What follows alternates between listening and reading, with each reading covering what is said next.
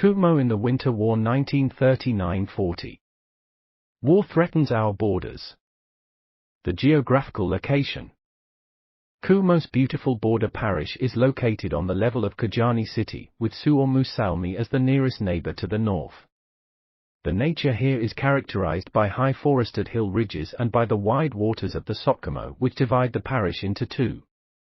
The population consists of industrious wilderness dwellers, who during a 100-year-old, tenacious struggle transformed the former wilderness and burned beaten land into arable land.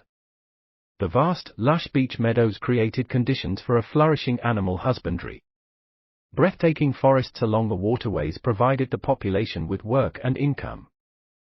Map 1. Thus on the eve of our winter war, this former tar-producing parish had reached considerable prosperity, which was so mercilessly shocked by the brutal war. The parish road network benefits the intruder in all respects. From the border, 2 roads run parallel west to the church village, the northern one past Kiikinkoski, the southern one via Saunajärvi and Rasti. From Kuhmo's beautiful and prosperous church village was offered the opportunity to continue in 2 directions, to the west in the direction Sotkamoe-Kajaani and to the northwest towards Heikkinen in the back of Suomussalmi's defenders. From the Saunajärvi-Rasti country road, 2 excellent country roads lead to the Karelian Railway, one to Nurmes, 60 kilometers, the other to Lieksa, 88 kilometers. In addition to these main roads, numerous smaller roads lead from the border to the Suomussalmi-Lieksa country road running in the direction of the border. Of these, the most dangerous roads were those which began almost at the border and ended at Lentiaira and Sumsa. It was known that from the Murman Railway there is a first-class road to Repola, located only 30 kilometers from the border, and that this road had continued via Kolvasjärvi all the way to the immediate vicinity of the border. In Repola there was reportedly a fairly strong garrison and an airfield. Even further north, from Omelia and Ruukula, winter roads led to the Finnish border. A comparatively dense settlement around Lieksajärvi, especially in Repola, also favored a concentration of troops in this direction during the winter. The extra reserve exercises. When our political situation darkened in October 1939, reservists were called to Kuhmo as well as to other threatened border parishes. The commander of the Kainuu Protection Corps district, Lieutenant Colonel Franz Ilamaki, was appointed as the head of the training troops. He arrived in Kuhmo on the 8th of October. The training officers and the cadre of the forces to be formed were the officers and non-commissioned officers of the Kainuu Border Guard, as well as the regional managers of the nearby Protection Corps. The officers and crew called from the reserve arrived the next day, were equipped as a fighting force and divided into units. According to the plans, a detached battalion was set up, which received the number 14. In addition, the necessary support units were created. The troops were initially subordinated to the North Karelia Group commanded by Colonel Rapana, which in turn was subordinated to the headquarters of the North Finland Group established in Kajaani. This group, commanded by Major General Tuompo, included the subgroups of Lieksa, Kuhmo, Suomussalmi and Kasamo, and during these preparations also the whole of Lapland, including Petsamo. The 1st and 2nd companies were formed by the Kuhmo people, the head of the Kuhmo Protection Corps Circuit Chief, the Reserve Lieutenant O. Peltola, 1st Company, and the Lieutenant at Kainuu Border Guard J. Kekkonen, 2nd Company. The 1st Company included additional reservists from Sotkamoe, while the majority of the 2nd Company consisted of parts of the peacetime Border Guard Company. The 3rd Company, commanded by Lieutenant V. Hallan of the Kainuu Border Guard, was composed exclusively of Sotkamoe reservists. In the machine gun company, the sons of both Kuhmo and Sotkamoe served. The commander was Captain M. Murol of the Kainuu Border Guard, who later became the commander of this battalion during the war. The battalion also included a grenade launcher team, led by Reserve Lieutenant E. Tuomainen, and a pioneer department, headed by Reserve Ensign N. Tamanmaa. The reservists followed the call for exercises in such large numbers that a reserve company could be established for the battalion. Reserve Lieutenant K. Karsila was assigned as leader. The battalion was housed in the church village and west of it. The agreement with Russia did not allow troops to be deployed closer to the border. Finland, as a state governed by the rule of law, adhered to the agreements once made, although clear signs showed that the Russians had increased their troops on their own side, contrary to the agreement. Most of the crew had to be accommodated in tents. In this way the men got used to a hard field life from the beginning and in time hardened themselves to endure the severe strains of the Winter War. After the initial preparations were completed, the actual training period began. Special attention was paid to marches, orienteering, off-road activities and warfare at night. Means to ward off the danger of air attack and tanks were rehearsed. The battalion lacked weapons to actively deter these. The protective forest and roadblocks with mines were so far the only means against pilots and assault vehicles. The training initially took place at a company level. As early as November, the program included coordinated exercises and long marches. In this way the men became accustomed to moving in combat in different situations and terrain conditions. They also gained the perseverance so inexorably required of them in the war. The sturdy reservists of the region devoted themselves to the exercises with devotion and enthusiasm. It was known that Finland's fate lay shrouded behind a heavy curtain. Perhaps the day would dawn when border guards with weapons in hand had to defend their beloved homeland. Kainuu's wilderness had often provided poor bread. However, this was the share of the fatherland for these hardened men, a land more beloved now in the moment of danger. Fortifications are built. At the end of October, fortification work began in the most important directions. Until now the border had been completely unfortified. Now the headland between Saunajärvi and Alasjärvi was brought into a somewhat satisfactory defensive condition. There was enough time to build several machine gun nests and a system of trenches. Barbed wire barriers were created along the shores of the stream that cut the headland in two. Modest defense positions were also built at Kuusijoki, Kiikinkoski and Kaliajoki river shores. Also further back, defense work was carried out in several places, at Rasti and Jyrkankoski, Varajoki and Jarmas. In the direction of Suomussalmi, near the country road, the river line in Sumsa was fortified, as well as some terrain points between Sumsa and Kuhmo. The leading soul in the fortification work was Captain Nurol, who had the help of the head of the pioneer department. In the direction of Suomussalmi, the work was led by Lieutenant J. Heikkinen. The leaders toured day and night from one workplace to another, guiding and encouraging the men. Despite all the energy that was put into the work, however, the time was too short for a sustainable line of defense to be created. However, the work done was not in vain. Without that, the enemy could not have been slowed down and held until auxiliary forces arrived on the scene. War readiness is strengthened. As the situation grew more serious, the guarding at the border was strengthened to some extent. Initially draftees and underage members of Protection Corps were called in to assist the peacetime border guard. Later, the main part of the reserve company was moved to the border, a platoon to Saunajärvi Road, one to Kiikinkoski Road and one in the direction of Lentijärvi. At the end of October, by order of the staff of the North Finnish Group, the entire 2nd Company was moved in the Lentijärvi direction, to Sumsa and Kaliajoki, to build fortifications and secure the vast wilderness between Kuhmo and Suomussalmi. Already at the beginning of the training phase, the planned air surveillance stations were occupied. An air surveillance center under the command of Reserve Ensign N. Koskinen was established in Jarmas barracks. The service, which required both strength and courage, was maintained mainly by lotters from Kuhmo and Sotkamo. With admirable perseverance, the women stood in their posts until the end of the war, ignoring the biting frost and the repeated bombings to which the regional center of the barracks in particular was subjected numerous times. The role of women in the defense of our country was extremely significant here in Kuhmo as elsewhere. With the work of their hands and the warmth of their hearts, they supported the troops where possible. They sewed underwear for the men, provided them with bedding, knitted socks, washed and repaired clothes, cooked food and coffee. Lotta's enthusiastic, tireless leader was Mrs. Kortaniemi, the sheriff's wife. In addition to the Lottas, the women of the Kuhmo Marthas Association were also involved in the work for the national defenders. Many of the Lottas followed the troops from the start through all stages of the war. Due to the threatening situation, the telephone exchanges were taken over by the troops. The telephone network was expanded to some extent for the needs of the military command. A modest military hospital was established, headed by I. Nurminen, a district doctor from Kuhmo.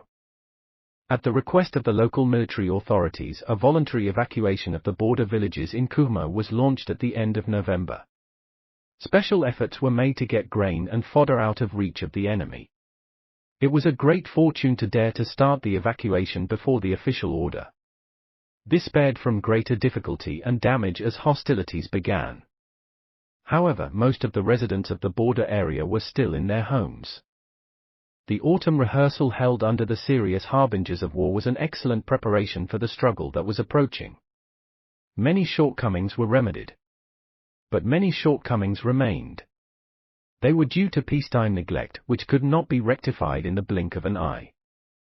At the end of November, when the clouds darkened and everyone realized that a bloody game was imminent, the Kuhmo Training Battalion was ready for its task, both in terms of training and spirit. On the other hand, the department's strength and armament did not meet the demands of the times and the situation. The Russians crossed the border. The first skirmishes. The guards at the border had long detected suspicious movements on the Russian side. Strong patrols were seen near the border line. Fixed reconnaissance stations had been set up in several places, and judging by the sound observations, there were considerable troops behind the border at Rajavara. The radio news was followed with tension.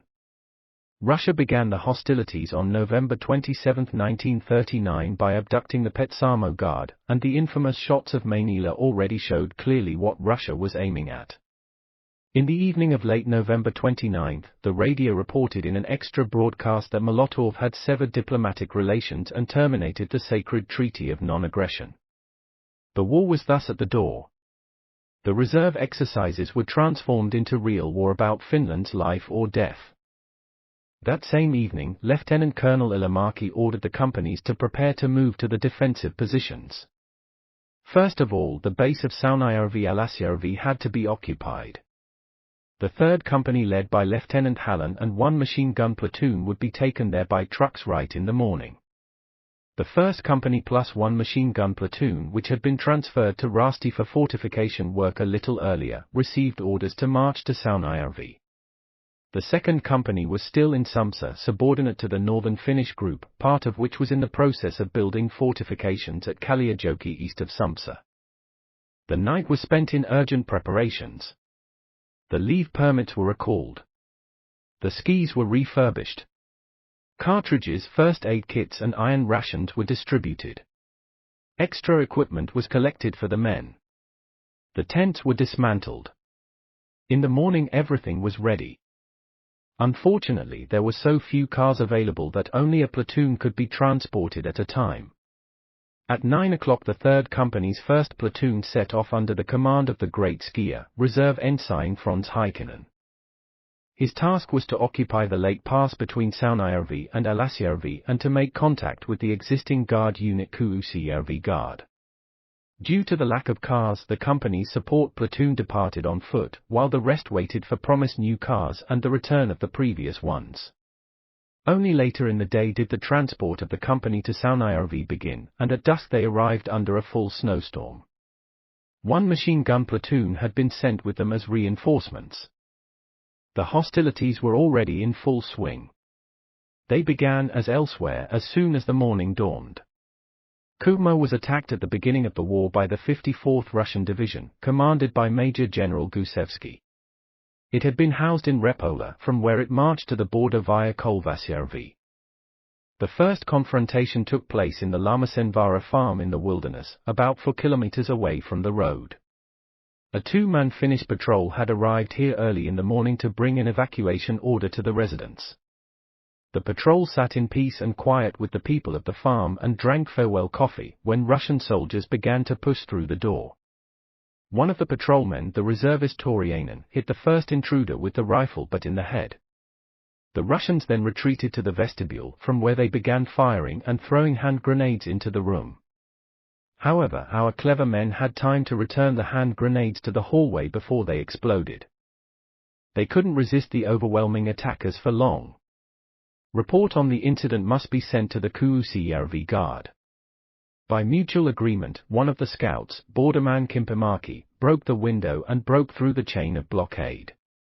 After a while Torianen also followed, but out in the yard this brave man was met by his death. The farm's little boy who sought refuge in his mother's arms, died pierced by an enemy bullet in this first battle in Kuhmo. The people of the house were taken to Russia, from where they were able to return to the ruins of their home after the end of the war. A little later the enemy also progressed in the direction of the roads to come into contact with our security forces. In the direction of Saunajärvi, the reserve ensign Kahu's platoon had to retreat from the Heliliko where the troop was located, over Kuusijoki, about 2 kilometers west. The Kiikinkoski unit also got into a fight and withdrew its outpost squad in Huukkajärvi to Kiikinkoski by the evening. The fighting of the day gave no clear picture of the enemy's strength and intentions. In the evening there was no hostile pressure in either direction. Only a sparse firefight was going on. Frost and hunger were the biggest issues in the evening of the first day of battle. According to later revised information, the entire regiment, Infantry Regiment 118, took part in the first day battles, suffering considerable losses. When Lieutenant Hallan arrived on the Saunajärvi Isthmus in the evening, it was flooded with refugees arriving from the border. The courtyards were filled with horses and sleighs, cows and other domestic animals. Hundreds of people, including the sick and infants, were crammed into the rooms. New refugees were constantly arriving. Many mothers desperately sought their children, who had been forced to flee the enemy directly from school. So sincere had been our hope to preserve the peace that even the schools near the border were still open normally. Lieutenant Hallan made all his cars available to these unfortunates, and so all the elderly, sick and children were first moved to the safer areas of the church village. The herds of cattle were also set in motion to the west at night. For the night, the stations on the lakeshore were occupied and patrols were sent out on both sides of the road in the direction of the border. The farms and log cabins, which were in the direction of the enemy's advance, were burned down. The night passed peacefully. Early on the morning of December 1st, the enemy rushed against the Kuusijoki line. The river is insignificant and was already covered by sustainable ice. Parts of the enemy bypassed reserve ensign Kahu's positions. Possibly the enemies who had appeared at Lamasenvaara had turned against the flank of the fortification. Bitterly reserve ensign Kahu made the decision to withdraw to Loitovaara. This brave warrior, who with his platoon had to withstand the enemy's first blows, was not allowed to follow his men. He was wounded on both feet at the moment of departure and fell into the hands of the enemy. The men thought he had fallen and later received a funeral service as a person lost in action. Only after peace, when he returned to his homeland with the prisoners of war, was the final certainty of his fate obtained. The deputy commander, Border Sergeant V. Heikkinen, took the platoon under his command. The retreat towards Loitovaara began. At each suitable location, the platoon tried to build up resistance. However, the fight was too uneven. The enemy with his overpowering forces was able to quickly spread to the flanks. Encirclement and annihilation threatened the small, exhausted troop. One defense position after another must be deserted, including Loitovaara. Lieutenant Colonel Ilimaki had appointed Captain Nurol as the commander of Saunajärvi, who arrived on the Saunajärvi Isthmus on the morning of December 1st. With him followed the 1st Company, of which, however, Team Hortling was on patrol near the border. After receiving information that Loitovaara had been given up, Captain Nurol ordered 2 groups from Lieutenant Hallan's company to the positions on the headland between Niskalampi and Alasjärvi, about 2 kilometers east of Saunajärvi. Shortly afterwards, Sergeant Heikkinen, with his tired platoon, reached the defensive positions at Saunajärvi. He had retreated about 20 kilometers in one day. A counterattack is launched. Since the fighting so far under the prevailing conditions of force did not give a picture of the enemy's numbers, our security departments were too weak for serious resistance. Lieutenant Colonel Ilimaki immediately in the morning ordered Captain Nurol to go with a company to counterattack in the direction of the road. It was important to come to terms with the opponent's strength and intentions and, if possible, destroy it. The task of attacking was given to the 1st Company, whose absent platoon was replaced by the 3rd Company's 4th Platoon, led by Reserve Ensign Kuhmo. No other units were available. Captain Murol's intention was to quickly gather the bulk of the 3rd Company and deploy it in the offense as well. However, the development of the situation nullified this plan. When Lieutenant Peltola and his company set in motion from Saunajärvi, Sergeant Heikkinen had already retreated through the defensive positions. On the last stretch of road he had not had immediate contact with the enemy. The company advanced while securing in the direction of the road. The enemy was not visible. After marching for kilometers, the tip of the column was met with fire from Loso Hill. This hill, with its houses from which fierce battles were later fought, is quite dominant. South of it is a vast swamp. Reserve Lieutenant Peltola arranged his company so that 2 platoons advanced in the direction of the road, while 1 platoon circled the swamp from the left and another from the right. As a result, the platoons operated quite far apart from each other without the necessary telephone wires to facilitate communication. Loso Hill was heavily occupied and the attack in the direction of the road made no progress. The enemy had numerous grenade launchers and machine guns at his disposal. Several men were wounded in the assault and some fell. There was intense shooting heard from flanks where their own teams were moving forward. Connection was missing. After receiving a report on the situation, Captain Murol ordered Reserve Lieutenant Peltola to withdraw to the defensive positions at Saunajärvi, where Lieutenant Colonel Ilomäki had given orders to take up the defense. The battle messengers, which had to carry the retreat order to the leader of the platoon operating on the right, Reserve Ensign Kuhmo, were caught in enemy fire along the way and did not arrive. Therefore, Reserve Ensign Kuhmo completed his mission and reached Losavara after bypassing the swamp. When Loso was no longer employed from elsewhere, the enemy could now concentrate all his firepower on Kuhmo's small troop.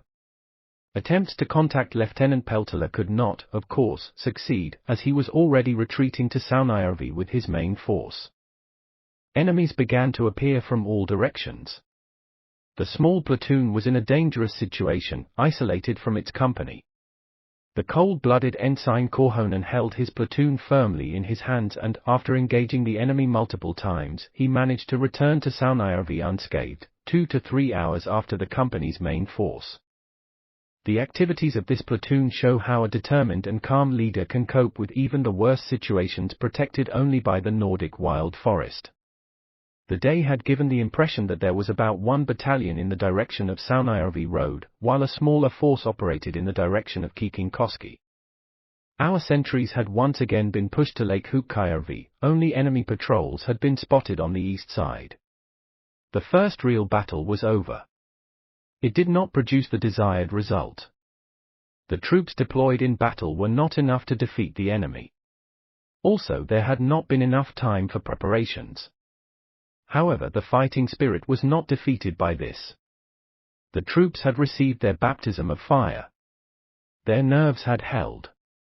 The fortified positions at Saunajärvi was manned with confidence. Hostile onslaught on Saunajärvi. The following night, the staff of the Northern Finland Group confirmed the order already given by Lieutenant Colonel Ilomäki to keep the Saunajärvi positions. The night passed quietly everywhere. An important change took place in the management on the 1st of December. The troops in Kuhmo were separated into their own group, which after its commander was named the Ilomäki Group. On the morning of December 2nd, the enemy's violent attack on the Saunajärvi's position began. Artillery was now also in the game. The cannons were 76mm mountain cannons, which were carried in carrying saddles by the troops. Early in the morning, the artillery opened fire on the terrain around Reukavara, where, however, there were no Finnish forces.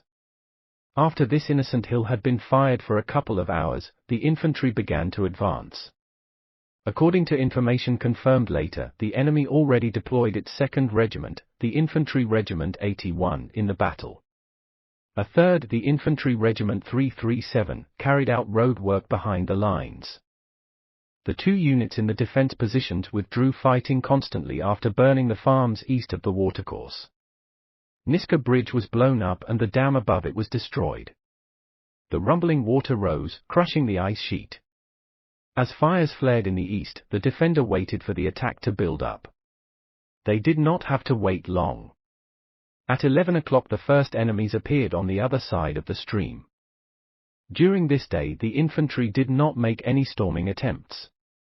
Only reconnaissance teams showed up along the opposite forest edge.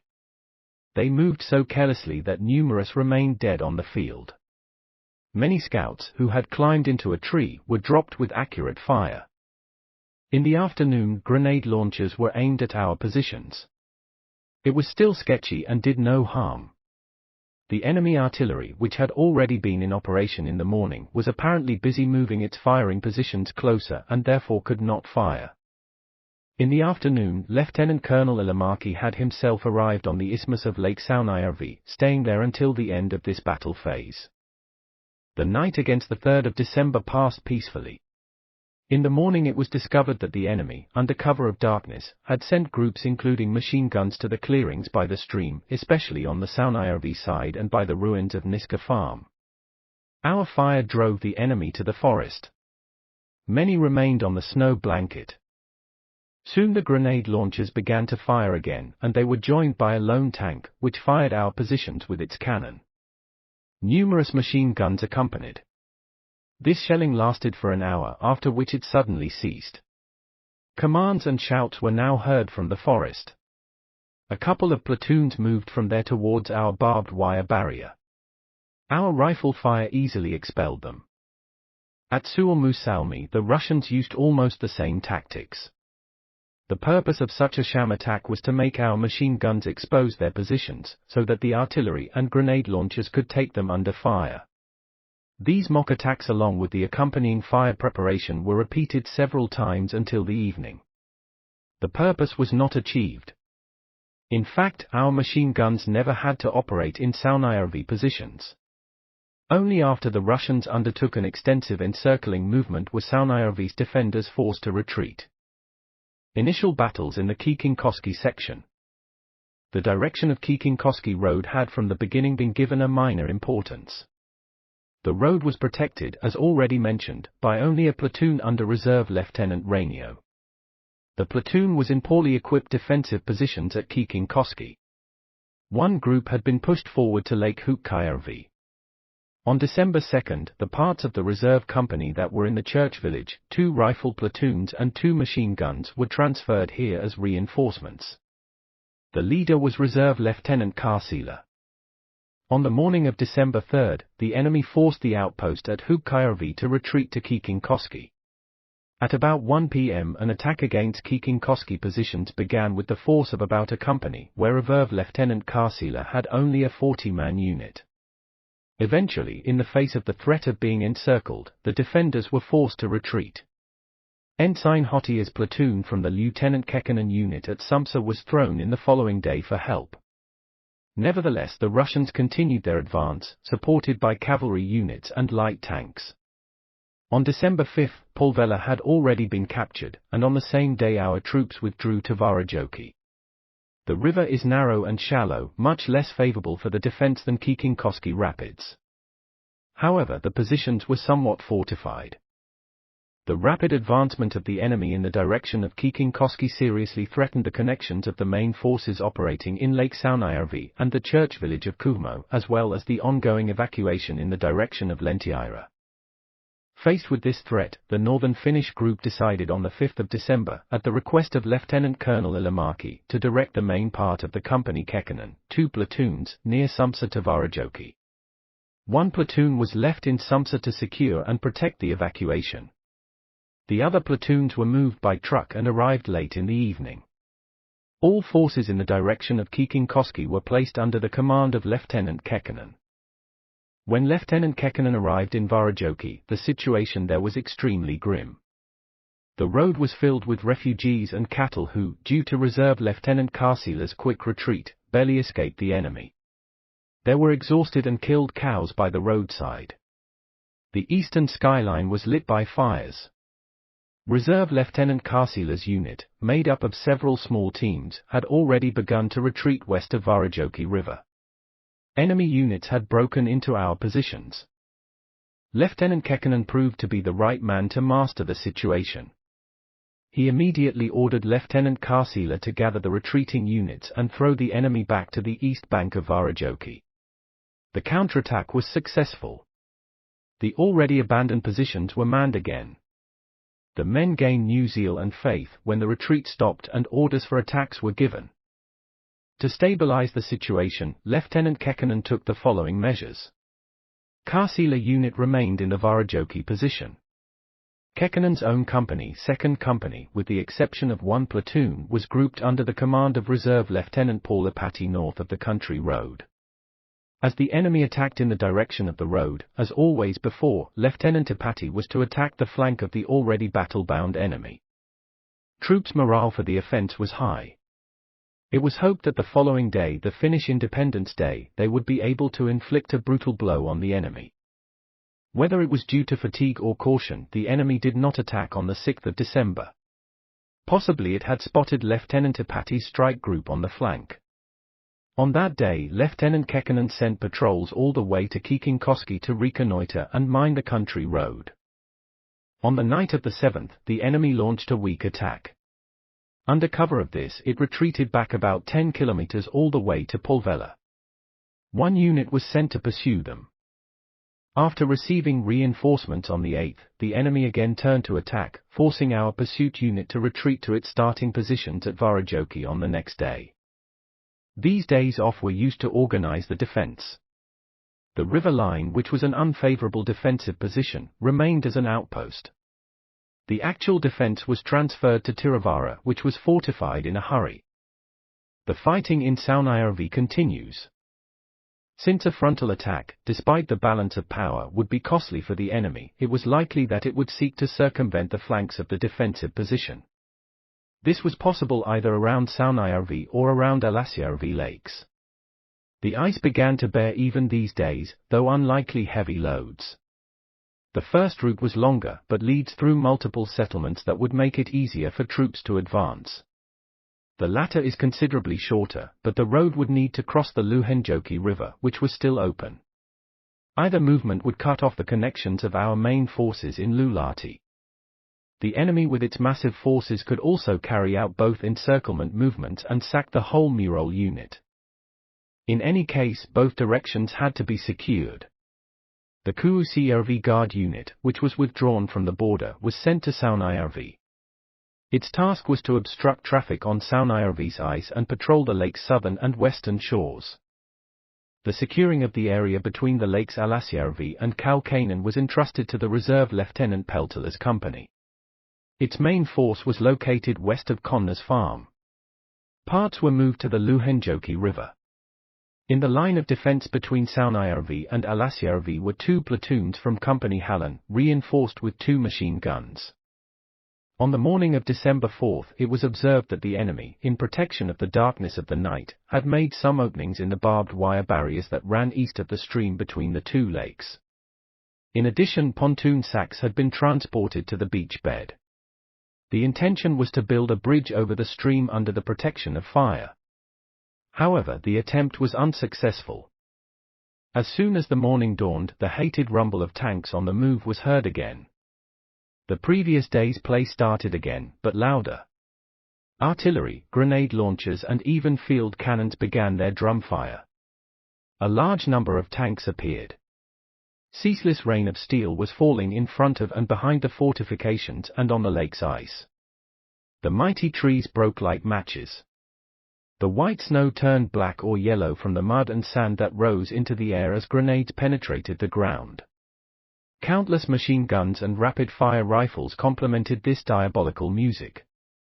The fire lasted with small interruptions for 5 hours. During the breaks, small infantry units tested whether the defense was already failing. It was then that our own grenade launchers, our only heavier weapons at this time, blazed fire on enemy formations. Already the night before, numerous campfires had been observed on the eastern side of Lake Alasjärvi. During the day, troops were spotted moving in the direction of the shore. It was obvious that the enemy intended to circumvent our positions north of Alasjärvi. According to information received later, the division's 3rd Regiment, the Infantry Regiment 337, carried out this encircling operation.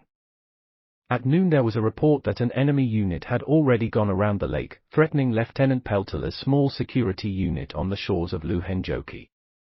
To the rescue, one platoon was initially sent from the Lieutenant Peltola Company's main force and later the remainder of the company, so that the entire 1st Company secured the flank at the river line. 2 machine gun platoons which had been idle, and a platoon from the 3rd Company were also assigned here. Due to the threatening situation, an order was issued at 3 p.m. to prepare to retreat from the Saunajärvi positions. The tents were dismantled and the supply loads were set ready for departure. However, Lieutenant Peltola's reinforced company managed to occupy the defensive positions by the river line, and the situation stabilized in the evening. The night of December 5 passed quietly. At dawn the devilish game began again. It was impossible to distinguish the individual explosions. The artillery fire was now accurate, aiming its fire right at our positions. The enemy infantry made serious attacks both on the lake base and the Luhenjoki river line. The telephone connections were frequently broken. The fault patrols moved fearlessly in the grenade rain, but nonetheless, communication relied primarily on combat envoys. The communications were handled fearlessly and calmly by the group's communication commander, Captain Torno Karanko. Already on the December 7 he became the first officer to give his life. Of particular concern was the situation on Lieutenant Peltola's section, to which communications seldom worked. From this direction sounds of heavy fighting was heard the whole day. The men, already accustomed to fighting, remained calm. Many already showed special courage and resourcefulness at this stage of the war, such as Sergeants E. Heikkinen and I. Korhonen, soldiers Huovinen, Hivonen and Ketchinen, and many others. I mention the names of these modest but brave warriors among hundreds, as they all had to give their lives in the later difficult stages of the battles in Kuhmo. As dusk fell paused the artillery fire which had raged for over 6 hours. On the Luhenjoki river line the enemy infantry continued to attack fiercely. The shore of the 6-8 meter wide river had not been fortified at all, and could not hold the onslaught of the superior Russian forces for a long. With the help of his pioneers, the enemy succeeded in building a bridge. One company after another broke into our positions, until the entire regiment had crossed the river.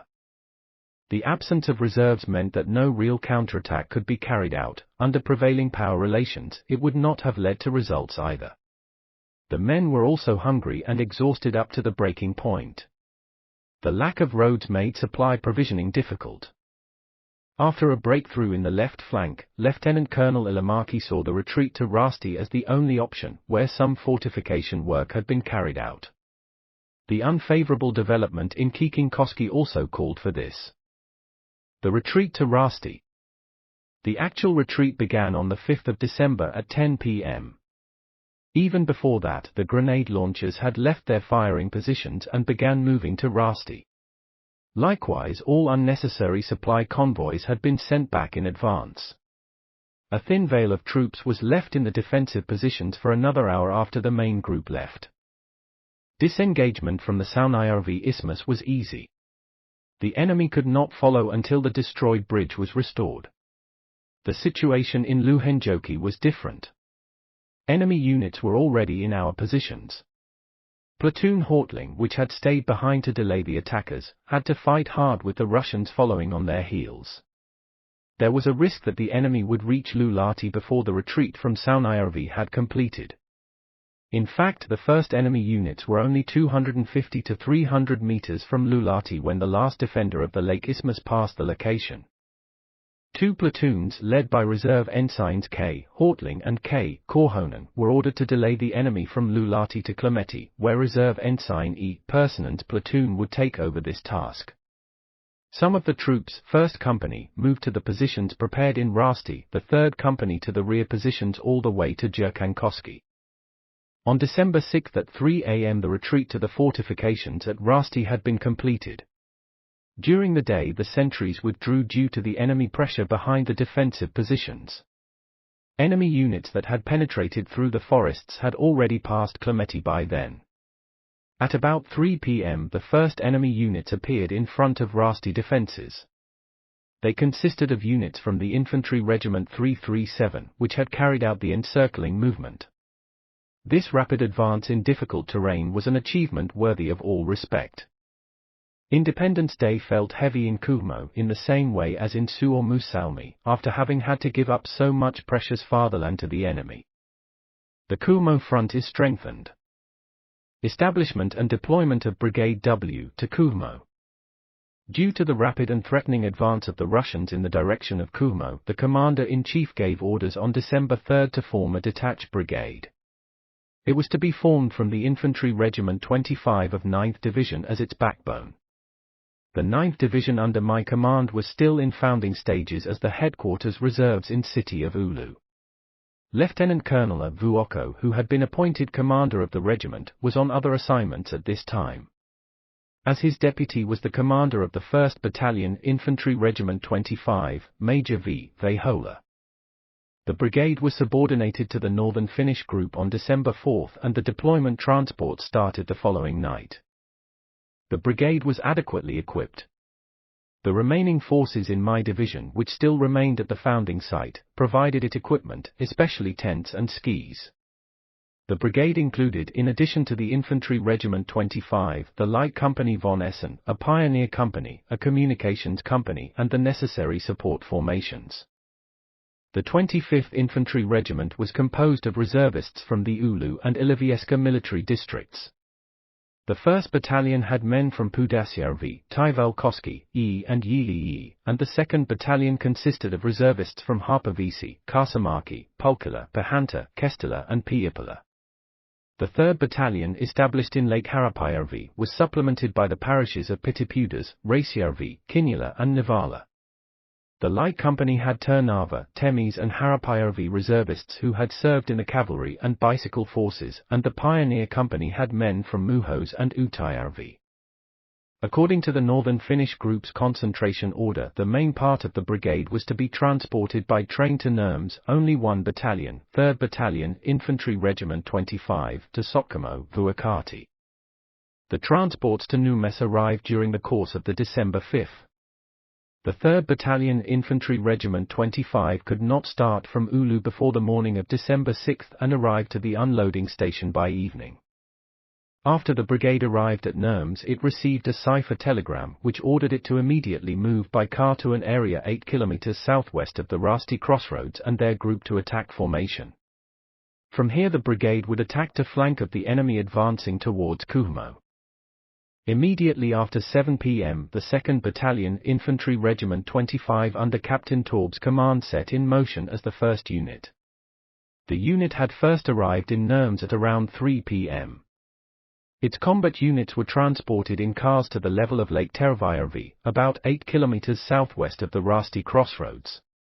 The battalion reached its target on December 6 at 11 a.m.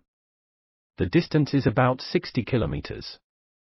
The 1st Battalion Infantry Regiment 25 arrived in Nurmes on 5 December in the evening and began their march before midnight. At night, a 39th Car Company subordinated to the brigade arrived from Kymi by rail, transporting the rest of the battalion's men with its cars. The battalion was stationed in the terrain next to Connor's farm, about 12 kilometers southwest of Rasti, and was in this area on December 6 at midnight after 1.5-day march. The Light Company von Essen was sent, after arriving in Nurmes on December 6, on orders from the staff of the North Finnish Group, to secure the right wing. It had to advance via Petriskala to Savijärvi and establish connections with the North Karelian Group's forces, which operated in the directions Valamajärvi and Numijärvi. The 2nd Battalion Infantry Regiment 25 continued its march during the day to the level of Lake Latvajärvi, where Lieutenant Colonel Ilamaki personally arrived to clarify the situation to Captain Taub. Lieutenant Colonel Vuokko, who was appointed commander of the brigade, first arrived at Nurmes on the night of December 7, taking over from Major Vehola the duties of the brigade commander. During the day he moved with his command to Lake Mujärvi, about 20 kilometers from Rasti to Nurmes. The reconnaissance carried out during the day gave the following results. The spear tip of the enemy, about 500 men, was in the terrain around Rasti Crossroads, the main force further back along to the marching route. The reconnaissance was quite superficial due to the lack of time. The counterattack on December 8. A. Lieutenant Colonel Ilamarki's group.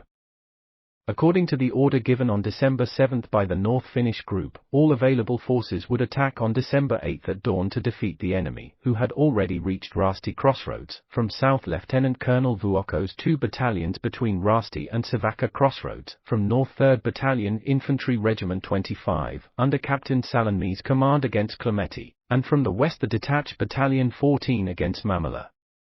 The latter were under the command of Lieutenant Colonel Ilamarki. Due to the lack of connections, no joint management was appointed, but both groups were directly subordinated to the North Finnish group. Map 3. In Lieutenant Colonel Ilamarki's attack, only the 3rd Battalion Infantry Regiment 25, which were transported in cars from Kuhmo on the night between the 6th and 7th of December, was actually involved. The machine guns and grenade launchers of the battalion were placed by Lieutenant Colonel Ilamarki in defensive positions at Rasti. The detached Battalion 14, of which only had 2 rifle companies in this direction and which was still exhausted after the retreat battles, would participate in the counterattack with its reserve company, 3rd Company, as ordered by Lieutenant Colonel Ilamarki. The 3rd Battalion Infantry Regiment 25 advanced on skis in the difficult, roadless terrain towards Clemeti, which was to be reached at 8 a.m. The temperature was close to -20 degrees Celsius. In the lead, Reserve Ensign Tamivwari's platoon skied in 2 columns. The rest of the battalion followed about 500 meters behind them. Due to the darkness, the heavy rain and the difficult, completely foreign terrain, the country road at Clemeti Farm was not reached until noon. The distance covered on skis was about 15 kilometers. In accordance with the orders received, the battalion would secure to the direction to east and the main force would advance west towards Rasti. The road had just been happily cut off and the direction to east secured, when an enemy cavalry unit approached. Behind the cavalry followed an infantry formation. Reserve Lieutenant Lotti's company, 9th Company Infantry Regiment 25, which first arrived at the scene, took up position at the edge of the forest north of the country road. The battalion commander, Captain Salonmi's, sent the next company, the 7th Company Infantry Regiment 25, which was under the command of Lieutenant Pudas, south of the country road to attack the enemy from there. In the morning our own air reconnaissance had observed a strong column of enemies on its way west from Saunajärvi. Apparently this column was now approaching Clemeti. Lieutenant Colonel Ilamarki therefore ordered Captain Salonmi's to turn against this enemy with all his forces. All 3 companies were deployed in the attack on both sides of the country road. By pressing the flanks, the enemy was slowly pushed back to the east. A powerful grenade launcher fire was soon opened, and a tank arrived at the scene. Against this there were no weapons. The promising attack stopped. Unfortunately, the brisk and esteemed platoon commander, Reserve Ensign Olli Karainen, fell at this point. A short winter day turned into evening. Exhaustion and hunger plagued the men who had not slept for 3 days. Under these circumstances, Lieutenant Colonel Ilamarki gave an order to disengage from the battle and withdraw troops north of Rastinjärvi along the service road at about 5 p.m. It was difficult to disengage a battalion fighting on a wide front in a dark forest. It took hours before the troops were properly reassembled. The losses were insignificant. The battalion had received its baptism of fire, but the looming, great victory was not achieved. The detached Battalion 14, which according to the order had to join the attack in the morning from the west targeting Mamala, was limited to disturbing the enemy activities from its positions. B. Lieutenant Colonel Vuokko's group. Lieutenant Colonel Vuokko was able to issue his order only in the evening, at 7 p.m. According to this, the battalions would attack side by side, the 1st Battalion Infantry Regiment 25 on the right towards Savakka, from where it would turn east with its main force towards Clemeti in cooperation with the 3rd Battalion Infantry Regiment 25. the 2nd Battalion Infantry Regiment 25, minus a company which remained as Lieutenant Colonel Vuoko's reserve, would attack the country road east of Mamala and, in cooperation with the westward advancing parts of the detached Battalion 14, destroy the enemy in Mamala. This plan had been approved by the Chief of Staff of the North Finnish Group. Late at night at about 3 o'clock on the day of the attack, the headquarters of the North Finnish Group changed their order by telephone so that Vuokko had to attack Savakka and from there to Klemeti with all his forces. For this change of order, Lieutenant Colonel Vuokko had been ordered to drive to Nurmes at 1 o'clock at night. The telephone connections were so poor that a call could not be connected from Kajani to Vuokko's command post. As the troops were already on the move and the distance to Savakka was long and roads were not available, Lieutenant Colonel Vuokko felt unable to carry out the new order regarding the 2nd Battalion Infantry Regiment 25. In addition, he could not leave his own march and maintenance route completely without troops, since the enemy held the crossroads of Rasti. To gain clarity in the situation, he therefore ordered one company of the Infantry Regiment 25 to attack in the direction of Rasti-Mamala. He kept the remainder as his own reserve in the Sakaravara terrain where his command post would be located. After his nightly phone call, Lieutenant Colonel Vuokko left Nurmes directly to the attack area and reached the troops when they were already on the move. The 1st Battalion Infantry Regiment 25, which had been stationed about 15 kilometers southwest of Rasti, had already been marching for almost a day. Now ahead was about 5 kilometers of roadless wilder land and then the attack would commence. During the advance a maintenance road for horse ride had to be opened. The main part of the 2nd Battalion Infantry Regiment 25, which had already grouped itself according to the previously given order, reached Sakaravara around 8 o'clock am. Leader was Reserve Ensign Weismar. To his right, the 6th Company, minus a platoon, advanced under Reserve Lieutenant Koskinen with Mamala as the target. When the platoon Weismar at 8.30 approached the crossroads, enemies were observed in the forest east of the crossroads. Undaunted, the platoon attacked on its opponent, which suffered considerable losses and was forced to retreat to Mamala. However, the enemy now got its grenade launchers in operation. A cannon was also brought into position. The forces of one platoon alone were not enough. In vain did Reserve Ensign Weismar wait for the detached Battalion 14 and Lieutenant Koskinen to intervene in the battle, as required by the attack order. When the situation eventually became unsustainable, he withdrew in the afternoon to Nurmes Road and settled down in defensive positions on both sides of it. At the command of Lieutenant Colonel Vuokko, one platoon from the reserves had also been sent as a help. The 1st Battalion Infantry Regiment 25, led by Major Vehola, set off shortly after midnight from its camp and followed the country road all the way to Koistila. All the men were on skis and each rifle company had been reinforced with a machine gun platoon. In Koistila they turned towards Sakaravara along a narrow village road, which was badly blocked by snow. From Sakaravara to Savakka the advance was in roadless wilderness. The horses had difficulty moving in the deep snow. The unfrozen swamps eventually made the advance of the supply columns impossible. The heavy sledges severely strained on the skiers in a terrain rich in crevices and ravines. At 7 o'clock the battalion near Sakaravara received the modified attack order, which was verbally given by Captain E. Nirmala, officer from Lieutenant Colonel Vuokko's headquarters. After a difficult march, the battalion reached the country road Lieksa-Savakka about 2 kilometers from Savakka crossroads. From there the advance continued towards the crossroads with the 1st Company led by Lieutenant Tuovainen in the front. When he arrived at the crossroads, a significant enemy column had just passed in the direction of Rasti. The rear of the support convoy was still visible. At first, no other enemies were spotted. Soon, however, an anti-tank cannon appeared from the direction of Lake Saunajärvi, which opened fire on the road against the troops at the crossroads. The fire naturally caused confusion among the unaccustomed troops. Thanks to Reserve Ensign Paimela and some good men, the crew of the enemy cannon was destroyed and the cannon and its ammunition were captured. The road was secured both east and west. The telephone lines were cut, and so the front end of the enemy was isolated from the main forces. The capture of the Savakka crossroads was carried out by the 1st Company from Pudasjärvi alone. by the time the rest of the battalion arrived, the battle was already over. However, brisk and bold action was still needed. Major Vehola grouped his battalion as follows. He placed his own command post at the very crossroads, from where he could best follow the course of events. West of the crossroads, the 1st Company, -1 platoon, and on the east side the 3rd Company, Lieutenant Karkama, reinforced with 2 platoons from the 2nd Company, settled in defensive positions. The commander's reserve consisted of 2 platoons near the crossroads. Soon the pressure began from both the west and the east. The enemy column had advanced to Rasti and found its existence insecure.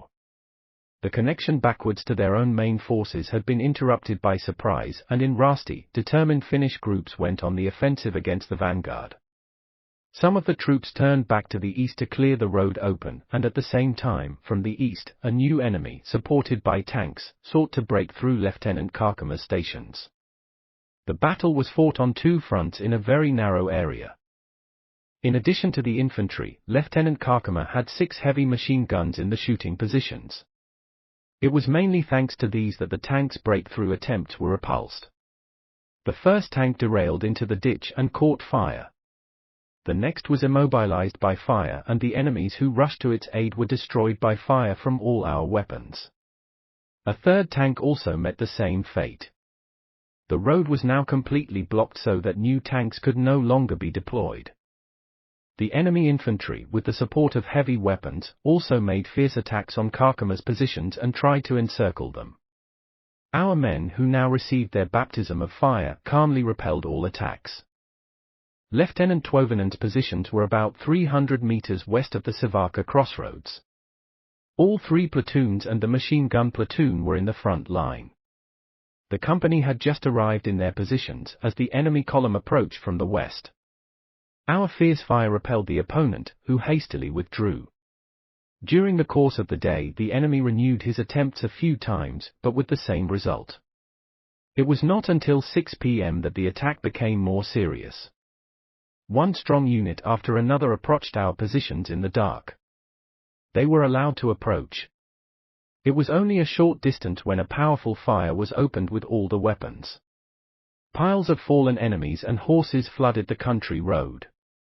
A tank and a car that followed it remained destroyed on the scene. The same fate befell the support convoys of the fighting units. Also to the east, the road was unrecoverably blocked. Alas, the strike in the direction of Clemeti, as ordered, was not carried out. According to a captive officer, the 337th Infantry Regiment lost nearly half of its supplies and several hundred men in this Battle of Savaka. Our own losses amounted to only 3 fallen.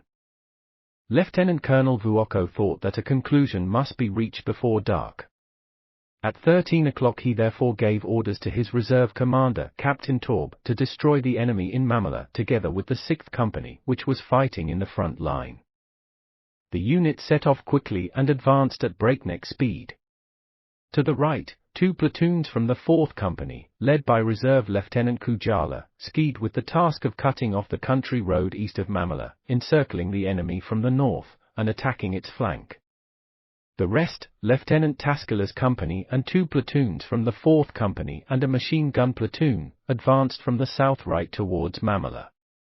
Lieutenant Kujala's unit was the first to come into contact with the enemy, southeast of Mamala. In front of them was a swamp, to the north of which the enemy was in defensive positions. Lieutenant Kujala took up positions on the south side and successfully fired at the enemy.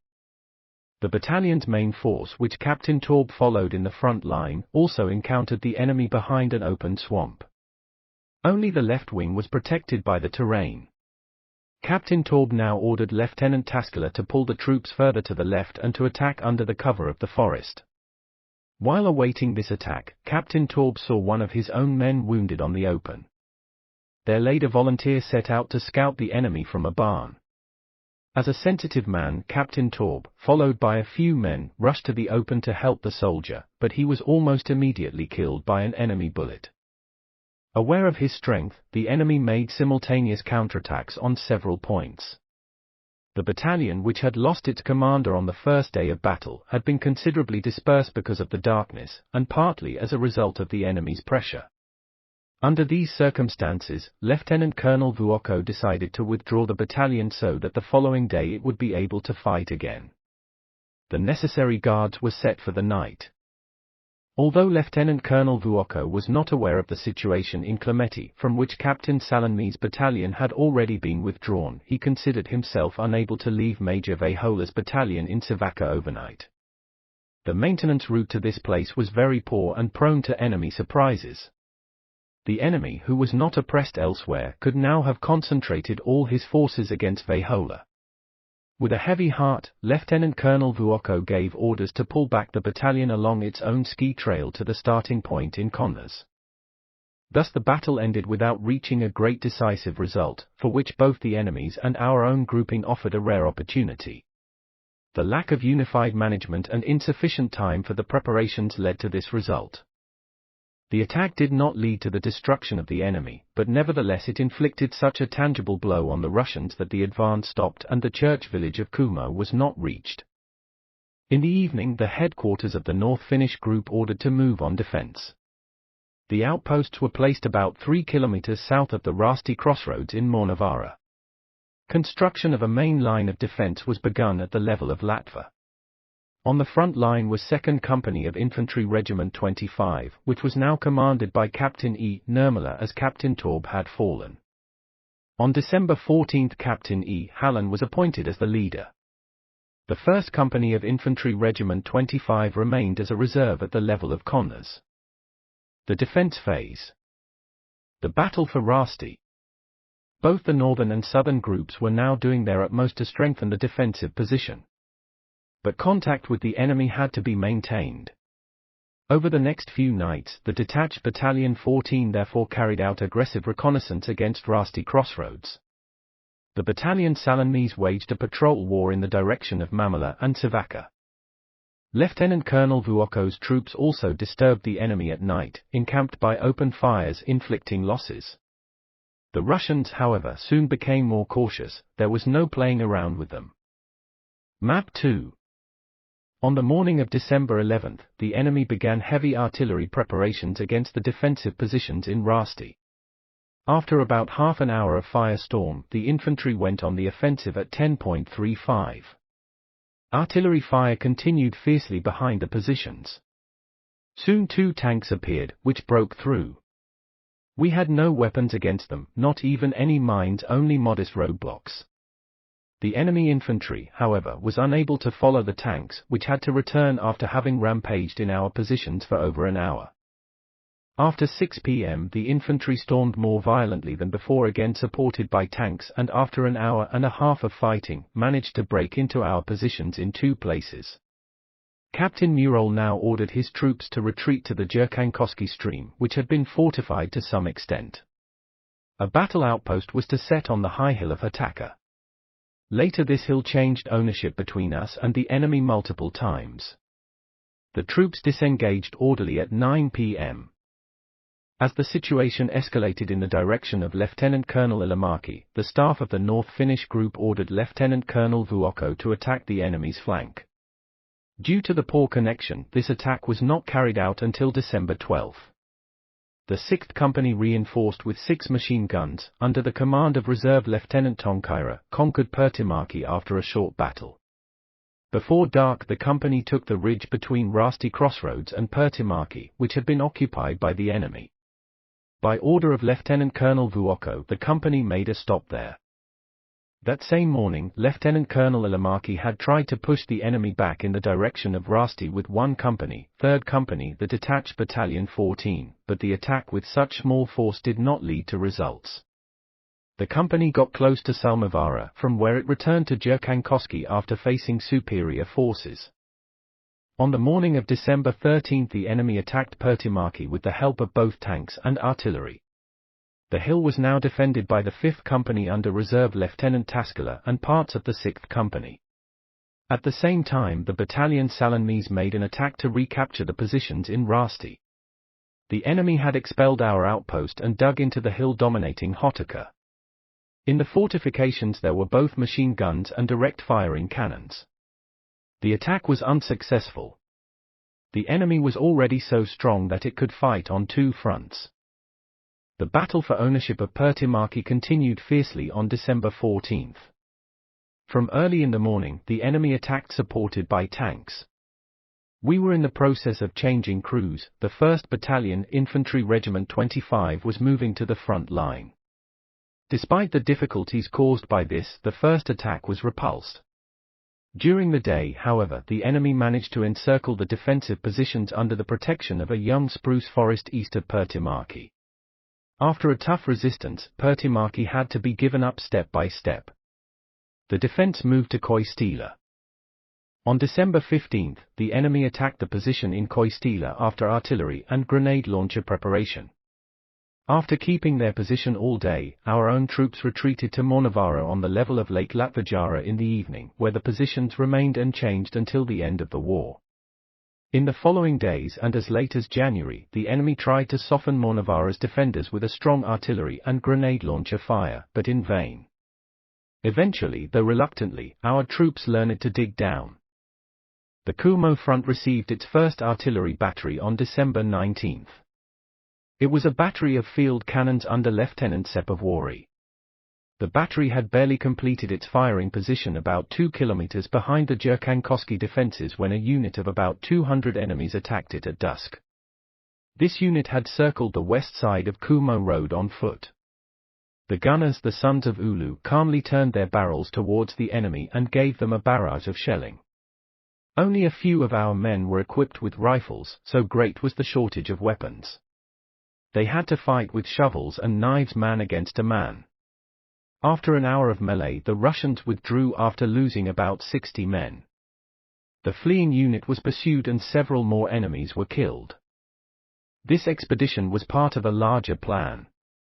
At the same time, the enemy opened strong artillery fire in the direction of the country road and tried to build a bridge for the tanks on the west side of Jyrkänkoski stream.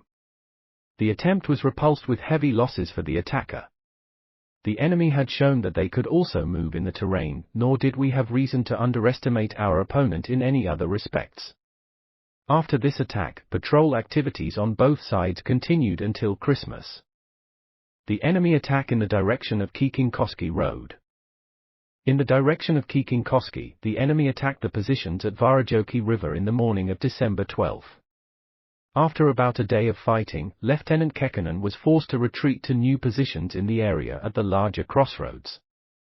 The pressure did not ease, and on December 14 they withdrew to the fortified main defense line at Tiravara. The enemy was supported by 2 tanks and artillery. The situation was worrying. The Russians pressed on.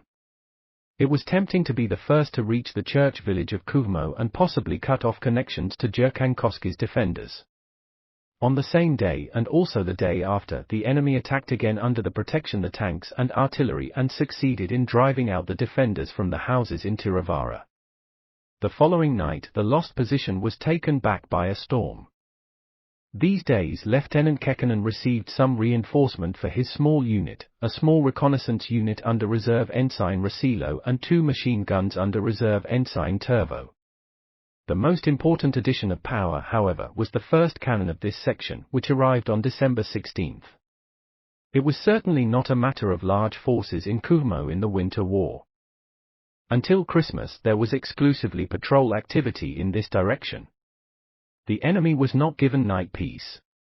Squad and platoon-sized forces attacked the enemy camp sites. Roads were mined, bridges were blown up, support columns were ambushed. There were regularly more volunteers for the patrols than necessary. Especially the border guards and Kuhmo's own sons fulfilled their duty with zeal and success. Continuous reconnaissance estimated that the enemy at this point was a battalion strong, reinforced by an artillery and some light tanks.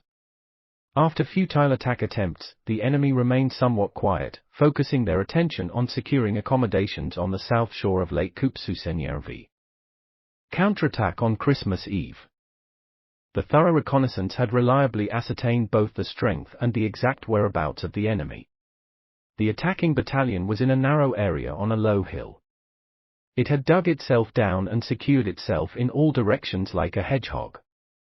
According to Lieutenant Heikkinen's plan, the opponent would first be forced to move and only then annihilated. In their fortified positions the Russians always showed a rare perseverance, while in motion they were helpless. The plan was developed as follows. The strongest possible grenade fire would be concentrated in the accommodation area. Some grenade launchers had recently been obtained. The area would be encircled from the west and south. To the north is the lake. The road to the east would be left open to entice the enemy to head east. At the same time, the country road is cut off further east at Varajoki River, where the enemy will be beaten with all forces. The commander of the Northern Finnish group approved the plan and ordered Lieutenant Colonel Ilomäki to attack Rasti at the same time with the support of artillery. Lieutenant Colonel Vuokko also took part in the attack by capturing Pertimäki and actively engaging the enemy in the direction of Sivakka. The attack was to begin at all points at 8 a.m. on Christmas Eve. Supported by grenade launcher fire, Lieutenant Kekkonen began the attack at the appointed time.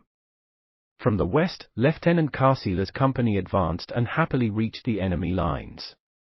At this crucial moment, the brave company manager fell. His death, as has often happened, deprived the men of their will to fight. The reinforced company attacking from the south under the command of Lieutenant P. Ipati could not advance either due to the strong machine gun fire. Lieutenant Kekkonen ordered the grenade launcher platoon to renew their fire preparations at 11 a.m., after which the attack would continue. However, the enemy, who apparently considered the situation critical, had already begun to retreat eastward earlier. The chase began immediately. Lieutenant Kekkonen sent 2 platoons on a mission to cut off the road about 3 kilometers further east, but the enemy's efficient rearguard armed with machine guns delayed the team's progress until the main force had gained a significant lead. Only at Varajoki River did the pre-sent platoon cut off the enemy's retreat. Soon, however, our weak blockage unit, which had not had time to dig itself in, was forced by Russian direct fire cannons and an encircling attack of a mounted unit to withdraw from the battle. The enemy continued to withdraw without a moment's rest. A platoon pursued it all the way to Kiikinkoski and in many places became entangled in skirmishes with the rearguard. In this favorable terrain the enemy stopped and set up for defense. Lieutenant Kekkonen moved with his main force to the terrain around Polvella. 2 platoons secured west of Kiikinkoski. Lieutenant Kekkonen was not satisfied with his great success. Shortly after the Christmas holidays on December 28 he drove the enemy from Kiikinkoski and advanced all the way to Hukkajärvi. The remnants of the enemy forces withdrew to the other side of the border. The war booty was significant: 30 loaded vehicles, 60 horses, 2 fully functional tanks, 2 cannons, numerous prisoners and more. Fallen enemies and horses were everywhere in the battlefield. The enemy, who in the Kiikinkoski episode 1 seriously threatened the church village of Kuhmo, had been thrown back the same way it had come. The attack in the direction of Rasti was led by Lieutenant Colonel Ilomäki. According to his orders the night before, Captain Salonmies, with about half of his battalion, supported by Battery Sepavuori, would take over Rasti Hill. Thereafter the detached Battalion 14 would occupy the terrain with 2 companies. The rest of the 3rd Battalion Infantry Regiment 25, including the grenade launcher platoon, were to stay in their positions in Jyrkänkoski. Captain Salonmies set off from Jyrkänkoski immediately after 5 o'clock am and advanced on both sides of the road. On the east side of the road, half a company Pudas, 7th Company, skied reinforced with 3 machine guns. On the west side of the road under the command of Lieutenant Lotti, the 9th Company was also reinforced in the same way. The artillery forward observer was with the 7th Company. About a kilometer to the east of the road rises the very dominant Kankivara Hill. The reconnaissance had just recently found it unoccupied. However, a security patrol sent by Lieutenant Pudas observed that the enemy was now on the hill in fortified positions. A direct fire cannon had angrily opened fire on the patrol. In this situation, Captain Salonmies gave the following order. Lieutenant Pudas will with part of the company bind the enemy on Kankivara and with the remainder advance to the northern edge of Rasti opening. Lieutenant Lotti will send the main part of his forces right for encircling attack and will bind the enemy with the rest on the west side of the road. After the advance continued, fierce fire was opened in the direction of the road. The enemy used a lot of artillery, grenade launchers, and direct-fire cannons. Our own artillery fire suffered due to the poor observation opportunities. All good vantage points were in the hands of the enemy. The encircling unit under Reserve Ensign Reino Karjalainen comprised only of 1.5 platoon. After a rapid advance, it reached the enemy positions at Rasti Hill, where the enemy violently attacked the brave unit. The 2 companies from the detached Battalion 14, which had followed in the second wave, reached at this stage Captain Salonmi's command post. After describing the situation by telephone to Lieutenant Colonel Ilomäki, Captain Salonmi's received permission to use these companies. The Company Hallan was ordered to rush to the aid of the unit Karjalainen. The Company Peltola was to attack Kenkivaara and continue towards Rasti with an extensive movement from the left. Reserve Ensign Karjalainen's unit fought a bitter battle at that time. The enemy's first counterattack had been repulsed with the bayonets, causing the enemy heavy losses. The counterattack was renewed with greater force. Bravely fighting, Reserve Ensign Karjalainen fell in front of his boys. The soldiers, who had now lost their leader, could no longer withstand the increasing pressure, but withdrew to the country road. To facilitate the disengagement of the Karjalainen unit, Captain Salonmi's ordered all troops in the direction of the road to make a frontal attack. Due to the unfavorable terrain and the fierce fire of the enemy, the attack made no progress. The Karjalainen unit, however, managed to break free from the enemy. Bad luck also followed Lieutenant Peltola's company in this attack.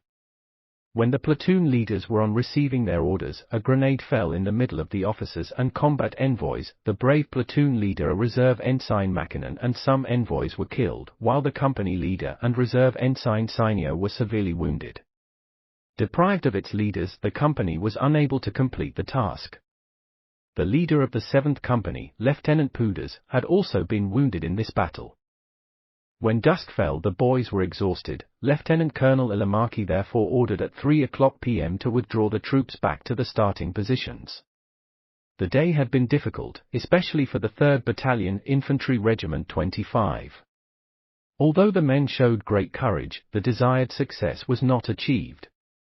In the morning, Lieutenant Colonel Vuokko sent 1st Battalion Infantry Regiment 25-1 Company west of the country road in the direction of Koistila and Pertimaki. In this way he wanted to support Lieutenant Colonel Ilomäki's attack. At Koistila a fierce fire was opened against the flank of the unit and the advance stopped. An attempt to get in touch with Lieutenant Colonel Ilomäki's troops further west did not lead to results.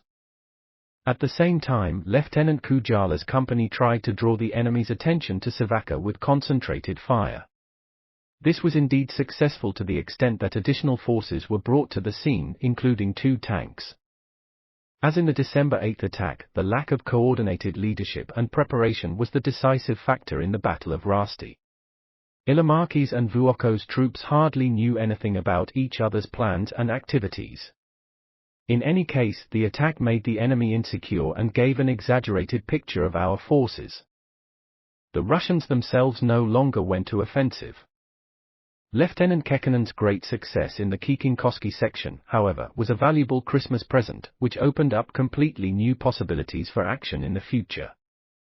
After the end of the day's fighting, the tired men came to their dugouts. A modest but devout Christmas celebration began at various points on the front. The priests of the battalions proclaimed Christmas peace, and the hardened men recited their beloved hymns. Even the home front had remembered the defenders of the border with Christmas gifts. Activities on the flanks. The completely exposed flanks naturally made the otherwise complicated situation even more difficult. A well-equipped enemy could advance anywhere in winter, especially if he used the frozen streams. The distance to the nearest Finnish troops in the north, in the direction of Suomussalmi, was 70 kilometers as the crow flies, while in the south, in the direction of Lieksa, it was about 30 kilometers. On the northern flank, a security unit of half a platoon operated from Sumsa. The main emphasis was on the direction of Minoa, where it was known that the enemy was stationed east of the border.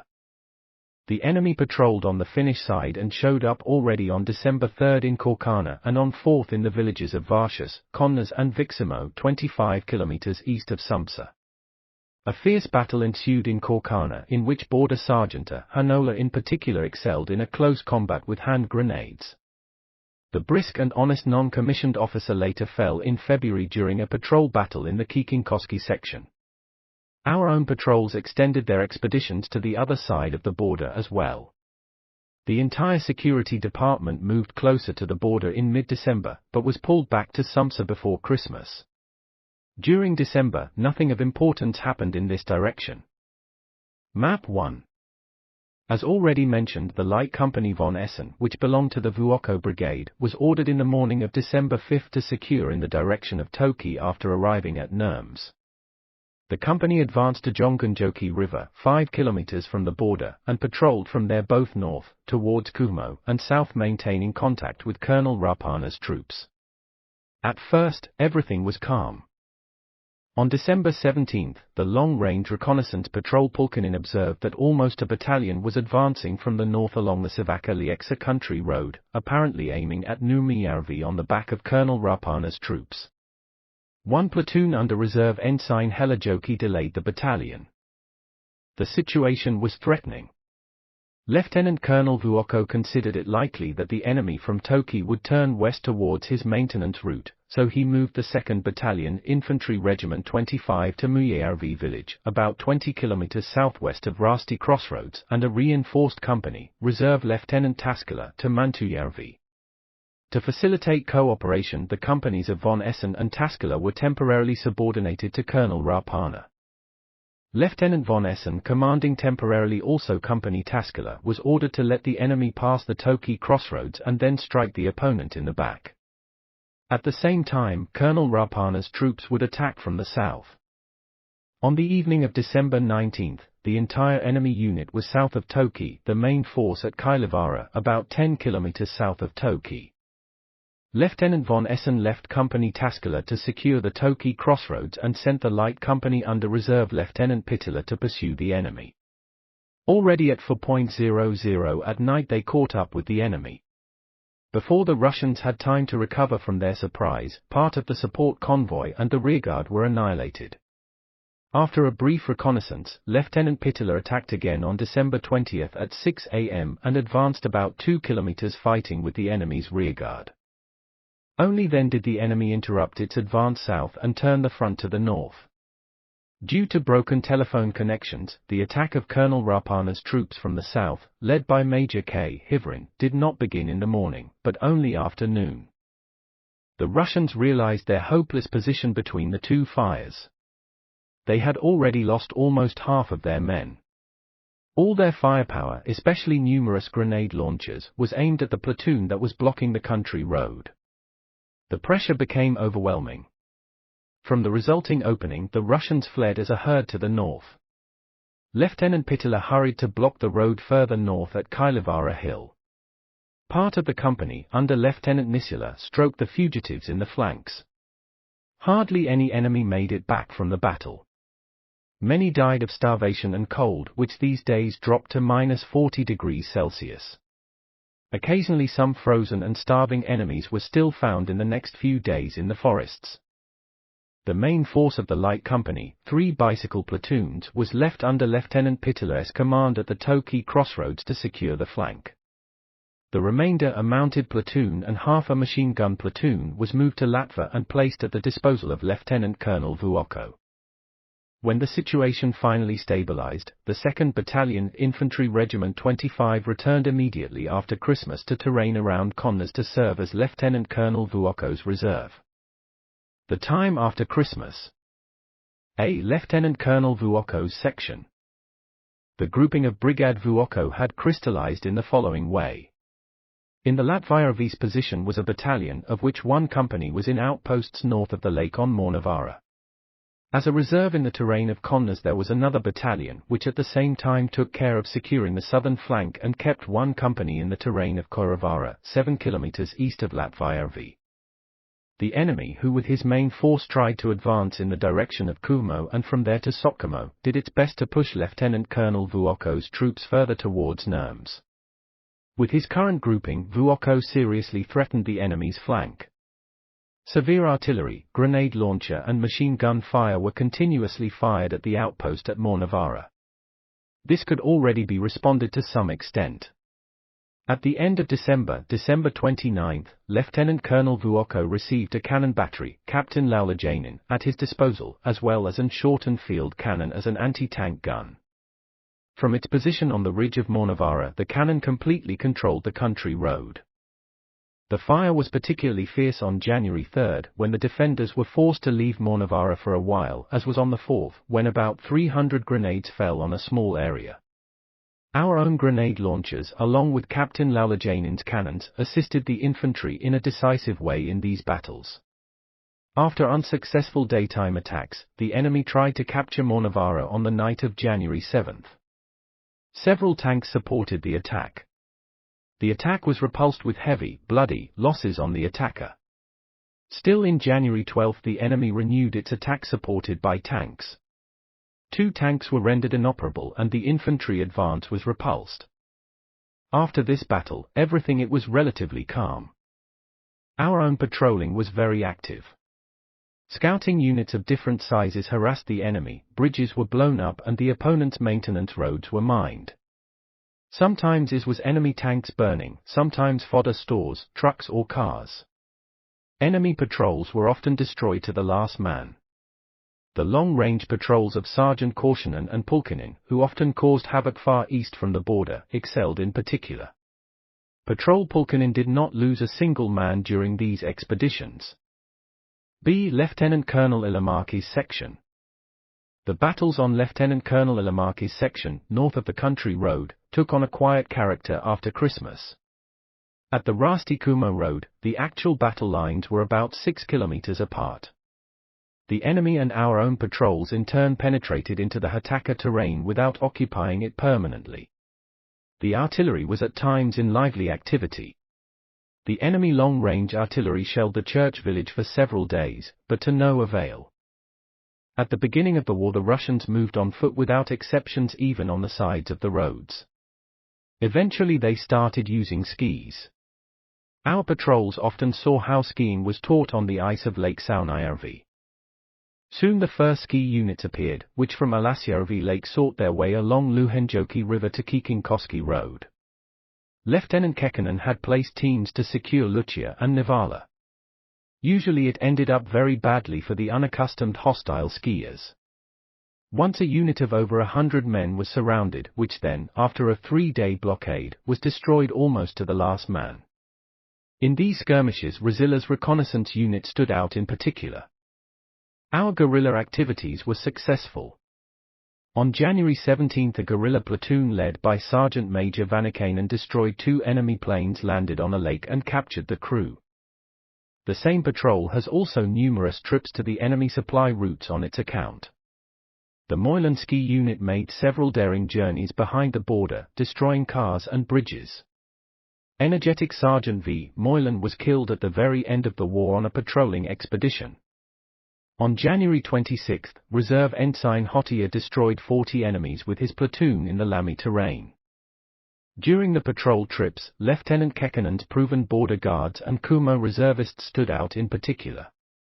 Their excellent skiing skills, forestry skills and local knowledge were an invaluable asset.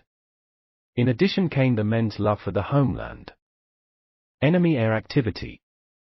During the first weeks of the war, air activity was insignificant on the Kuhmo section. It was not until mid-January that it picked up. The target of the attacks was initially the supply columns on the roads. To avert this danger, traffic was banned during the day.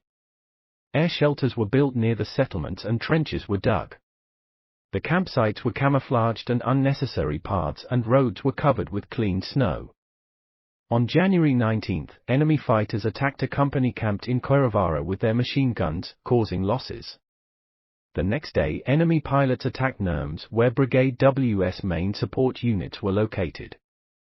The attack caused significant damage. These attacks on Nurmes continued until the end of the war. The biggest loss occurred on January 23, when the bomb hit directly the military hospital's air shelter, causing 21 deaths, including a chief physician, several nurses, and hospital patients.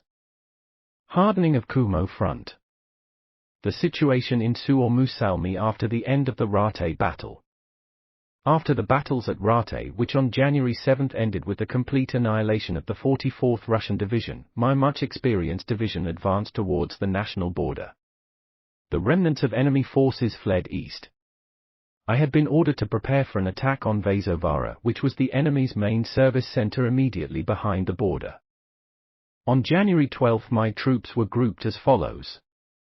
On the right, at the border crossing of Yielivuoki under Major Kari's command, was the detached Battalion 15, Captain Harola, next to the 4th Battalion of Field Supplement Brigade, Lieutenant Kahunen, and Guerrilla Battalion 1, Captain Heikkinen.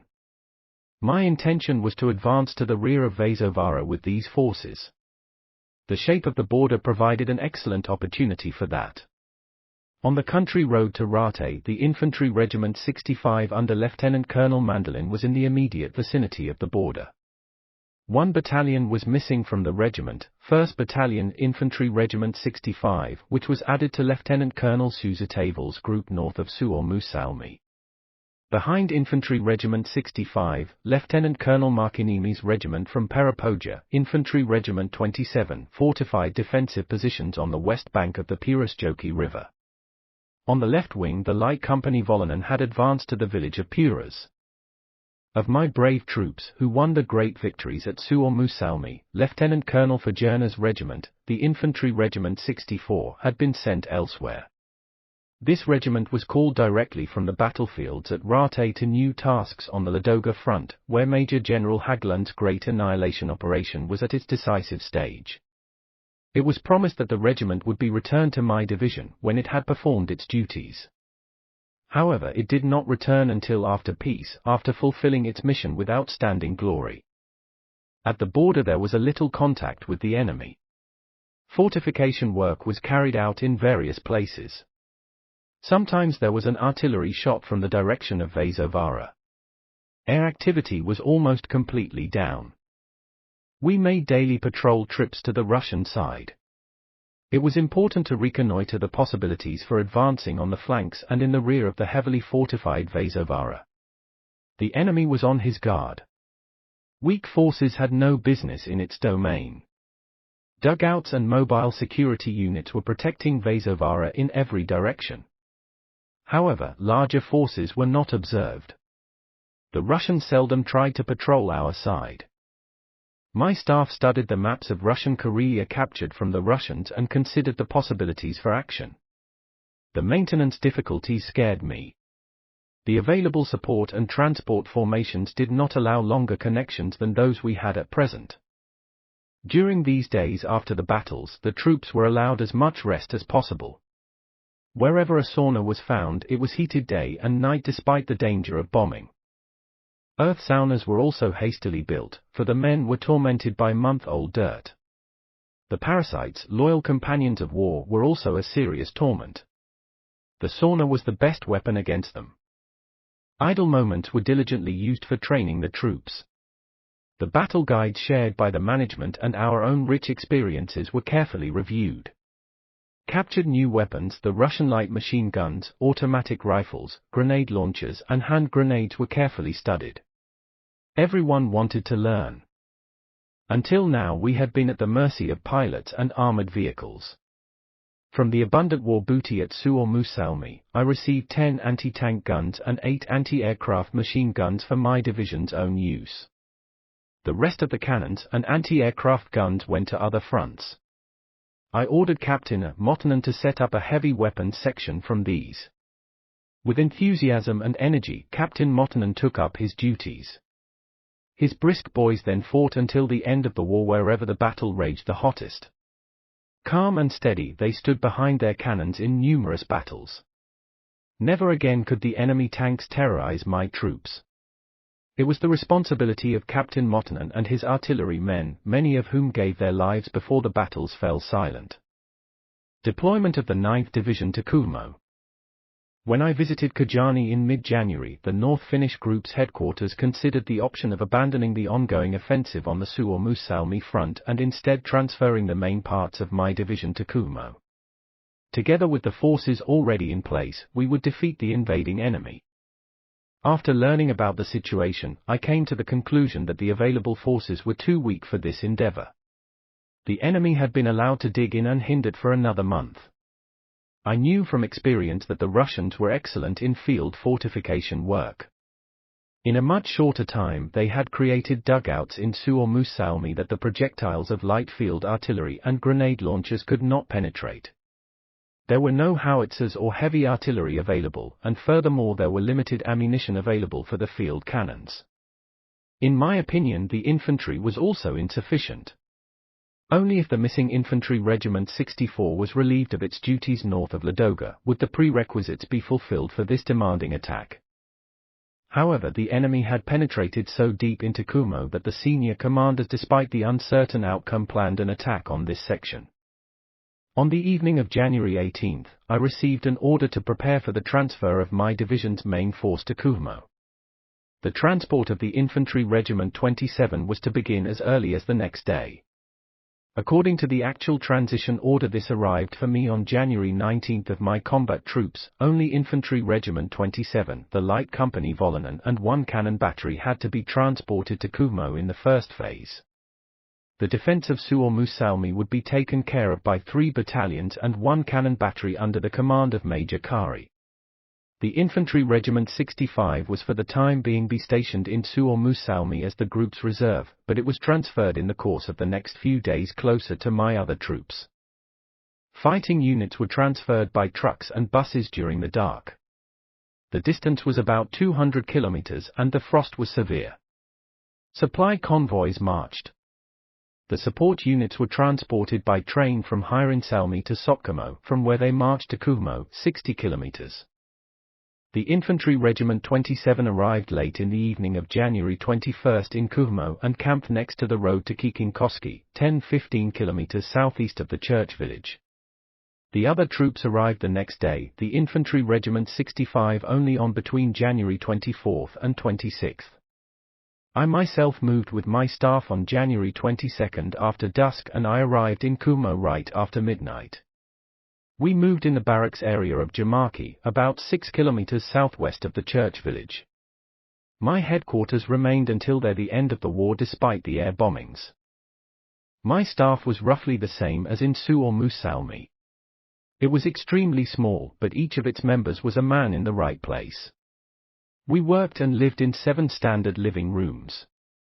The tireless and energetic commander of my staff, Captain Alpo Martinen, held all the threads firmly.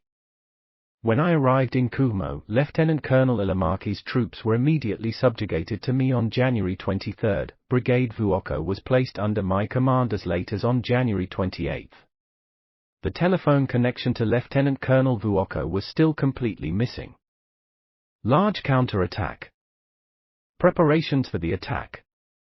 Already from Suomussalmi I had sent a couple of officers from my staff to Kuhmo to get acquainted with the terrain and the situation. On the basis of maps and the information I received from the reconnaissance officers, I then drew up a general action plan. The road network and the grouping of troops offered a good opportunity to operate east of Lake Lammasjärvi, on the flank of the enemy, which was on Saunajärvi Road, and cut off its connection with Repola. Map 4. In accordance with this guiding principle, preparations were made without delay. The road from the church village to Rajavaara, which the attack group would use, had already been opened earlier. But the road was narrow. To facilitate traffic, I gave permission for organizing numerous bypasses. On the night of January 24, the road Rajavaara-Kalkainen was plowed open. Now an attack group could be concentrated in the area of Kalkaistenjärvi in the flank and back of the enemy formations. East of Lammasjärvi, depots were set up where the troops operating in this direction could pick up food and ammunition.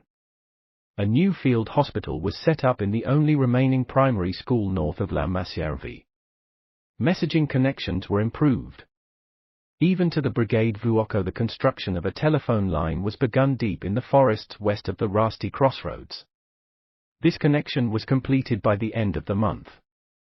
From Lieutenant Colonel Ilamaki and his officers, I obtained as accurate information as possible about the possibilities for advancing to the Saunajärvi Road. All the side roads dotted on the map were snow-covered. As far as possible without revealing our intentions, the necessary routes for horse traffic were opened as early as between January 24 and 27. This is how the road network Polvella Lucia Kalkainen and Lucia Nivala Kokola were created. Immediately before the start of the offensive, a road was plowed along Lake Lammasjärvi, so there were 2 roads available on this important section of road, of which the ice road could of course only be used at night. The enemy security patrols regularly moved about for 5 kilometers north of Saunajärvi Road. In order to keep our plans secret for as long as possible, the attack routes in this area would be opened only after the attack had begun. I sent out officer patrols to investigate the directions of attack and especially the most suitable routes for supply columns. Reconnaissance was led by Captain Quistio from my staff. Already on the night of January 25, I led the Infantry Regiment 27 to move to Rajavaara. Cardboard tents had been set up in advance in the forests of this region to accommodate the troops. Until the end of the war, these remained in place and were an excellent help to the troops passing through this completely war-torn area. The following night, led by Captain Sivonen, the 1st Battalion Infantry Regiment 27 moved to the village of Kalkainen, which was only 5 kilometers from the enemy-controlled road. According to the given order, a security unit was pushed south of Lake Kalkainen.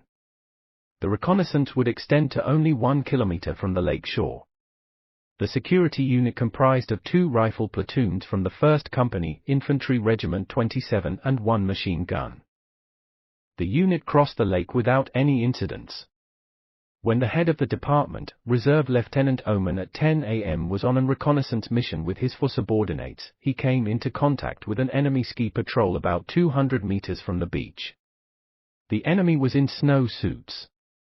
Sergeant Kotalainen fell in the resulting skirmish. Over the next few days, similar patrol battles often occurred. 1 Russian patrol, 2 officers and 17 men was completely destroyed. 2 light machine guns and 5 submachine guns were taken as war booty. The Russians in turn managed to burn Lammi's farm. Simultaneously with Captain Sivonen's advance, the Kekkonen's security units moved closer to the enemy, the guard in Kesseli about 7 kilometers to the southeast and the one from Lucia to Lammi. Thus the veil was drawn in front of the coming troop concentrations. The enemy air activity was very heavy these days. All transfers had to take place at night. In broad daylight, the troops and supplies had to be hidden in the woods. The houses did not provide adequate cover. Both smoke from the chimneys and movement in the yards exposed the accommodation for the pilots. The forest camps also had to be careful so that the campfires did not attract the pilots' attention. On the evening of January 25, I presented my plan of attack to Major General Tuompo in Kajani. The grouping of troops had by then already been largely carried out according to plan. The following day the group's attack order arrived. According to this, Brigade Vuokko had to tie up the enemy in its current positions with parts of its force and advance via Korvaara to the Numerically Kuhmo road with the main forces, ready to continue in either the direction of Saunajärvi or Savaka. The brigade was placed under my command on January 28 at noon. While securing its left flank, the main forces of the 9th Division would attack in the direction of Saunajärvi, where the road Rasti-Kolvasjärvi would be cut off, and then, in cooperation with the Brigade Vuokko, turn in the direction of Savaka. Kankivara was to be taken over with parts of the force. The attack would begin on January 29. Already the same day I gave my grouping order, and the final attack order the following day.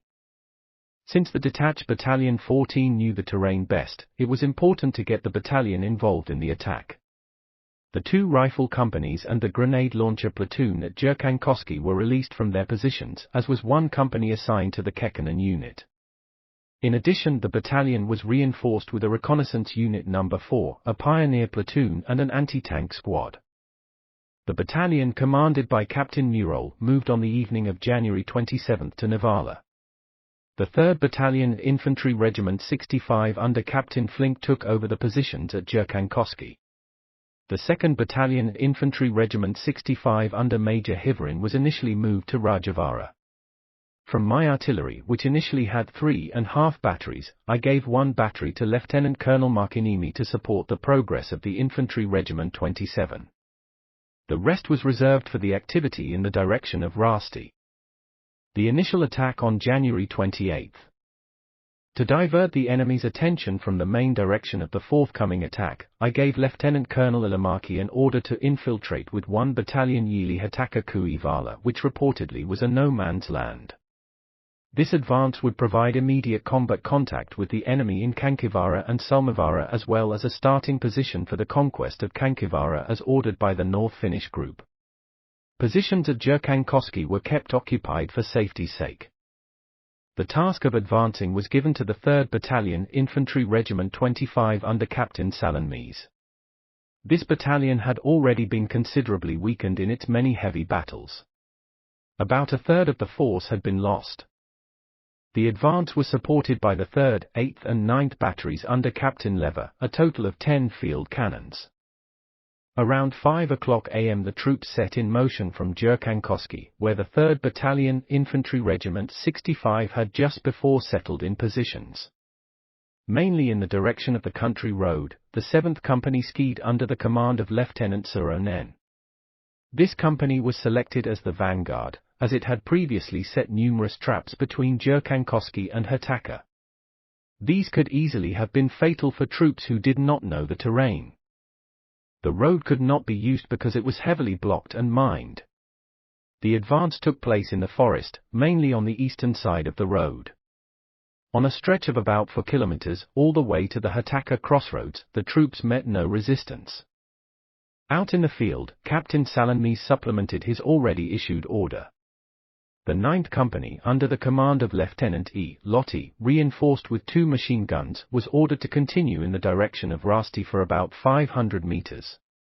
In these areas the road crosses a marsh glade. On the north side, the marsh is bounded by a continuous ridge. Setting the battalion's outpost, the ridge was the target for the company. In order to block the country road, the company got a pioneer team. The 7th Company, led by Reserve Lieutenant A. Suronen, was ordered to fortify the positions on the ridge west of the Hataka crossroads. The 8th Company, Lieutenant Ilokas, was assigned to positions east of the road on the high hill of Hataka. Both the 7th and 8th Companies received the machine gun team as a reinforcement. However, these teams had not yet arrived. At the battalion commander's disposal, only 1 rifle platoon was left as reserves, which was taken from the 9th Company, as well as 2 machine guns. When the 7th Company was at moving to the designated positions west of the country road, it was met with a nasty surprise. A significant enemy unit was hidden in the woods and unexpectedly opened fire on the company from behind against the advancing company. In the area there were long-abandoned Russian conifer huts, in which the enemy had now hidden. When the sound of the bullets began to be heard from behind, Lieutenant Suronen turned his company back to disperse the enemy. However, the fate of this skilled reserve officer was unfavorable. He fell in front of his men right at the beginning of the fight. At the same time, the artillery fire directors, who were on their way to the outpost, lost several men and their radio. The telephone connection was still under construction, so the artillery was unable to assist at this point. In the meantime, Lieutenant Lotti and his company had happily reached the marsh glade half a kilometer towards Rasti.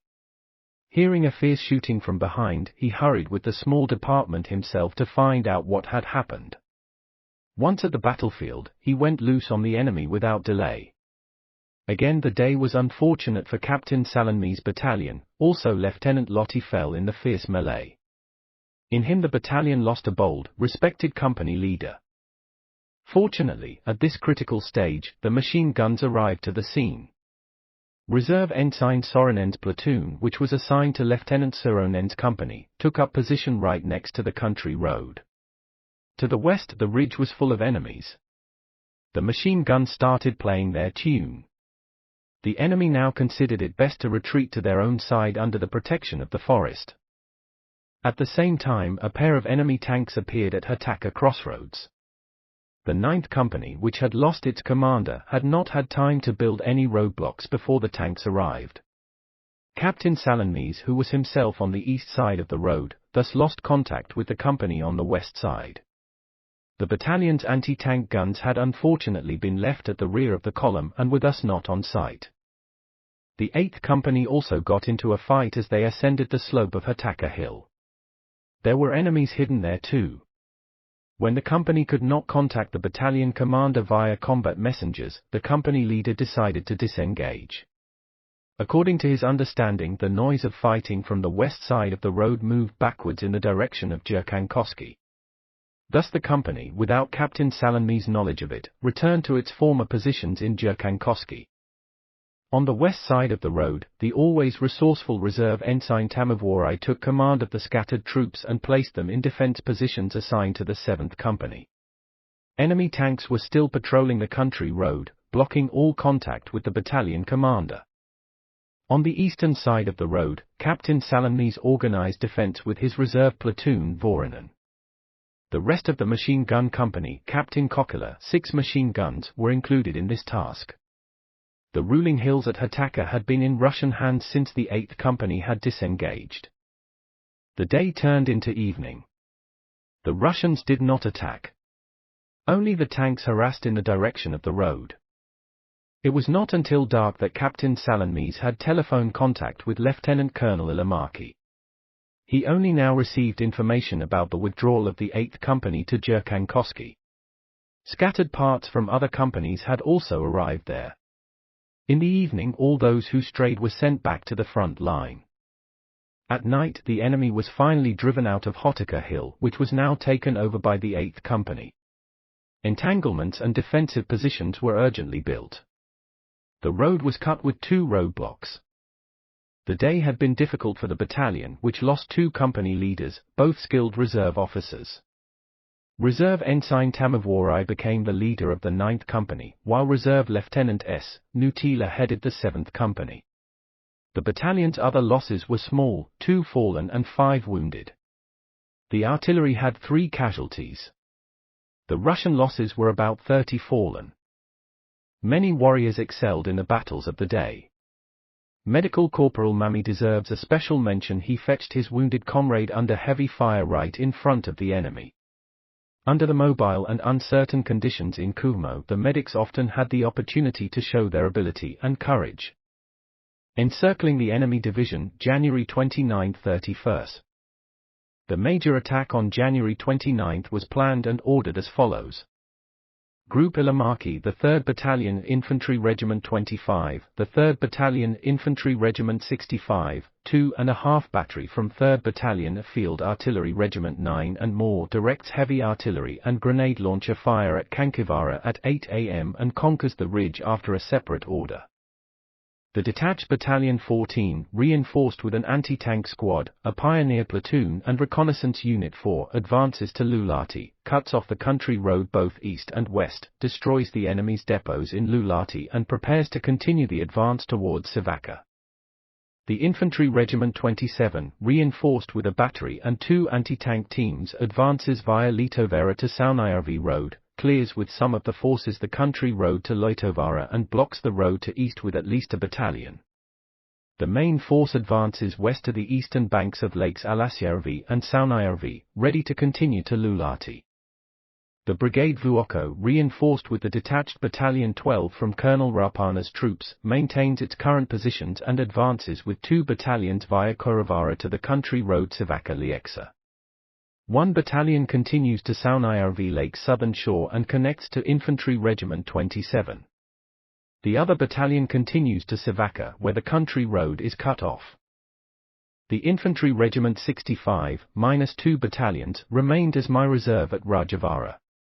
Unit Kekkonen was subordinated to the regiment, which was also responsible for securing the western flank. The Light Company Volonen remained in reserve west of the church village. The attack would begin in a way that the Saunajärvi and Savaka roads would be reached at 8 am. The troops set in motion at night at 5 am. The weather was mild, the temperature minus 10 degrees Celsius. During the previous days, the roads had been opened up to the grouping areas. From there onwards, the directions of the road had been reconnoitred as far as possible. Only during the advance itself would the roads be opened for the supply convoys. In the direction of the detached Battalion 14, the reconnaissance patrols had found an old forest road near Lulati.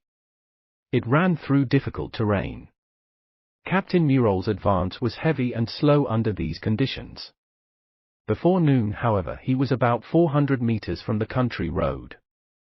Enemy patrols had observed the approaching columns which, as would be seen later, pushed against perhaps the enemy's most tender point, namely the camp of the Staff Command. Therefore the enemy already in the afternoon attacked the battalion both in the flank and in the rear. The tried and tested battalion remained steadfast and held its position. Lieutenant Colonel Markinimi's Infantry Regiment 27 advanced in 2 columns along small roads marked on the parish map. Both roads proved difficult for vehicles. In the largest column, the 2nd Battalion under Captain Sivonen advanced with the task of blocking the Isthmus Alasjärvi Saunajärvi to the west. In the eastern column, the 3rd Battalion advanced under Captain Irimo. At Liitovaara, the battalion would turn towards Raukavaara and clear the road to Liitovaara, where the road would be blocked from any enemy coming from the east. In the second wave followed the 1st Battalion, Commander Captain E. Lassila. As the reserve, Lieutenant Colonel Markinimi had kept 1 company reinforced with 2 machine guns, which was also responsible for securing the eastern and western shores of Lake Kalkainen. The 3rd Battalion Infantry Regiment 27, which had the shortest route to Liitovaara, reached its goal after a heavy 2-hour ski march. The enemy had abandoned the house group, around which numerous dugouts were seen. At about 9:00 am the battalion without an enemy contact reached the country road by a burnt cottage of Reuka. A roadblock was constructed. The battalion turned its front to the east and sent reconnaissance patrols towards Liitovaara. On a nearby ridge, an enemy nest was observed, whose crew, about 15 men, was annihilated. Eventually, anti-tank and grenade launcher teams arrived and were positioned. It began to get dark. The tents were set up and the men received their first meal. Captain Sivonen, the 2nd Battalion Infantry Regiment 27, set in motion as early as 3:30 am. The night was still pitch dark. After an extremely strenuous march, the country road was reached at 9:00 am. The front was turned west, with 2 companies in the line. The companies discovered that the forest in front of them had been partially cut down and that the lower branches had been removed. Soon they also saw 2 large log fortifications with firing loopholes in the walls. A thick smoke rose from the chimney. With a quick ambush, the unsuspecting guards were destroyed. Some enemies pushed out through the doors, who met the same fate. Gradually the enemy recovered from the surprise. A fierce fire from heavy and light machine guns started from the loopholes. Twigs and bark chips flew around the boys, but the bullets went over. The anti-tank guns, which followed, were ordered into positions, 2 south of and 2 north of the road. The pioneers began to block the road. The road had been blocked, but not mined, when 2 tanks appeared from the west. However, they did not dare to drive towards the roadblock, but fired with their cannons and machine guns. Our own anti-tank guns had not yet reached their positions. A couple of hours later, a swarm of enemy fighters appeared and reconnoitred the situation, which must have been extremely unclear to the enemy leadership after our troops had cut off all telephone lines. Soon the enemy artillery also started firing on the battalion from corners. Attempts were made to capture the dugouts with a sudden storm. The young, brisk reserve ensign Eskelinen, who had already excelled in the battles in Suomussalmi, rushed with some men against the fortification on the north side of the road. He had already thrown some hand grenades through the firing loopholes when he was met by a deadly bullet. Only with a great effort did his loyal men pull back his body. The grenade launchers, which were now trying to break the enemy resistance, did not work out. The fortification was simply too strong for their shells. However, the explosions on the roofs did scare a part of the occupying force out. These fell in the bullet rain. Meanwhile, the first anti-tank gun had been positioned and it began firing the fortification. The men felt justified pride when the cannons they captured in Suomussalmi now served the cause of Finland. From inside, a terrible howling was heard as the grenades struck through the walls. But the Russians did not give up. At dusk, lively movement was observed on their side. Tanks reappeared on the road, shelling at the battalion lying in the snow pits. There was a loud speech and a shout. The horns were blown and the whistles rang. The enemy went on offensive with new reinforcements, but the attack dried up in our fire.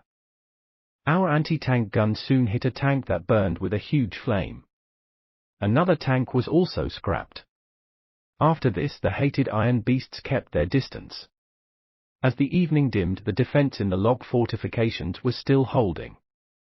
Our own troops lay right in front of them, keeping the firing holes under constant fire. The 1st Battalion Infantry Regiment 27, commanded by Captain Lassila, advanced in the footsteps of the 3rd Battalion and reached the country road west of Raukavaara at 9:45 am. By noon the battalion had cleared the country road to the west on a stretch of about 1.5 kilometers and established a connection with Captain Savonen. As ordered, Captain Lassila continued with his main forces to Saunajärvi's beach, which was reached at dusk. In order to facilitate the advance of Battalion Savonen, Lieutenant Colonel Markiniemi ordered Captain Lassila in the evening at 7 p.m. to attack the country road west of the log fortifications with a company. This assignment was given to the 2nd Company Infantry Regiment 27 under Lieutenant Katainen, who immediately set in motion. Due to the enemy's fierce resistance, it took a day and a half before Katainen reached the road. The rest of the battalion stayed overnight to secure the shore of Lake Saunajärvi by the Jumi and Javanpää houses. The maintenance of the battalions was naturally difficult.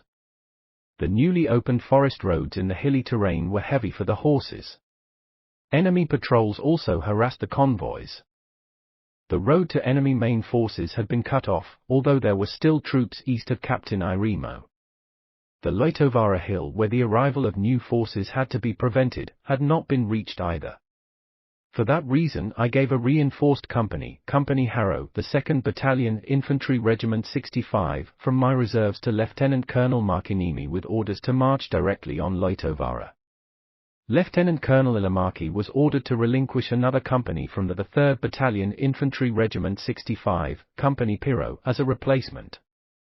As mentioned before, Brigade Vuokko had received significant reinforcements before the attack. The detached Battalion 12 under the command of Lieutenant Colonel Ruat Salo had previously been part of Colonel Rapana's troops. The battalion was now subordinated to the brigade and had arrived in Kuhmo on January 27. According to the attack order given by Lieutenant Colonel Vuokko, the 2nd Battalion Infantry Regiment 25, led by Captain E. Hallan, advances towards Savakka, binds the enemy there and cuts off the road. The detached Battalion 12 first advances to the Lieksa road ready to continue towards Savakka or Clemeti. 2 companies from the 1st Battalion Infantry Regiment 25 plus 1 mounted platoon remain as Lieutenant Colonel Vuokko reserves. The detached Battalion 12 moved in the evening of January 28 northeast of Koiravaara. The road had been opened in advance all the way to Koiravaara, but from there onwards the supply convoy had to make their way over roadless, difficult terrain. At midnight the battalion had arrived and encamped. Company Karaniemi, 2nd Company, the detached Battalion 12, continued without rest to Lieksa road by Saunavaara hill and captured this from the enemy in the early morning. The road was cut both north and south. The rest of the battalion reached the country road only at 3 p.m. The supply convoy had not been able to follow. The snow had sunk horses and sleighs all the way to the ground. The horses were making their way forward until exhausted. With the help of the drivers, the goal was eventually reached. The 2nd Battalion Infantry Regiment 25 advanced during the day without enemy contact to the country road about 4 kilometers southeast of Savakka. The road was cut with a roadblock.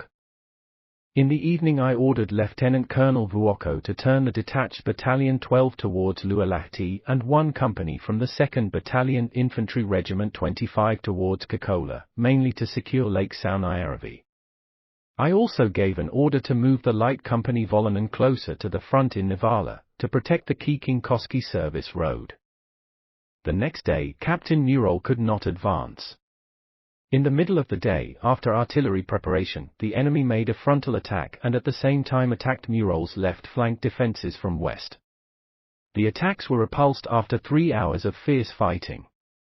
The artillery fire continued until evening. Lieutenant Colonel Markinimi's most urgent task was to reach Loitovaara and close the road for enemy reinforcements.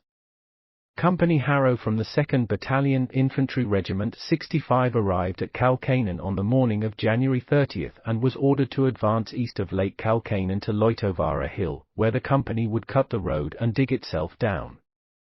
The company did reach the target, but was forced by the enemy pressure to withdraw at dusk the same way it had come.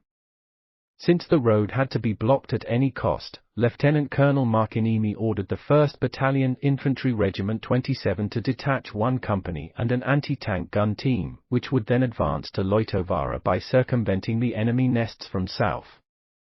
The task was given to Company Haivonen, 1st Company Infantry Regiment 27, which embarked on the heavy ski march. From Yukonvaara the company advanced to Loitovaara, following a road newly improved by the Russians. The anti-tank gun couldn't follow due to the difficult terrain. I placed another company from the Infantry Regiment 65, Company Leino, at Lieutenant Colonel Markinimi's disposal, but only a platoon of this was immediately available. In addition, a grenade launcher company from the Infantry Regiment 65 was subordinated to him. In the evening, Lieutenant Tertianen of the Infantry Regiment 27 staff was ordered to take command of these forces, namely the Company Harrow, the Reconnaissance Unit Comulane, 2 Pioneer Squads, the Grenade Launcher Platoon and the Anti-Tank Cannon, and with them they would take Loitovaara. The Company Haivonen was expected from the west at the same time. Lieutenant Tertianen gathered his units in the terrain east of Lake Kalkainen, arranged meals for the weary men in Company Harrow, and sent the reconnaissance unit to Loitovaara. The actual advance would begin after midnight. Captain Irimo continued his attack at dawn. The 9th Company, which was located south of the country road, fought its way to the wooded ridge. In front, however, was a marsh glade, behind which was seen a 30-meter-long fortification of logs and man trenches, which stopped the advance. 2 tanks also moved on the country road. North of the country road, deep in the forest, the 9th Company advanced. It had barely gotten in motion when it faced a violent counterattack. A fierce battle broke out in the forest, but eventually the enemy withdrew to the east, leaving about 30 fallen on the field. After a short journey the company reached the edge of the swamp, behind which the enemy had settled in the dugouts. We knew that in Loso there was an enemy about a battalion, which could break out in the back of Loitovaara's defenders. I had therefore given orders to immediately isolate this enemy. This mission was performed by the 7th Company, which skied from Loitovaara straight towards Loso. It was found that a large dugout town had arisen on the Loso ridge, which was fortified in all directions. Direct firing cannons greeted the newcomers. Setting a guard on the area was all we could do. In the morning, Captain Sivonen continued to soften the log fortifications with his direct firing cannons. 3 tanks and a couple of cars were destroyed on the country road by direct hits. An advance in the direction of the road would have required excessive sacrifices in the open terrain. Therefore, in the afternoon, Lieutenant Karasma's company was sent to a detour from the south at the same time as Lieutenant Katainen's company advanced towards the country road on Saunajärvi shore. By evening the companies were about 500 meters south of the road. Ensign Kuusela's battery, which was under Lieutenant Colonel Markinimi's command, shelled enemy positions in the Konnas terrain all day, and, judging by the reconnaissance, with good results. Lieutenant Colonel Ruotsala, the detached Battalion 12, set off with his battalion at 5 o'clock am in the direction of Luulahti. Company Jussila, 1st Company Infantry Regiment 25, was already on its way to Kokkola where there were known enemies. It was an advance through about 8 kilometers of untouched wilderness. The most essential supplies were transported in sledges pulled by men, grenade launchers, machine guns, ammunition and a couple of tents per company. About 1 kilometer from Luulahti the company Razi, which advanced on the right, came into combat contact with a hostile outpost. The enemy had dug himself down. Despite repeated attempts, the company could not advance.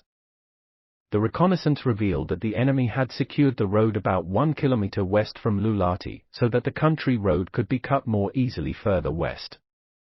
The evening and night were used for reconnaissance and for grouping of troops for the attack. There was no talk of rest due to the lack of tents. Fires could not be lit either, as the enemy was too close. The Russian artillery and grenade launchers occasionally bombarded the terrain where the battalion was located.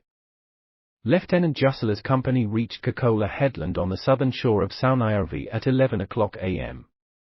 The enemy was not found, although the houses had clear traces of previous visits.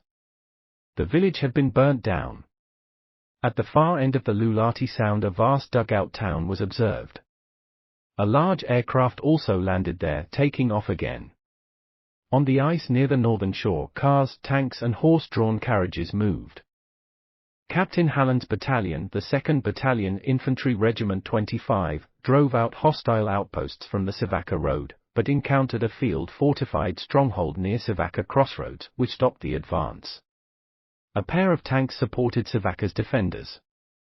Since it proved difficult to cut off the road at Savakka, the 5th Company was sent under Reserve Lieutenant Taskula against Clemeti. Company reached the road on west side of Clemeti around noon. From its position it managed to destroy several passing cars and horse-drawn vehicles.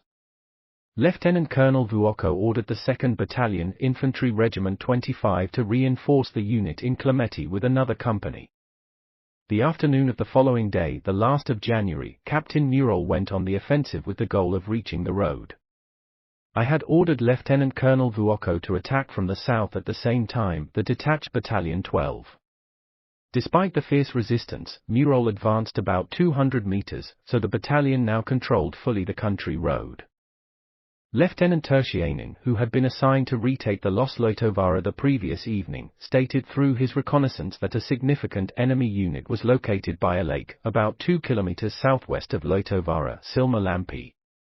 The Russians had stopped by a swamp and were now arguing loudly among themselves. Lieutenant Tertiainen approached cautiously. 2 machine guns were brought into position at the edge of the swamp. 2 submachine gunners were sent forward on the flanks, very close to the enemy. Fire was opened simultaneously with all weapons. Its effect was devastating. During the attack, the unit of the reserve ensign Komulainen stood out in particular. The surviving enemies retreated to the shelter of a dell.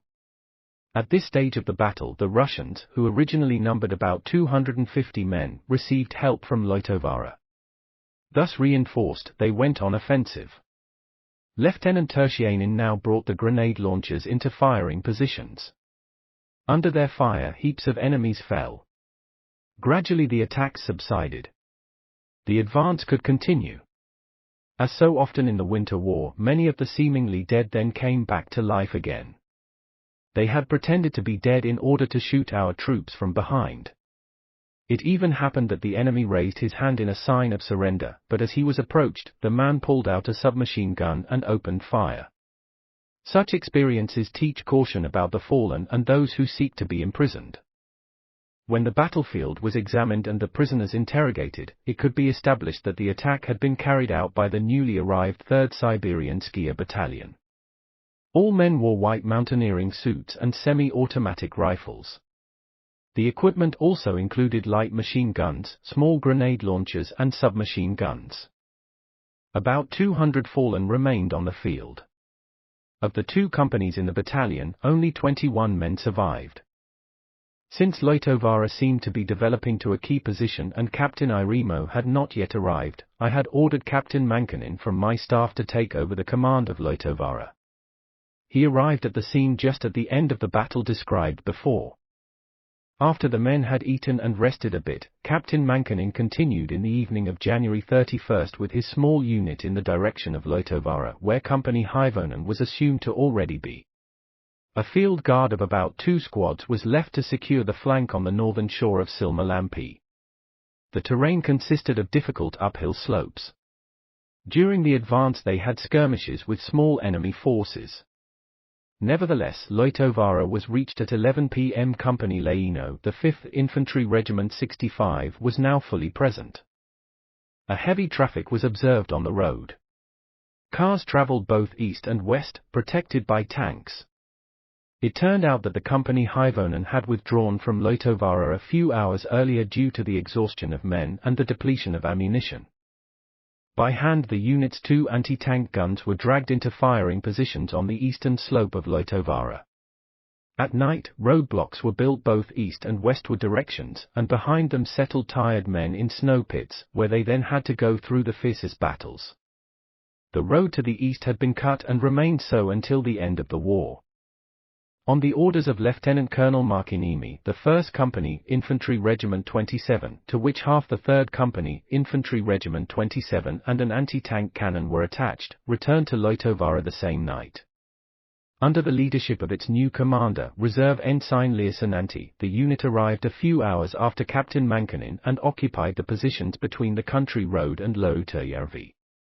Captain Mankinen thus received a welcome reinforcement. Immediately in the morning, the enemy in front of Captain Irimo tried, with the support of tanks, to push his companies out of their positions. However, within half an hour, our anti-tank cannon had fired 2 tanks ablaze and thus ended the harassment. The enemy log fortifications were tougher, which seemed to be unaffected by our heavy shelling. Because the resistance was unexpectedly strong and could apparently be broken only with artillery or siege, I instructed Lieutenant Colonel Markiniemi to release another company for Loitovaara. The company was formed by taking platoons from the companies in front of Reuka. The 3rd Battalion Infantry Regiment 27, Reserve Ensign Viramar was assigned as the leader. Captain Sivonen's companies, which attacked from the south, advanced energetically forward and came during the course of the day to the immediate vicinity of the country road. The mighty log fortifications along the road still stood, though they were completely encircled. On the north side of the road, Sivonen's strike teams took over the log fortification there in the evening. Nearly 50 fallen enemies were found. Lieutenant Colonel Ruat Salo made every effort to establish contact with Captain Murol's troops, as ordered. However, against him the enemy had strong positions with artillery, grenade launchers and tanks. Only after tenacious efforts did the troops succeed in penetrating the enemy's positions and taking over some of the nests.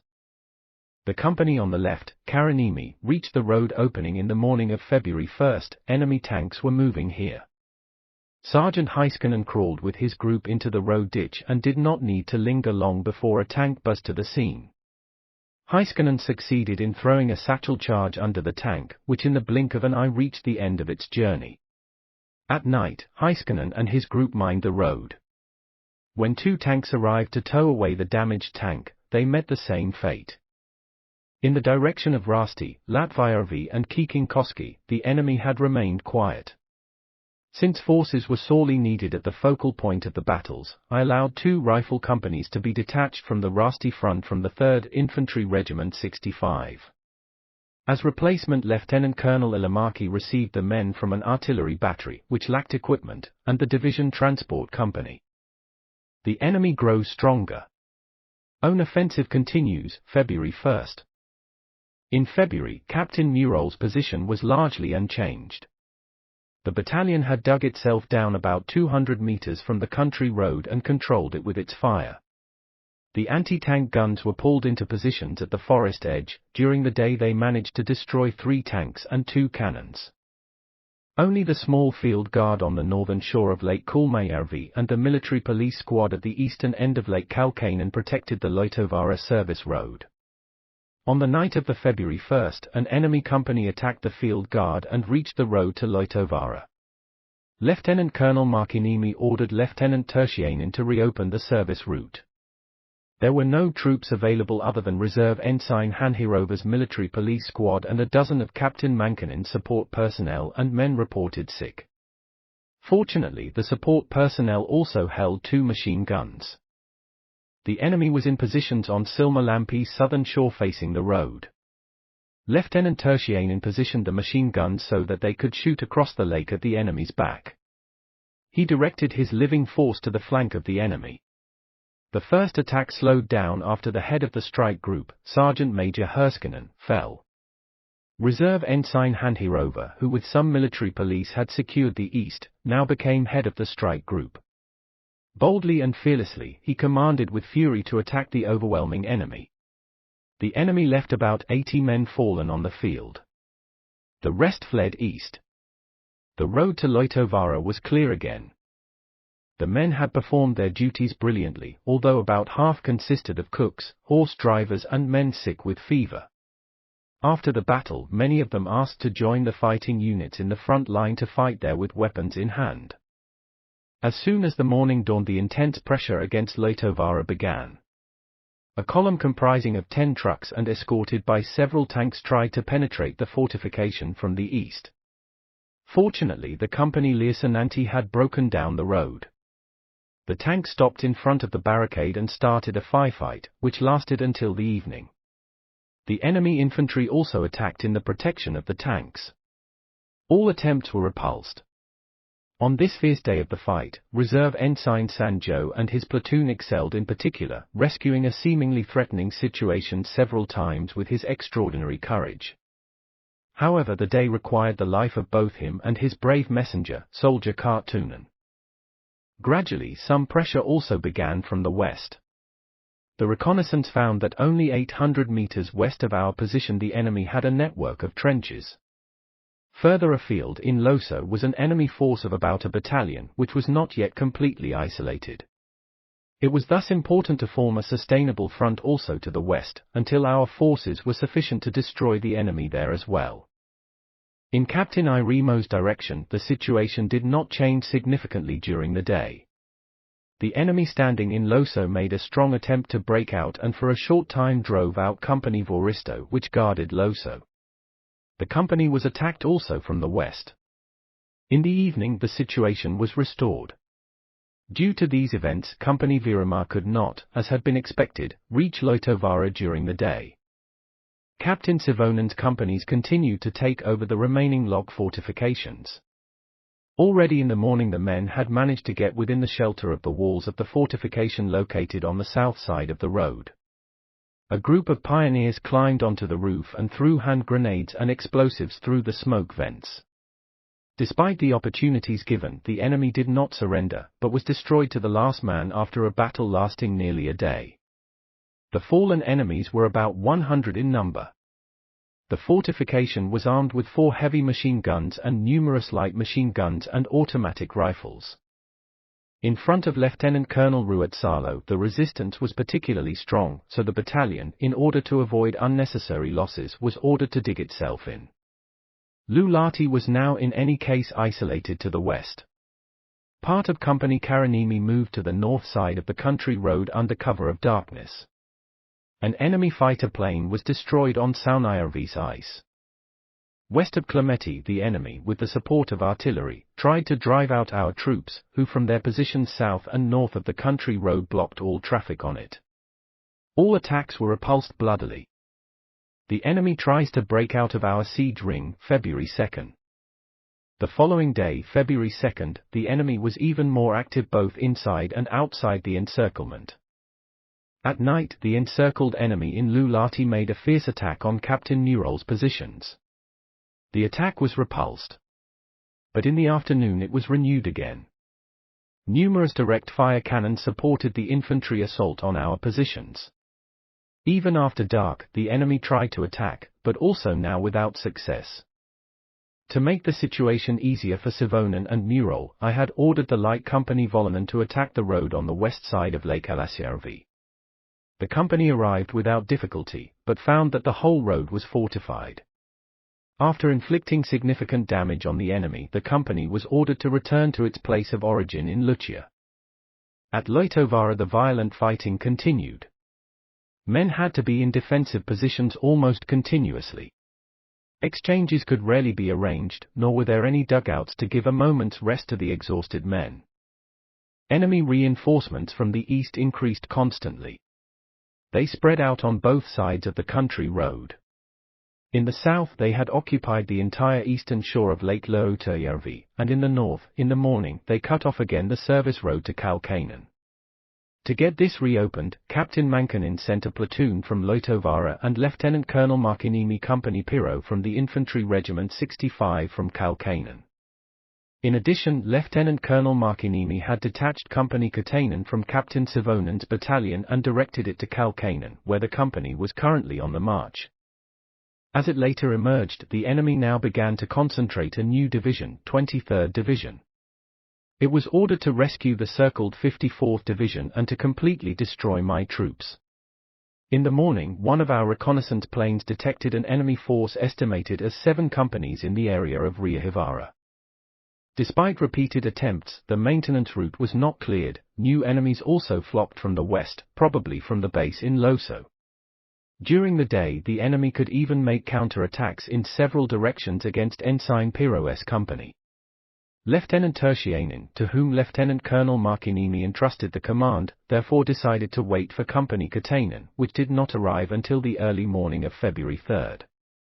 It was inconvenient for Loitovara's defenders that the maintenance road was blocked. The food was scarce and there was a shortage of ammunition. The wounded had to be treated in tents between the lines.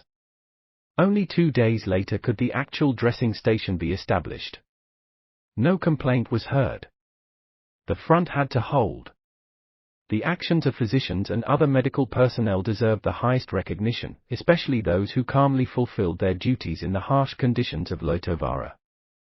Captain Irimo's position remained unchanged. There were gaps in the blockade at Loso which the Russians took advantage of to ravage in the back of Loitovara. The company Virama, whose march had been interrupted the previous day, now happily moved to Loitovara. During the day, Captain Savonen cleared the country road to the west at a distance of about 1 kilometer. The advance was stopped by a hostile fortification, which was laid across the isthmus between Lakes Alasjärvi and Saunajärvi. Taking over this position would require preparation and, above all, the help of artillery. I had already transported 1 battery, 3rd Field Artillery Regiment 9, from the Rasti section to Kalkainen. On Lieutenant Colonel Ruotsalo's section, the Russians attacked in the morning with significant troops, but were repulsed. At the same time, the enemy attacked from 3 directions against the unit we had west of Clemeti. Since Clemeti was such an important point, Company Jussila from Kokkola had been moved there, while in Kokkola a platoon was left to secure Saunajärvi. Also from Savakka, 2 platoons from the 6th Company Infantry Regiment 25 and part of the Light Company von Essen were moved to Clemeti. Only Company Kujala remained in Savakka. With extreme effort, our men maintained their positions in Clemeti. The enemy lost a tank and plenty of men. From the direction of Kiikinkoski, where it had been quiet for a long time, came the news that a hostile company had appeared east of Hukajoki River. In addition, a section of skiers about 60 strong had been observed 2 kilometers east of Kiikinkoski Rapids. I ordered Lieutenant Colonel Mandolin to defeat the enemy company, and I also placed 1 artillery fire team at his disposal. Also from the north, from Lentiira outpost, came a report about the enemy unit that had appeared in Lentiira. Outpost was secured by the military police unit Ruotsalainen, who assured they would defend their accommodation and, in case of distress, would retreat to Sumpsa, where a field guard comprising of 2 squads was already located. Since the enemy's activities in the north, in the wilderness between Suomussalmi and Kuhmo, could be very inconvenient, I sent Captain Quistio from my staff to Sumpsa to take command of the northern front. I ordered the Kuhmo Protection Corps to place at least 20 members under command of Captain Quistio. Loso's strong enemy encampment on the back of Loitovara's defender was quite troublesome.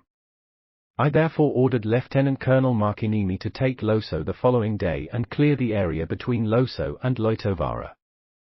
To ease the situation in Clemeti, I ordered Lieutenant Colonel Ilamaki to attack the next morning with a company in the flank and rear of enemy located west of Clemeti. Furthermore, the Light Company Volonen received orders to make a new raid on the country road between Konnas and Lulati. The enemy's air activity had been busy ever since the beginning of the attack phase. Initially, the church village and barracks area of Kuhmo were bombed, and the church village in particular suffered damage. After the enemy division had been encircled and the connections were cut off, the enemy planes began to land on the shores of Lulati, on Rastinjärvi Lake and also on the lake near Kiikinkoski. Several planes were destroyed. On February 2 it was observed for the first time that the bomber dropped various kinds of supplies, especially food and ammunition, on the besieged area. The supply traffic through the air later increased enormously. Often as many as 20-30 bombers orbited above the trapped Russians. A large part of the shipments fell on our side, such as butter rolls and other welcome goods.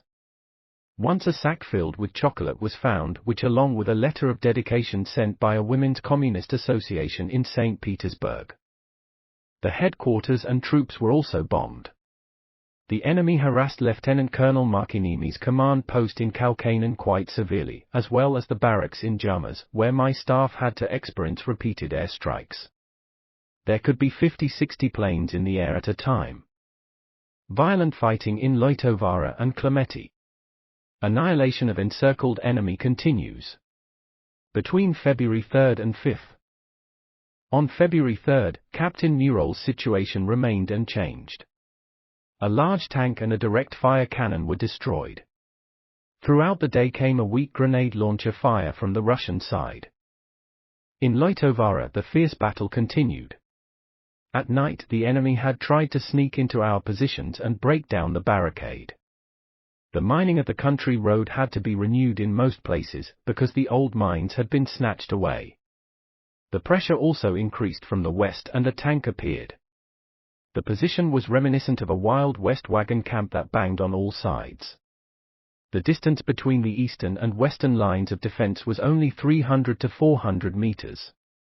When the pressure in the east was strongest, men from the western line were thrown there and vice versa. Fortunately, the enemy did not attack from both directions at the same time. In the battles on 3rd and the next few days, the Infantry Regiment 65's grenade launcher platoons, commanders Lieutenant Reserve Salonen and Reserve Ensign Veikko Lopi stood out in particular. Escorted by tanks, an enemy column drove up to the eastern roadblock and became our prey. Now we had our anti-tank guns in proper positions and they repulsed all attempts to break through our lines. A tank was destroyed. As I have already mentioned, the enemy had cut off our maintenance route to Heikkinen. Lieutenant Katainen's company arrived in Silmälämi at 3 a.m. with the help of which it was hoped the road would be opened. After 5 days of continuous fighting and long marches, the men were so tired that when they arrived they fell on the snow blanket from exhaustion. Lieutenant Salonen's grenade launcher platoon, which was on its way to Loitovara, had already during the waiting period planned targets in the enemy camp area.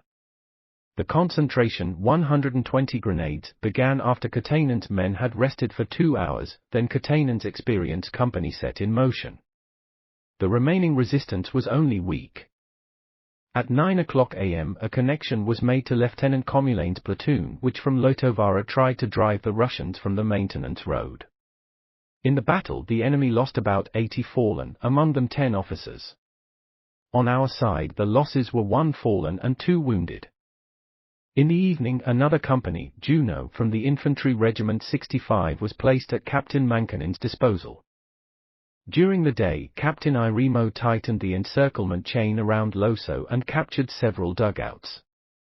Lieutenant Colonel Markinimi had moved most of Captain Lassala's battalion in the direction of Loso, and Captain Lassala also managed to clear the roadside between the encircled areas at Loso and Loitovara. Captain Sivonen's position was the same as before. Our artillery softened the enemy within its resources. An guard outpost was pushed into Sornasaari. Lieutenant Colonel Ruotsalo pushed with some of his troops to the north side of the highway. The country road west of Luulahti was now completely cut off and a connection had been established to Captain Mural's battalion. Saunajärvi's west shore all the way up to Luulahti was cleared and the last enemy nests were destroyed. At the same time they managed to destroy 2 aircraft, which had landed on Luulahti Sound. In Klemeti the enemy attacked throughout the night. A direct hit met our anti-tank cannon, after which the enemy tank stopped on the road right in front of our positions.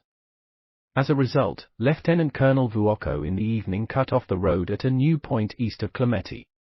Here the company Taskala faced a fierce battle and was forced to withdraw the troops, which had already progressed to the north of the road, back to the south of the road. In the direction of Kiikinkoski, the situation seemed calmer. The previously found 60-man ski department seemed to have left, leaving behind sledges, skis, rifles and other supplies. Our guerrilla unit chased the enemy and destroyed a number of men. Due to the movement of the enemy, our own defense had been extended to Hokujoki, where the unit Vale, 6th Company, Infantry Regiment 65 was in charge at the front. We estimated the enemy to have 1 platoon against us. In Lentiira, a 16-man patrol attacked a hostile camp area, annihilated about 60 men and drove the remainder toward the border. The Russian force was about a company strong. Also in this direction, the situation seemed to be more favorable. A small increase in power was also coming to Kuhmo, commanded by Major Heikkinen 1st Battalion Infantry Regiment 65, who had so far fought in Suomussalmi in the direction of Juntusranta. The battalion arrived by cars in the evening of February 4th. February 4th was relatively calm. A flight formation of about 30 bombers brought supplies to the encircled area several times. Crates rained down from the sky. The companies Katainen, Voristo and Viramar attacked the trenches west of Laitovara and captured several dugouts. The enemy defended himself with desperate toughness. In this attack, which did not lead to a final result, the fiery-souled pastor, Reserve Ensign Voristo, was mortally wounded. Brigade Vuoko faced a heavy loss that day. While clearing the terrain of Savaka, Reserve Ensign Valamo's platoon, 3rd Company, Infantry Regiment 25 was ambushed. The surprising enemy fire took lives of about 20 warriors, including a well-liked and brave unit leader. On the evening of February 5, right flank of Captain Nurol's battalion advanced all the way to the country road and thus got in direct contact with Lieutenant Colonel Ruotsalo's left flank. A telephone connection was built to Lieutenant Colonel Ruotsalo's command post. Both the information received from the prisoners and other observations showed that the command post of the Russian division and main depots were in the Lulati and Niska area. The annihilation of them would break down the entire division's resistance. I had therefore given Major Heikkinen orders to advance with his newly arrived battalion, reinforced with the light company Volonen, south of Alasjärvi to the terrain at Konnas and defeat the enemy there. At the same time, Captain Sivonen from the east would push against Niska. The artillery support had been arranged as effectively as possible. The battalion Heikkinen set off from Polvela on February 5 at 4 a.m. and passed Lake Lutjärvi at dawn. With the first daylight, a large swarm of fighter planes appeared and harassed the troops flying at the height of the treetops. The supplies had to be left in the woods because it was completely impossible to move on the road before dark. By dusk, the battalion had come so close to Konnas that the houses could already be seen. Cutting off the road and attacking on Konnas were postponed until the following day. At Laitovara, the enemy continued its attack. The pressure was particularly hard south of the country road. The attacks were repulsed and 2 tanks were destroyed in front of our positions. Nothing important happened on Lieutenant Colonel Markinimi's other front sections.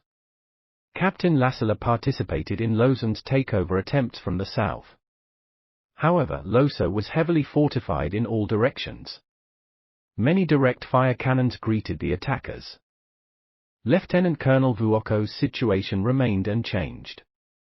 Between Clemeti and Lulati a strong wooden fortification had been observed, which was isolated by the 2nd Company, Infantry Regiment 25. From early in the morning the enemy tried to break out of Clemeti in an easterly direction. The position of our troops was difficult. Parts had to be pulled from the country road to more protected positions. The enemy suffered heavy losses, but also for our own tired men the day was heavy. In the direction of Kikinkoski, skirmishes broke out with the enemy ski units at Hokujoki. This 2 kilometers long stream line was guarded by about 100 men. There could be no talk of a unified line of defense, only security patrols. Thus it had often happened that hostile units operated in our backs. Also on this day, over 100 skiers were destroyed right next to the Vale camp area. This good result was partly due to the fact that the Russian automatic rifles, which were of the 1940 model and had been distributed to the troops immediately before the patrol, did not work in the cold due to the factory grease. The enemy's remains faded in the direction of the border. On the flanks it was calm. However, it was observed that an enemy force was still present near Lentiira. Despite the cloudy weather, enemy bombers dropped supplies on the besieged forces throughout the day. As the blockade would thus remain ineffective, I decided to seek a solution mainly in Luulahti.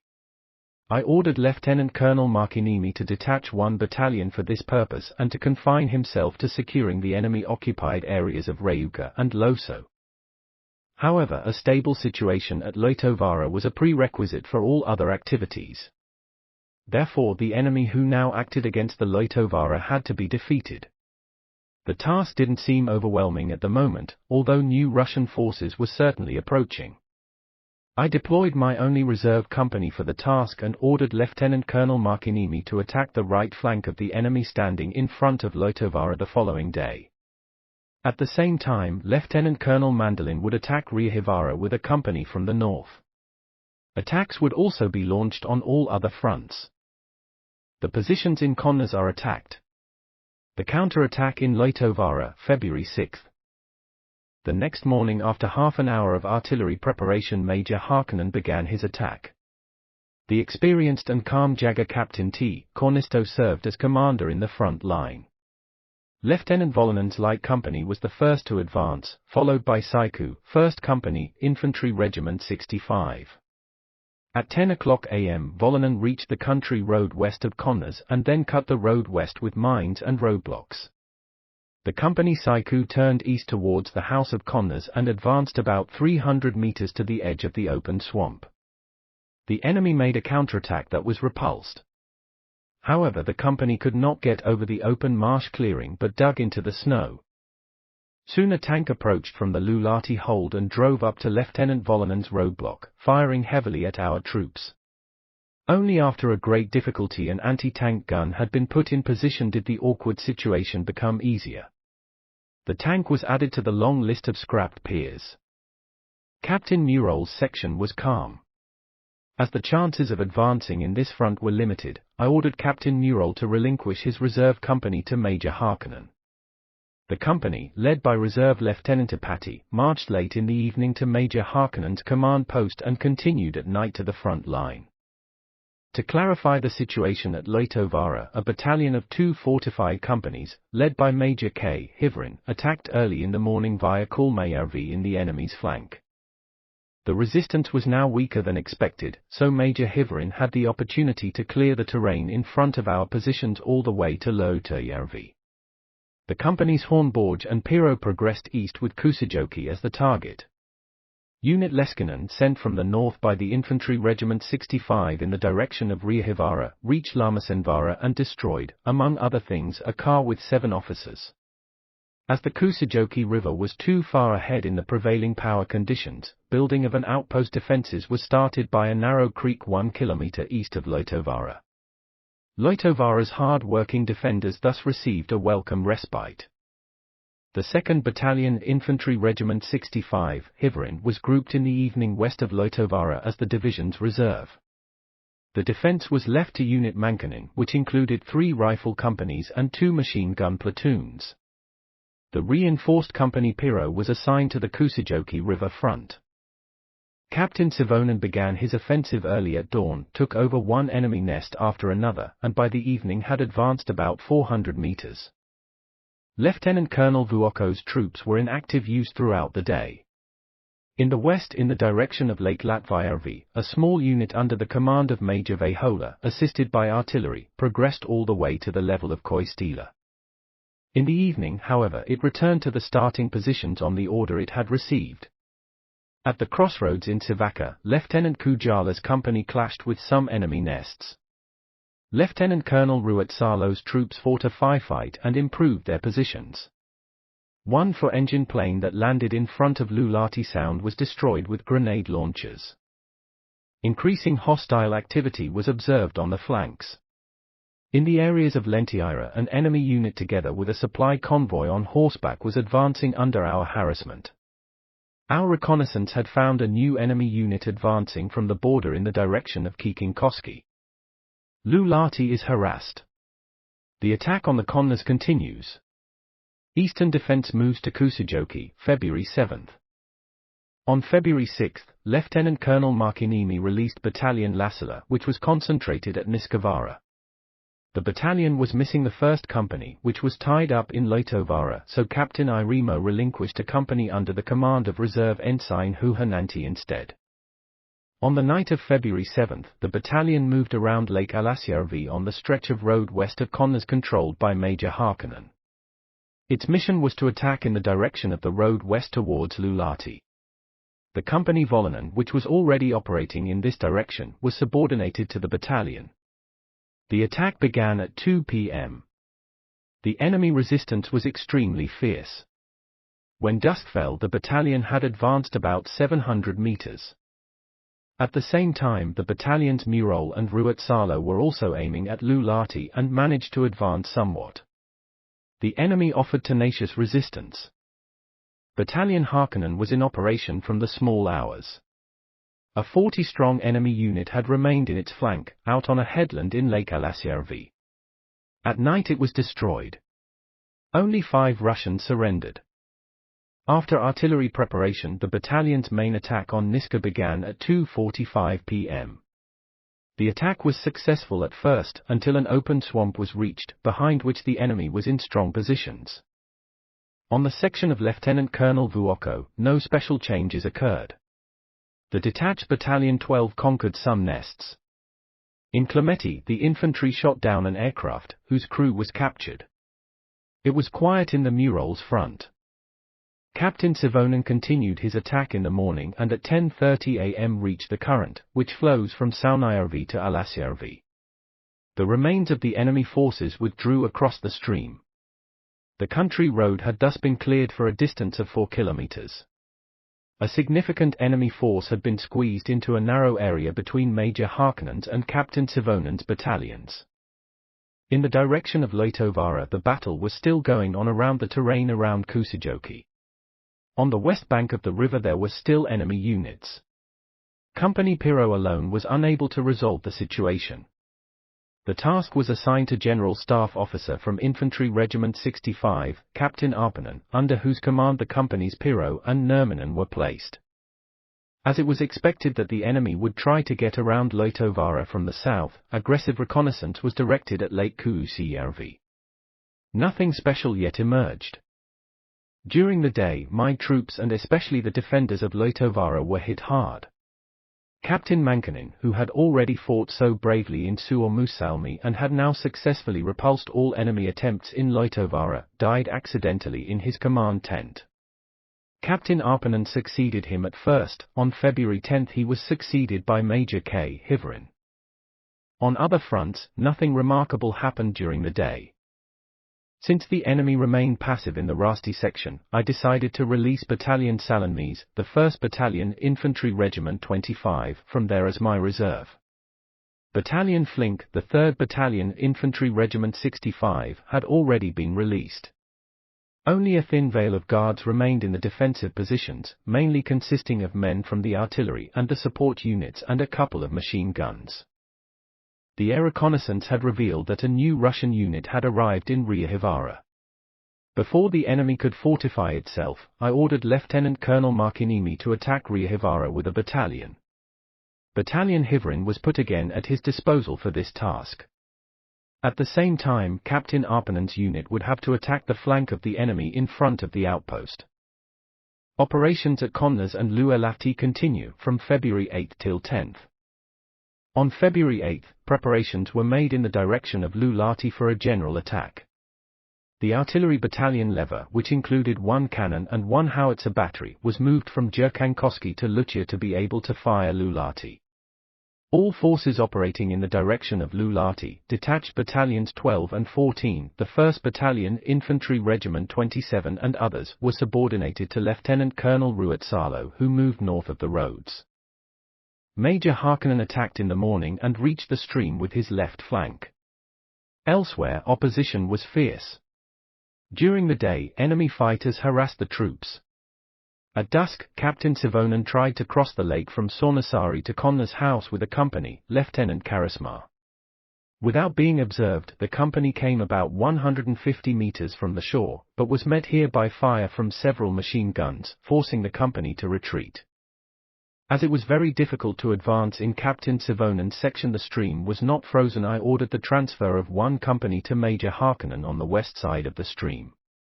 The 5th Company Infantry Regiment 27, led by Reserve Lieutenant Nuti, was transferred to Major Heikkinen the following night. As he progressed towards Riahivara, Major Hivarin came all the way to the ridge.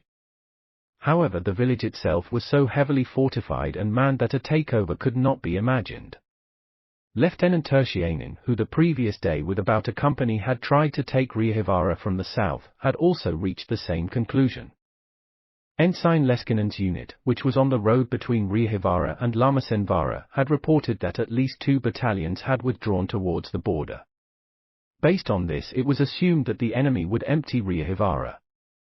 However, it probably was just a transfer of troops in the direction of Kiikinkoski, as the next few days would show.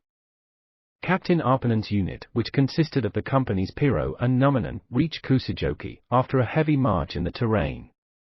On the way, they fought with several enemy units. The fighters were busy harassing the troops. There were alarming reports from the left wing. Strong enemy patrols had been observed in the terrain east of Kiikinkoski. In the north, in the fields between Lentiira and Sumsa, a Russian ski department moved, and in the evening the enemy attacked our service road north of Lammasjärvi. This new partisan activity would cause my troops both annoyance and concern. Countermeasures were taken without delay. In the fierce skirmishes and in the aftermatches that ensued, our troops almost invariably won. As mentioned before, the enemy had a strong base between Luulahti and Klemeti, bearing the number 101. It was guarded by a unit under the command of Lieutenant Tuovinen. A takeover of this stronghold would have thwarted all enemy attempts to break east of Klemeti. In itself, it was a threat in the back of besiegers of Luulahti. I had therefore ordered an attack on the base in the morning of February 9. Captain Salonmies would attack with one company from the north, and at the same time Captain Halland's troops would attack from the south. From the north the company Tamavuori attacked, from the south the 5th and partly the 6th Company Infantry Regiment 25. The base was very strongly equipped. Machine guns were plentiful and even riflemen fired from firing holes. The attack therefore did not lead to results. As the help of the artillery was necessary, one cannon battery was dragged by man from Jyrkankoski to Petajalami. From this firing position, the battery could also fire at Luulahti, where the entire artillery fire could be concentrated from now on. Around Luulahti the siege tightened. During a fierce battle, Battalion Lassila advanced 400 meters. The battalion had been reinforced with Captain Savonen's grenade launchers. Lieutenant Katainen's company now showed its ability again, but in the decisive moment of the battle, the brave company leader was mortally wounded. Despite this, the boys under the leadership of Reserve Ensign Vakla continued the furious struggle. Advancing at the forefront of his company, this cold-blooded fighter gave his life too. The day was heavy. The attack gradually stopped.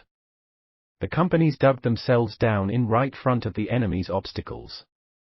Major Heikkinen pushed himself forward during the day and won ground for about 200 meters. The resistance was extremely tenacious and our own artillery was unable to assist the attack due to the unreliable ammunition. Enemy fighters fired our troops. From the east side of the stream, Captain Savonen supported the attack by firing enemy nests with machine gun fire and anti-tank guns. In the direction of Loitovara, the battalion Hivarin, 2nd Infantry Regiment 65, took up position by the river Kuusijoki. The left flank was protected by Captain Skonberg's company, which was on field outpost 1.5 kilometers north of Riahivara. The companies of the 3rd Battalion Infantry Regiment 65, which had been individually transferred from the direction of Rasti to Loitovara, were united under the command of their battalion commander, Captain Flink. The battalion was ordered to finally clear the terrain between Kuusijoki and Loitovara.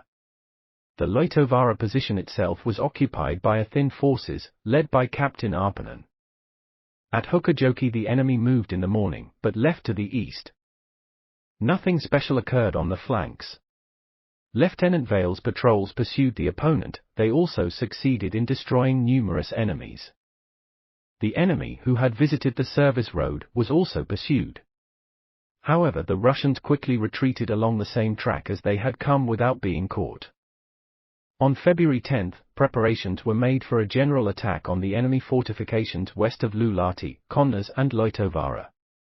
The artillery checked their targets. Battalion Salonmies moved to the vicinity of Nivala, ready to intervene either in the directions Luulahti, Konnas or Loitovaara. Battalion Flink was moved to the river Kuusijoki. West of our positions there were still hostile nests, their annihilation continued. The command of the entire section was assigned to Major Hivering, whose own battalion, the 2nd Battalion Infantry Regiment 65, occupied the Loitovaara defences, which were further fortified. On the flanks, activity picked up. A 40-strong enemy unit appeared in front of the security line in Sumsa. Also in the Hukkajärvi section, the enemy moved again. In the afternoon, about 200 enemies on skis were spotted south of the lake, while another enemy unit was moving on the north side of the lake. Centralized attacks on Konnas and Luulahti. The stronghold is destroyed on the west side of Loitovaara. The enemy attacks rivers Kuusijoki and Hokkajoki, February 11th and 12th. The attack on Luulahti started after 2 hours of artillery preparation on February 11th at 6 a.m. A total of 3 batteries shelled the enemy with 1,050 grenades. This was the strongest fire preparation to date, for which ammunition had long been saved. On Captain Murol's section, our artillery fire had partially destroyed the obstacles in front of the enemy's dugouts. The front line crept near the hostile positions. 2 brave machine gun officers, Sergeants Merinti and Tarunen, dragged a machine gun about 30 meters from the nearest enemy dugout, opened fire and caused those in the dugout to take cover for a moment. That moment was enough. The riflemen could get so close that they threw a satchel charge into the nest. The submachine guns completed the work and so the first dugout was captured. The following dugout was attacked. Machine gun officers renewed their shooting into the firing holes of the dugout. Another nest was also defeated. Nest by nest the resistance grew stronger. Lieutenant V. Hallen, who led the front line, threw his reserves into the opening created, and again the attack gained new strength. The men fought as if in ecstasy, even the most timid forgot their fears. The cartridge carriers had most urgent times. The medics had also a heavy job, for many were wounded or killed in this difficult battle. Soon, prisoners also began to flow backwards. Some came humbly and tried to embrace their opponent. Others stared stubbornly or burst into tears. All were innocent, forced into the war. No one had fired a single shot. More and more dugouts were conquered until the attack in the evening stopped in front of a new row of dugouts. The spoils of war were considerable. Hundreds of enemies had fallen and a few dozen prisoners had been captured. Captain Salonmies' battalion, the 3rd, participated in Captain Murol's attack with 2 companies, 7th and 8th Companies Infantry Regiment 25. After Lieutenant Colonel Ruotsalo took all troops operating in the Luulahti section under his command, he was succeeded as commander of Detached Battalion 12 by Captain K. Kahila. However, he was hit a few days later by an enemy sniper's bullet and died a hero. Reserve Lieutenant Karanimi commanded the battalion during this day of attack. According to the order he received, he tried to advance along Saunajärvi shore. However, the attack in the open terrain did not make significant progress. It was stopped by a very powerful machine gun and artillery fire. Throughout the day the troops fought firefights in front of enemy positions. The enemy dugouts were only a few meters apart and the terrain in front of them had been cleared open. In the evening another attack was attempted in the dark, but to no avail. The day required heavy casualties from the battalion. Also Captain Lassila pushed forward. The 3rd Company Infantry Regiment 27 and the Light Company Volonen attacked the flank of the dugouts along the road from the north, advancing about 400 meters. In the direction of the roads, the 2nd Company Infantry Regiment 27 and Huhananti harassed the enemy.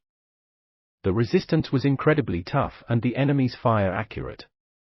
The terrain, which was overgrown with low young forest, provided little protection for the attacker.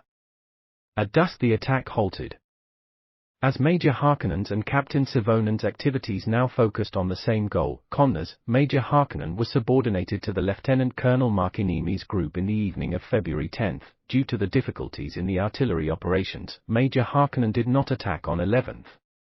Under cover of darkness, Captain Savonen tried to cross the ice from the Lake Saunajärvi side, but a murderous fire forced him to withdraw the troops, who had already reached the ice. Another attempt was made on the Lake Alasjärvi side. Sergeant Kasisto and his group managed to reach the other side, climbed the lake bank, and took over an open hill. As the rest of the company began to advance, a heavy fire was opened at it from numerous dugouts, so that the rest of the company could not get over the ice. Sergeant Kasisto was thus left alone and was severely harassed by the enemy. In the evening he retreated. As previously mentioned, the area of trenches west of Loitovaara was in the hands of the enemy. This was extremely inconvenient for the defenders of the ridge. It was located on a dominant hill on both sides of the country road with the southern slope towards Lake Loitovaara.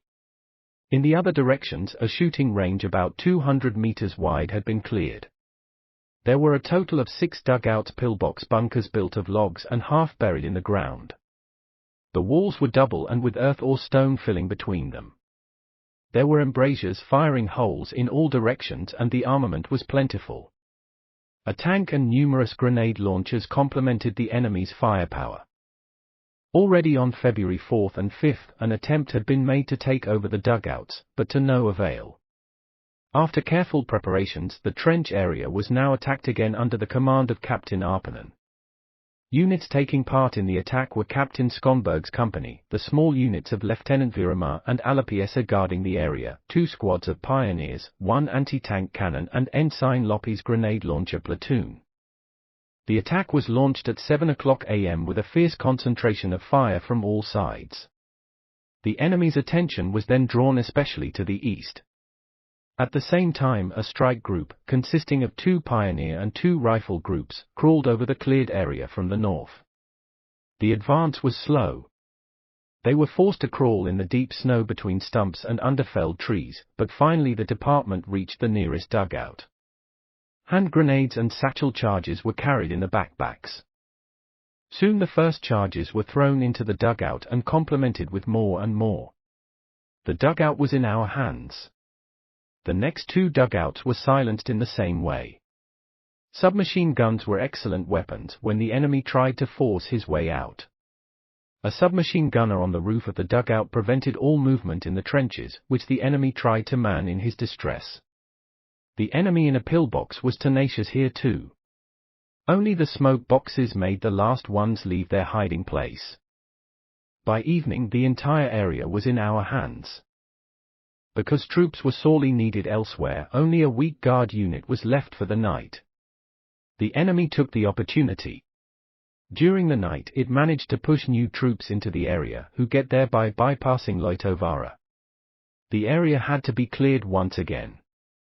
It was performed the next day by Lieutenant Rivioja and this time for good. At Kuusijoki, the enemy pressed hard all day. According to the prisoners, an entire regiment attacked with the support of artillery. Also in the direction of Kiikinkoski, the enemy had considerably strengthened, forcing Lieutenant Vale's unit to withdraw from Hukajoki to Kiikinkoski in the morning. These events are described in more detail later. Due to the threatening situation, 1 company, Hornborg, was transferred from Loitovaara to Kiikinkoski. The enemy's partisan units even moved in the outskirts of the church village of Kuhmo. 1 unit attacked the Pioneer Battalion headquarters. After we became aware of the enemy's plans to attack our battery at Petajalampi, the available part of the Salonmise battalion was moved in the evening to protect the battery. Due to the serious situation at Kuusijoki, a rifle platoon from this battalion was assigned there under the command of Reserve Lieutenant Lilja. The following day, February 12, the softening of the grand encirclement at Luulahti continued from all sides. The 3rd Field Artillery Regiment 9 supported the attack with fire preparation and accompanying fire. The forward observers moved fearlessly in the front line despite heavy bullet rain. In front of Captain Lassila was a small trench area called Luulahti East. To the west of this, on a small hill, the Staff Hill, was a strongly fortified area where the enemy division headquarters was assumed to be located. Lieutenant Colonel Ruotsalo decided to focus his main attack on this point, a plan that was also most favored by the terrain. The battalions Lassila and Murol took part in the attack, the latter mainly by firing from their positions. In Captain Lassila's direction, the Light Company Volonen and the 3rd Company, Infantry Regiment 27 attacked in the front line. In the second line followed the 7th and 8th Company, Infantry Regiment 25, whose combined fighting force was only about 100 men. The eastern encirclement was guarded by the 2nd Company, Infantry Regiment 27 and Company Huhananti. Support from artillery and grenade launchers had been arranged. The attack progressed well all the way to the foot of the hill where the terrain was open. A severe fire stopped the progress in the front direction. With hard work, the Light Company Volonen reached the road on the left, taking advantage of a brook. Captain Lassila threw his reserve into this opening in order to attack the hill in the direction of the road. The attack did not lead to any results, but the road was cut off with mines and a roadblock. The eastern part was now isolated from the grand encirclement of Luulahti. In the evening, troops retreated to a sheltered creek north of the road to renew their attack the very next day. The conquest of Konnas also continued right from the morning. 2 of Captain Sivonen's platoons crossed the stream at dawn and advanced along the shores of Alajärvi to northwest, until they came in contact with Major Harkkonen's troops. The attack was now continued with joint forces under the command of Captain Kornisto. A couple of hills were taken over and a forest area cleared, but the most dominant terrain in Konnas remained in the hands of the enemy. The events on the other fronts now forced the suspension of Konnas' takeover attempts. The terrain left to the enemy was about 1,400 meters long in the east-west direction and about 800 meters wide. It formed a fixed, well-designed and equipped base, manned by at least 1,000 men and artillery. Until the end of the war, it was guarded only by a weak security unit. However, the Russians did not once try to break through the blockade. At Kuusijoki, the hard pressure continued. The battalion of Captain Flink, the 3rd Battalion, Infantry Regiment 65, was stationed there between Lake Kuusijärvi and Lake Kulmajärvi. The enemy reinforcement expeditions. Attack of the Dolinski Brigade. Map 5.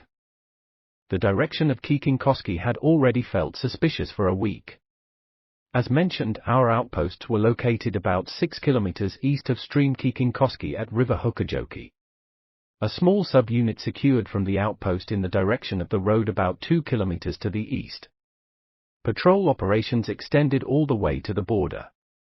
The head of the outpost was the Reserve Lieutenant Otto Vale, who commanded a total of about 4 worn-out squads from the 6th and 8th Companies, Infantry Regiment 65.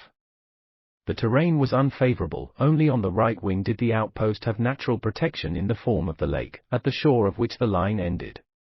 The defense line went over a swamp, which some low young forest. Not a single machine gun was available to protect the defenders of the river. Already at the beginning of the month, a fairly large ski unit had bypassed Vale stations for reconnaissance purposes, but after it had lost 110 men, the unit had again disappeared to the east.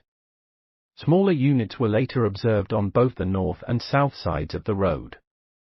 On February 10, the Vale unit was ordered to light campfires in the terrain at the eastern end of Lake Hukkajärvi at dusk, so that the enemy's attention in the direction of Loitovaara would be directed further north. However, it became impossible to complete the task, as about 2 kilometers east of Hukajoki, the scent patrols came into contact with the enemy in the Nurkala terrain. Help was sent from the security unit. Right from the initial contact, it was observed that they were dealing with a well-armed and tenacious enemy. When our unit opened fire, the enemy immediately stormed without hesitation. Parts of the enemy force moved at the same time towards our flank. One of our light machine gun fire teams, left behind to protect the flank, had to fight alone against enemies numbering a company and was eventually forced to retreat.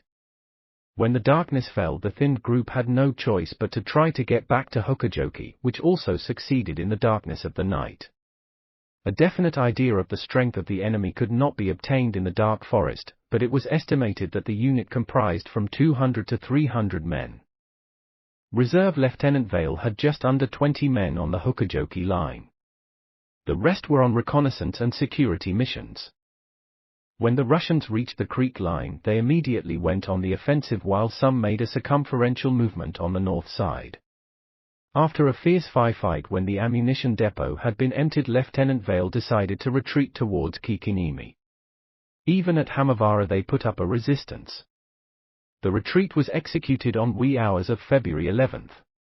The enemy followed slowly, partly in the direction of Kiikinkoski, where the first enemies at 8 a.m. penetrated over the headland between Pihtijärvi and Kiikinjärvi. Some progressed through the terrain southwest to a forest hut. There Border Sergeant Timonen and his reconnaissance group attacked the couple of hundred-strong enemy the next day in the evening, inflicting heavy losses and capturing about 50 prisoners. As was noted during the inspection of the fallen, the sergeant's brave attack had taken place on the headquarters of a ski brigade that had just been deployed at the front. Its commander, Colonel Dolin, and numerous of his officers were among the fallen.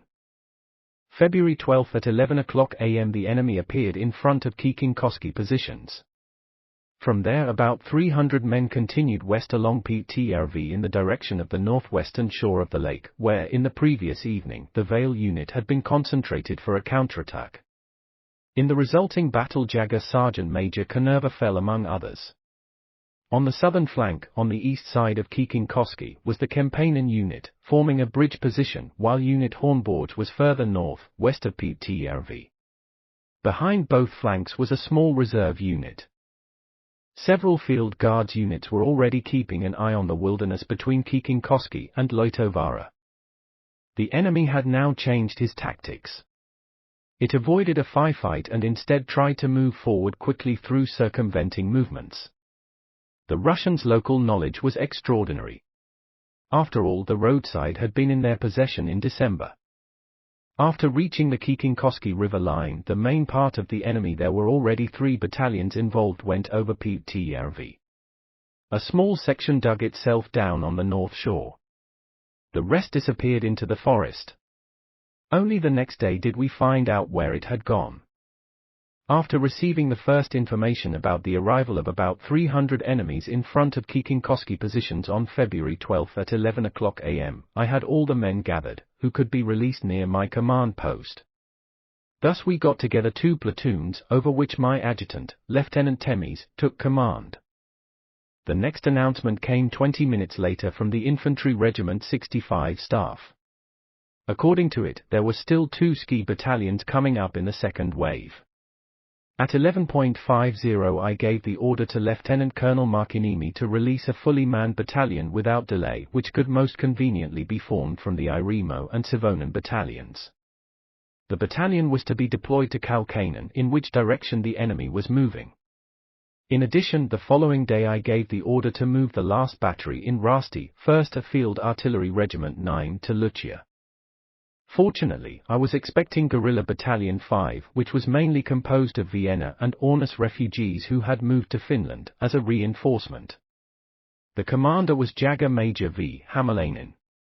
The first car transports were already expected to Kuhmo. The battalion was ordered to continue by car to Rajavaara. Throughout the following night, no information was received about the whereabouts of the enemy's main part. All that was known was that it had set off from the first campfires at 8 p.m. The situation was uncomfortable. The maintenance of my main forces was completely dependent on the Rajavaara-Kalkainen road. This road could be cut off at any time. On the Kuusijoki River line, the enemy, supported by strong artillery from evening-night, tried to break through. Our boys were completely exhausted in their virtually non-existent positions. However, they still endured this onslaught. It was not until 7:30 a.m. that my staff became aware that 2 strong ski tracks had been discovered in the direction of Kuusianvaara Hill. However, the Kuusianvaara Field Guard had not detected the enemy. I decided to detach Heikkinen as a battalion and pull it as my reserve in Lami terrain. At the same time, I subordinated the Guerrilla Battalion 5 to Infantry Regiment 65's commander with orders to repel the enemy. However, the battalion had not yet arrived in full in the morning. The last transports did not arrive in Kuhmo until evening. A new ski unit on the southern section. While early in the morning of February 13 the patrols of Lieutenant Colonels Mandolin and Markiniemi were looking for the enemy in the wastelands between Piittijärvi and Kaukaisteenjärvi, a new hostile ski unit appeared on the eastern shore of Lake Saunajärvi. It has been described earlier how Lieutenant Colonel Markiniemi was ordered to release a battalion at 11:50 the previous day and relocate it to Kaukainen. Due to this order, Captain Savonen had to release a rifle company and a machine gun platoon. The necessary units were taken from different sections of the front and assembled under Lieutenant Suokanin's command. The company was ready at 3 p.m. and started skiing towards Kaukainen. Captain Irimo detached 2 companies around Loso and Reuka. Only a weak company and 2 machine gun platoons remained under the command of Lieutenant T. Bjorklund. Since Captain Irimo moved to Kaukainen as commander of the newly formed battalion, his previous section was subordinated to Captain Savonen, who with weak forces now took over an extremely heavy task.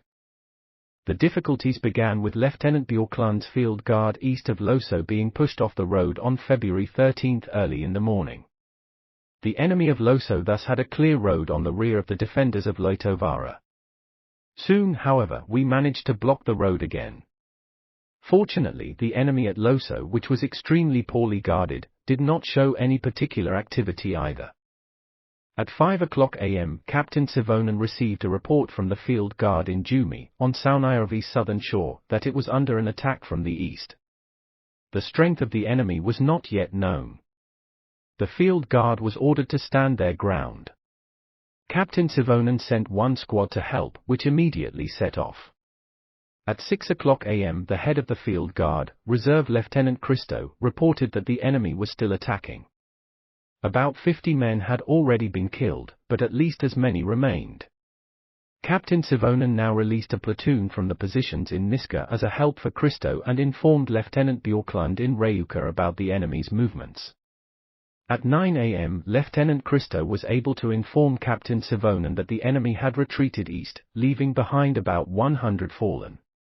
The artillery fire directors under the command of Lieutenant Pilvanen located at the field guard effectively participated in the fight against the enemy. Unaware of where the enemy would head, Captain Savonen arranged a field guard in Niskalami to protect his own maintenance road. During this time, Captain Savonen's telephone connection to Lieutenant Colonel Markiniemi's command post in Kaukainen was cut off.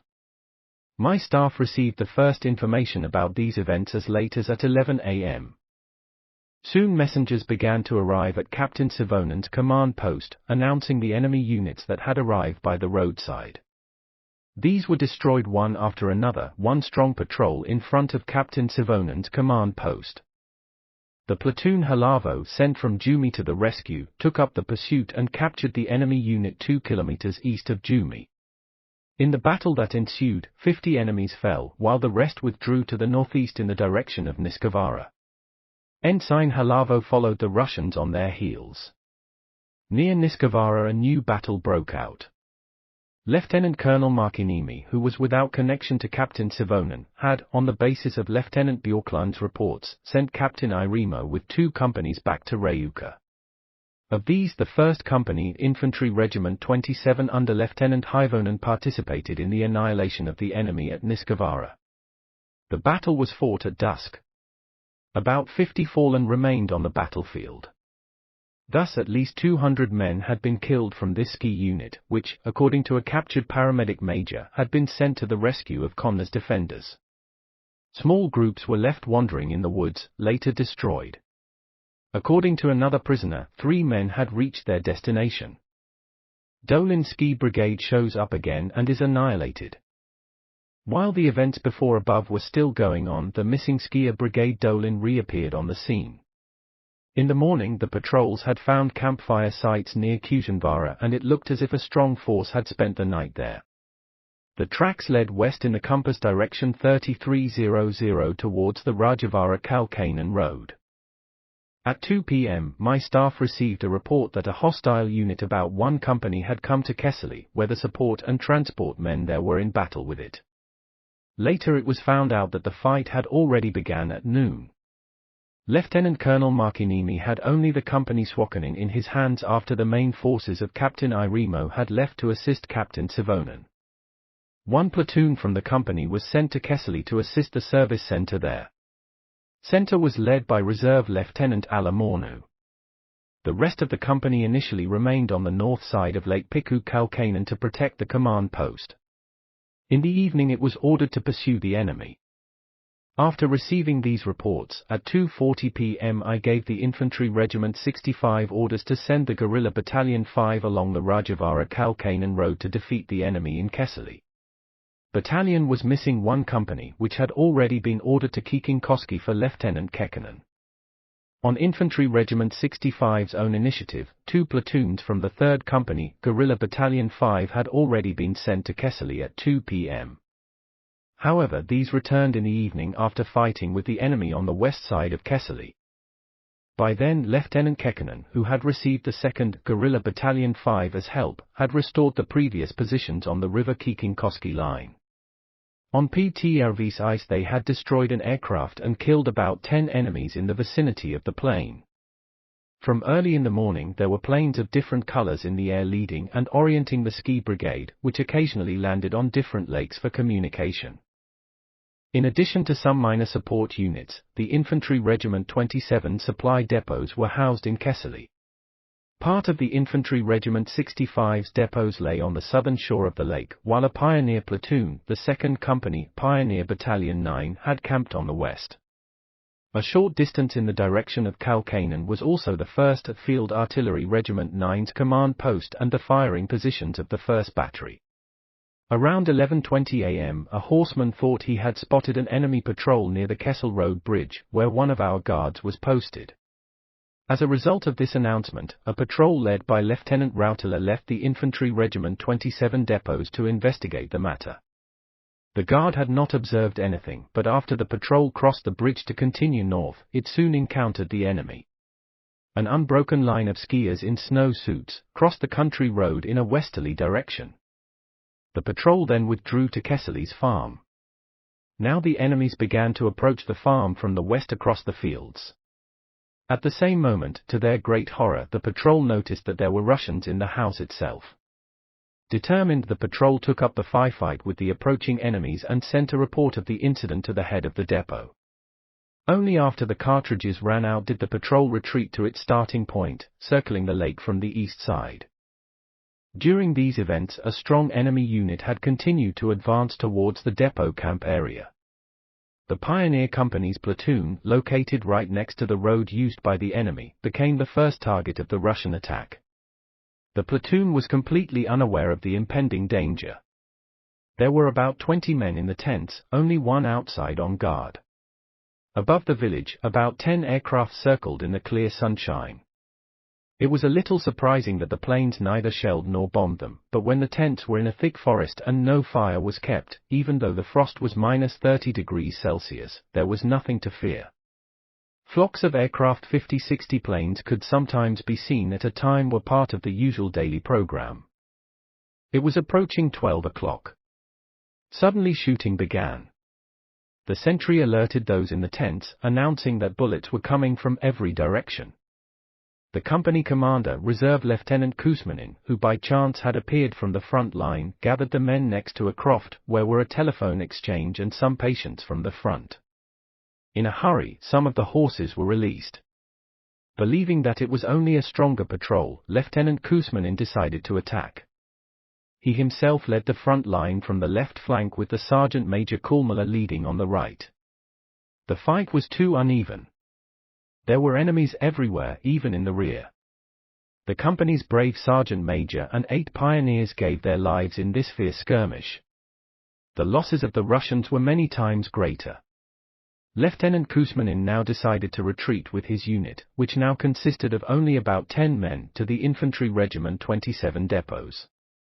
The unit fought meter by meter for a distance of half a kilometer and finally managed to reach the supply depots. The leader of the supply convoy, Reserve Lieutenant Alamornu, led his horsemen to attack while the others remained to defend the supply loads.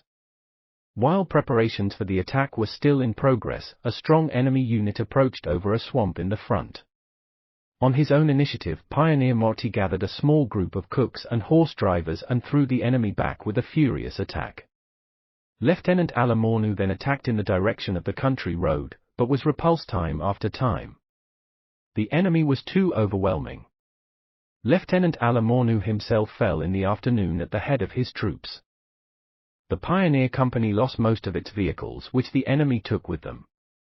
However, the supplies were largely recovered later, even the company's cash box, which was collected in smallest installments from the fallen enemies so carefully that out of 60,000 marks only 4,000 were missing.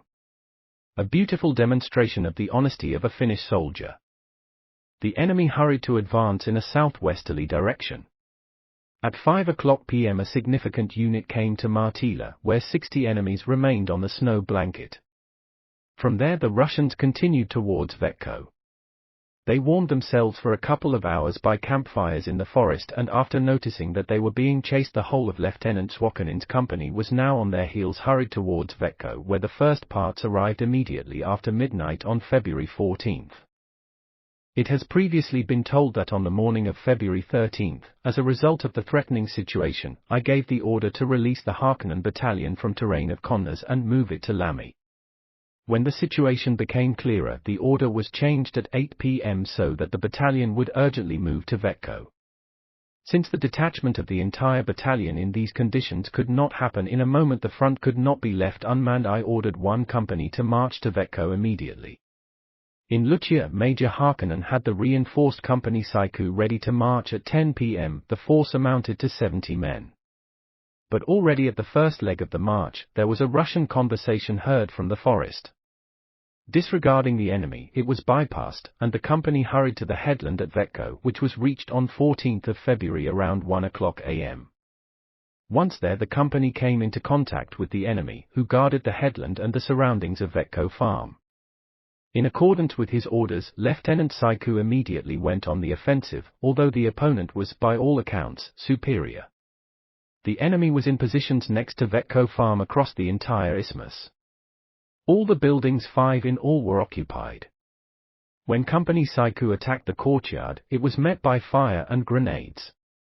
The situation was facilitated by the fact that the Russian semi-automatic rifles did not work in the cold. It often happened that the enemy, when the weapons did not work, ran up to attack our men with bayonets or even with bare hands. While the attack was still going on, it was noticed that there were also enemies in the back, who had bypassed the lake from the north. This forced Lieutenant Saiku to place a unit to secure the west as well, further shrinking the already small attack group. Under such conditions the company could not attack, but blocked the isthmus all night until Major Heikkinen arrived in the morning with the remainder of the battalion. During the night, the company killed several dozen Russians, including a couple of officers. When the enemy came to Vetko, Lieutenant Colonel Markkinini's own small reserves, Company Suokanin and Platoon Lieutenanti, were all bound by other missions. Instead of 2 companies, Guerrilla Battalion 5 initially sent only 1 platoon, Halavuorai, due to lack of skis and some misunderstandings. It arrived at Kalkainen around 8 p.m. Furthermore, the battalion sent the 2 platoons from the 3rd Company, whose return to Rajavara has already been mentioned. As the road through Vetko to the west was closed, some enemies sought south across Lake Kalkainen. The shore was secured by a half platoon of infantry and 2 machine guns. The platoon from the guerrilla battalion was now sent as reinforcements. At 5 a.m. Lieutenant Suokanin's company had returned after pursuing the enemy.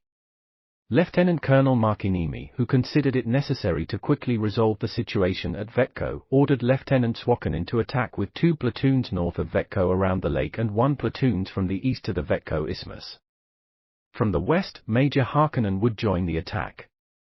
Lieutenant Suokanin set off at 5:45 a.m. despite the men's exhaustion. The main part of the company got into fierce battle north of Vetko with an enemy in every direction. Stacks of Russians fell, but new ones kept coming. The platoon advancing to the isthmus at Vetko was surrounded on the eastern side of the isthmus, but managed to break through the ring of encirclement. When the task became too difficult for Suokanin, the platoon from the guerrilla battalion on the southern shore of Kalkainen was placed at his disposal. However, it could not establish a connection with the company, but on the way got into a fierce battle alone with the enemy and returned back after suffering losses.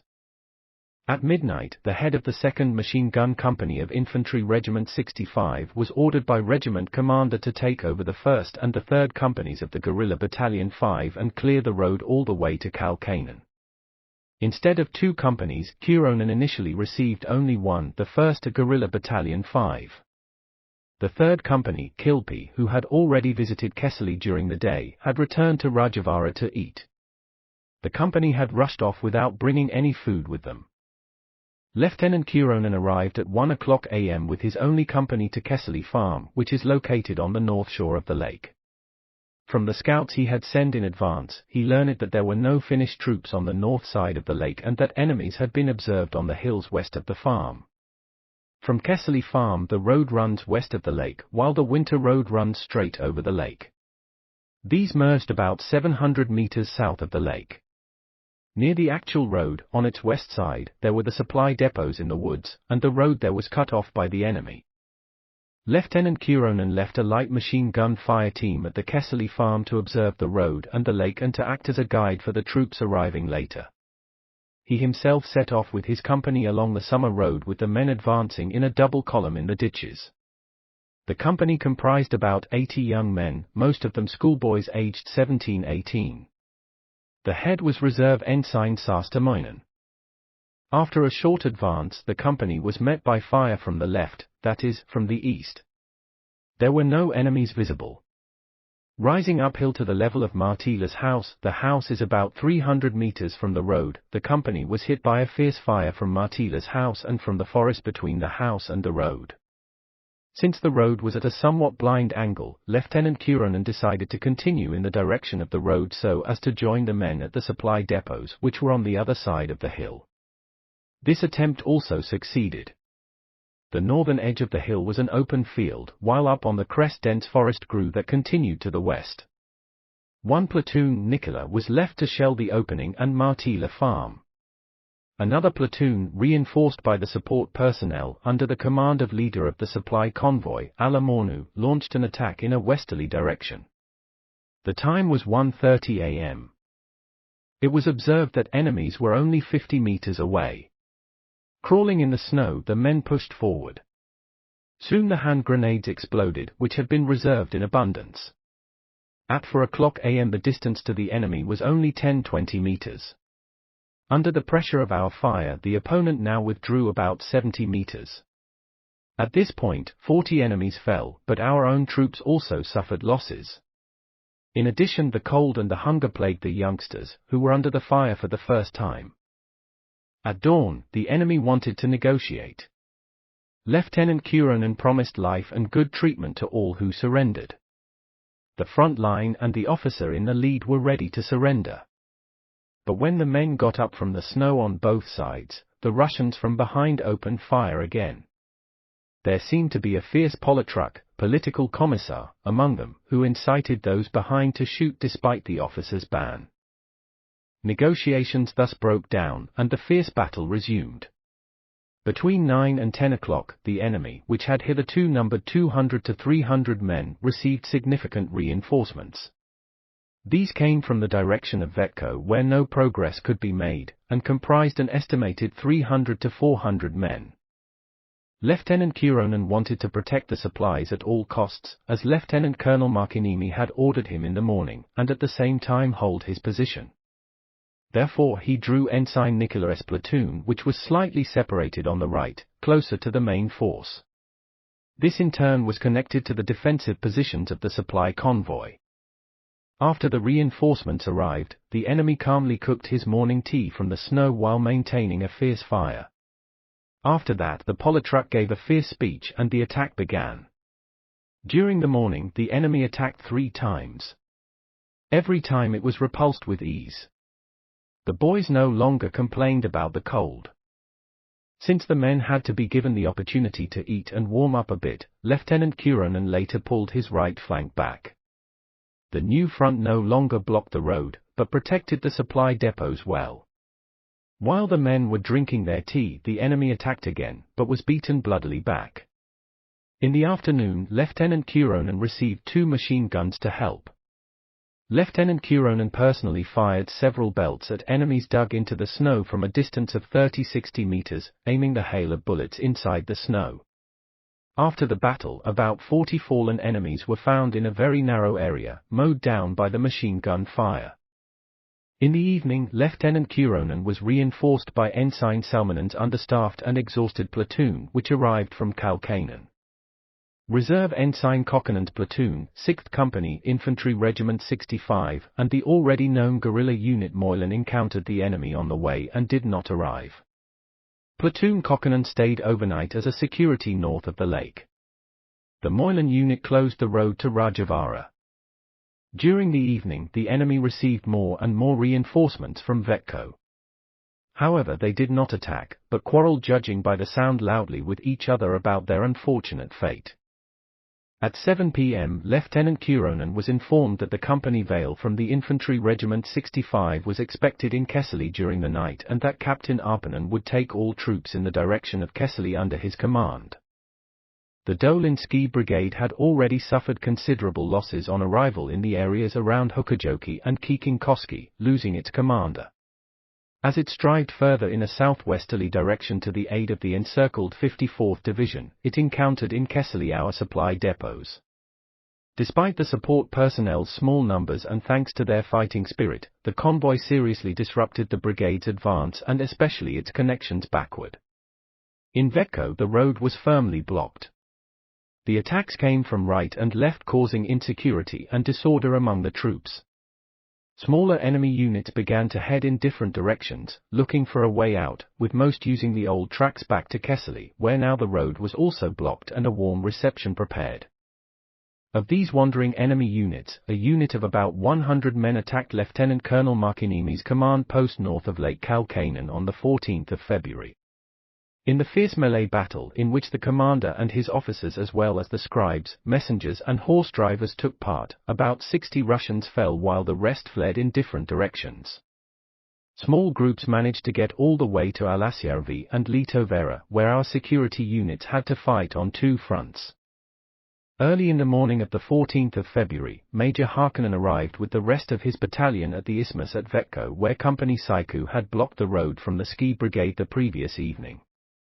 The Company Apati, who had been subordinated to his battalion from the Infantry Regiment 27, returned to his regiment in Heikkinen, circling the lake from the north side.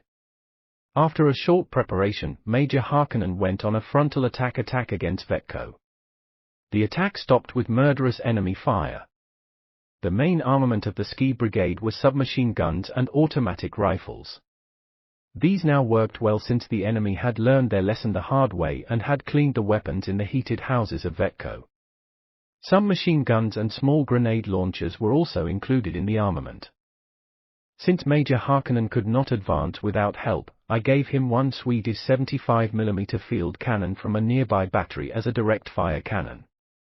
This now opened fire on the houses in Vetko, which were full of enemies. The infantry attack now progressed, though the resistance was still tenacious. Eventually they reached the vicinity of Vetko's house. Hand grenades were thrown into the buildings, where the enemy was still holding their ground. It began to get dark and the enemy had not yet stopped firing. Surrendering was out of the question. When nothing else helped, our men set the house on fire. As no petrol bombs nor other igniters were on hand, hay was piled up next to the wall and lit with a match. Moments later the clearing was lit by a huge fire. With the house already on fire, the enemies inside rushed out. However, they did not give up, but tried to break through our chain, getting killed. 40 charred corpses were later recovered from the ruins. After the capture of the Vetko house, the enemy still fired from the sauna on the beach. When the enemy did not surrender, the sauna was also set on fire. Now the resistance on the Vetko isthmus was completely broken. The enemy's losses in these battles at Vetko amounted to nearly 300 fallen. Only 4 Russians, among them a lieutenant, were captured. The cleaning of the isthmus was completed on February 15 at 4 o'clock am. Directions to both east and west were secured. A liaison patrol which early in the morning sought contact with Lieutenant Colonel Markkinini's command post encountered several enemy patrols on the northern shore of Heikkinen. Several enemy patrols also visited the headquarters area of Lieutenant Colonel Markkinini, from which they were in all cases repulsed with losses. In these skirmishes the reserve Lieutenant Siilasvuo, who had demonstrated his ability in many serious situations, fell from a sniper bullet. As mentioned, the enemy was scattered in different directions, some also reaching the west side of Vetko. Already at night, Major Heikkinen sent an officer patrol to clear the road to Lammy Croft, where the battalion's own service units were. The men were so completely exhausted that after every little break the patrol leader counted his men. He feared that someone would stay asleep in the snow. It happened twice that night that there were too many men as the patrol men skied past their leader in the darkness of the night. While the ensign pondered this fact, his attention was drawn to a man's peculiar skiing technique. The man turned out to be a Russian, who joined our troop alone and exhausted. When the patrol returned, several such guests appeared. At Lammy Croft, as already mentioned, the battalion support units were located. At dawn the guard observed several dozen Russians entering the drying barn. A closer look at the matter revealed that the enemy in the barn was rummaging through the men's undelivered parcels stored there. The most senior officer present was the pastor, Reserve Ensign Erpinen, who arranged his troops in positions around the barn. It turned out that the rifle bolts were frozen and the guns could not be fired. Ensign Erpinen then took his men back to the warm tent and had them clean the bolts from the gun grease, repositioning and opening fire. The inspection of the packages was interrupted in an unpleasant way. The enemy team fled in a hurry, leaving about 20 fallen. Captain Erpinen, who had been entrusted with beating the enemy unit in Kesseli, on the morning of February 15 sent Vale unit to the west of Lake Kesseli. Vale was accompanied by the guerrilla units Moilan and Timonen, who since February 13 had secured the northern direction from Kesseli, as well as parts of Company Hornborg. The task of the force was, together with Lieutenant Kuronen's unit, to encircle and defeat the enemy at the southwestern end of Kesseli. Company Hornborg, from the Infantry Regiment 65, had been made available to Captain Erpinen, who for the time being protected the maintenance road across the lake. Department Vale reached the western end of Lake Kessel after a few skirmishes on the way with enemy patrols. Here an open swamp had to be crossed, behind which the enemy was stationed. As usual, the enemy had already dug down. There were several machine guns in the positions. An attack in daylight would in such circumstances have required excessive sacrifices. The fate of the enemy was already sealed. The cold, the hunger and the insecurity would only ripen the Russians, who could no longer escape their utter annihilation. Lieutenant Vale therefore considered it better to attack after dusk. As mentioned, enemies also flowed into the west, to the areas of Lake Alasjärvi's northwestern end, where the command post and service units of Lieutenant Colonel Ruotsala and Captain Nurol were located. Outside Captain Nurol's command tent alone, close to 100 enemies were killed during these days. Due to the situation, Captain Lassila had in the afternoon of February 14 detached Company Huhananti from the front and sent it to clear up the terrain northwest of Alasjärvi. The company got entangled in battle with a rather strong enemy unit, a part of which it destroyed. Some fled to the west, where Captain Nurol stopped further wanderings. It was important to reach a quick resolution before the pressure from the east became overwhelming at Kuusijoki. I therefore decided on the evening of February 14 to detach also Captain Lassila's main forces from the task of securing Luulahti and move the battalion to Heikkinen. The machine gun company and one weak rifle company remained to hold the front. Captain Lassila was ready to march on February 15 at 2 a.m. Shortly before the troops set in motion, an incident occurred that shows what a cold-blooded Finnish warrior is capable of. An enemy ski patrol of about 20 men appeared in the dark, suddenly approaching the cargo, opening fire nearby. The horsemen sought refuge where they could find it, but the Sergeant Major Heikkinen, who was at the scene, took the submachine gun from his back and jumped in cold blood into the middle of the enemy. After a few moments, 15 enemies had been killed while the rest fled. On the way to Vetko, the company Huhananti at the vanguard had to fight with several enemy patrols. These were destroyed to the last man. At 6 a.m. the battalion got a connection to Major Harkkonen's troops. At 6:30 a.m., Captain Lassila continued his progress north of the Vetko Lakes heading towards Lieutenant Colonel Markiniemi's command post in Kalkainen. On the way the battalion encountered smaller enemy patrols. The leader of the vanguard company, Reserve Ensign Huhananti, excelled in destroying these, skiing at the front. When he encountered enemies, he stopped calmly on the skis and showed with his ski poles where the light machine gun would go in position and where the riflemen had to attack. In this way, through his bold leadership, they destroyed all the enemy patrols they encountered. At 2 p.m. the battalion reached its target, Kalkainen. Around the same time, Major Harkkonen received orders to advance from Vetko to Kalkainen. On the way the battalion met smaller enemy units that were killed or driven on the run. The commander of the front line, Jagger Captain Cornisto, met a horse and a sleigh on the way. When the driver was not visible, Captain Cornisto went to inspect the sleigh and found that the driver was an enemy hiding under the cover. The Russian tried to grab his pistol, but Cornisto's messenger intervened in time. While inspecting the sleigh more closely, Captain Cornisto identified the sleigh and the horse as Finnish. The cash box of the 2nd Company of Pioneer Battalion 9, which had been caught by the enemy in Kesseli, was found from the sleigh. About 27,000 marks of the company's funds were recovered. The battalion Harkkonen was ordered to clean the northern shore of Lake Kalkainen and the island in the lake and then move back to Vetko. On the way back to Vetko the battalion still met enemies who were destroyed. After returning to Vetko the battalion picked up its supply convoy.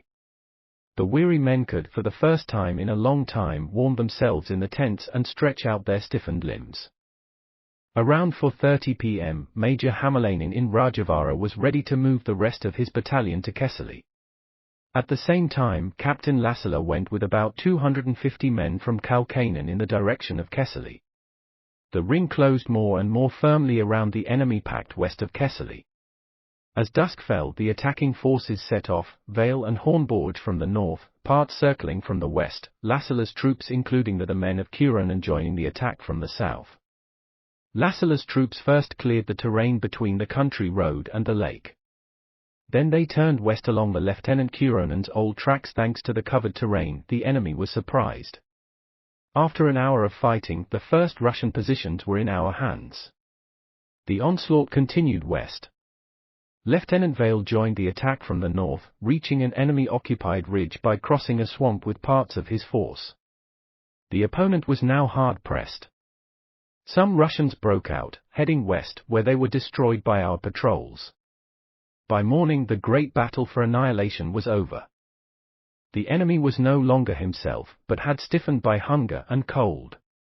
Groups of enemies were met, where the men sat slumped in a circle and stared at each other. Nests equipped with automatic weapons were found, where no one was able to fire a single shot.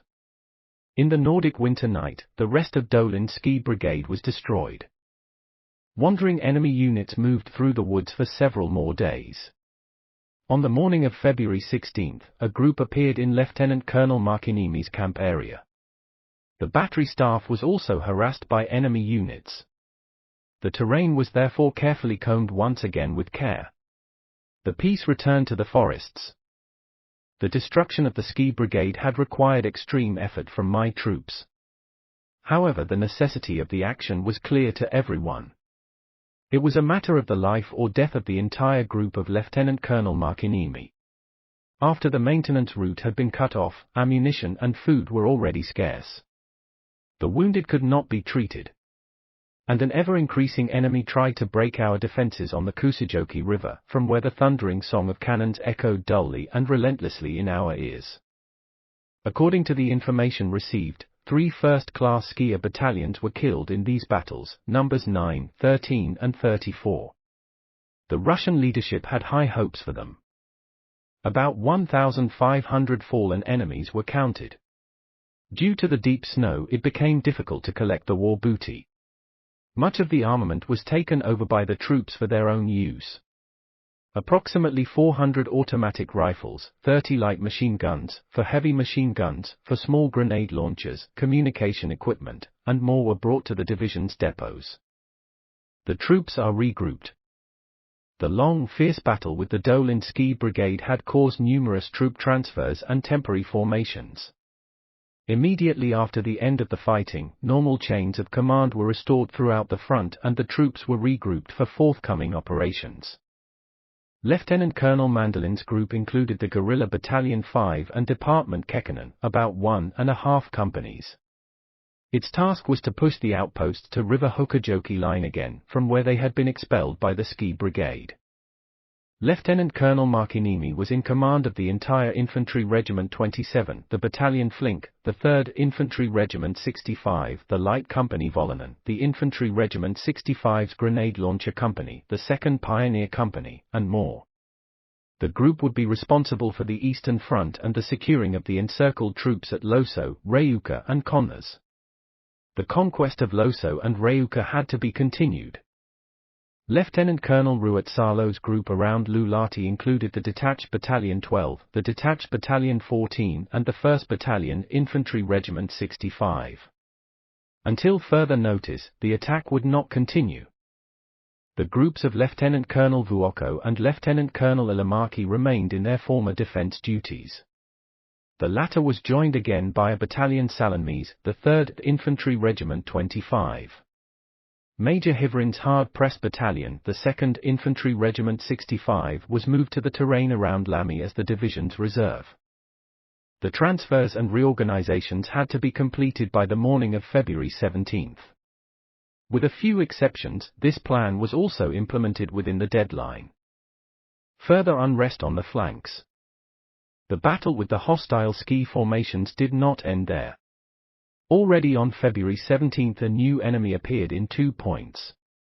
Going around Lake Loutejärvi, a force of about a battalion's strength advanced towards Loso during the day.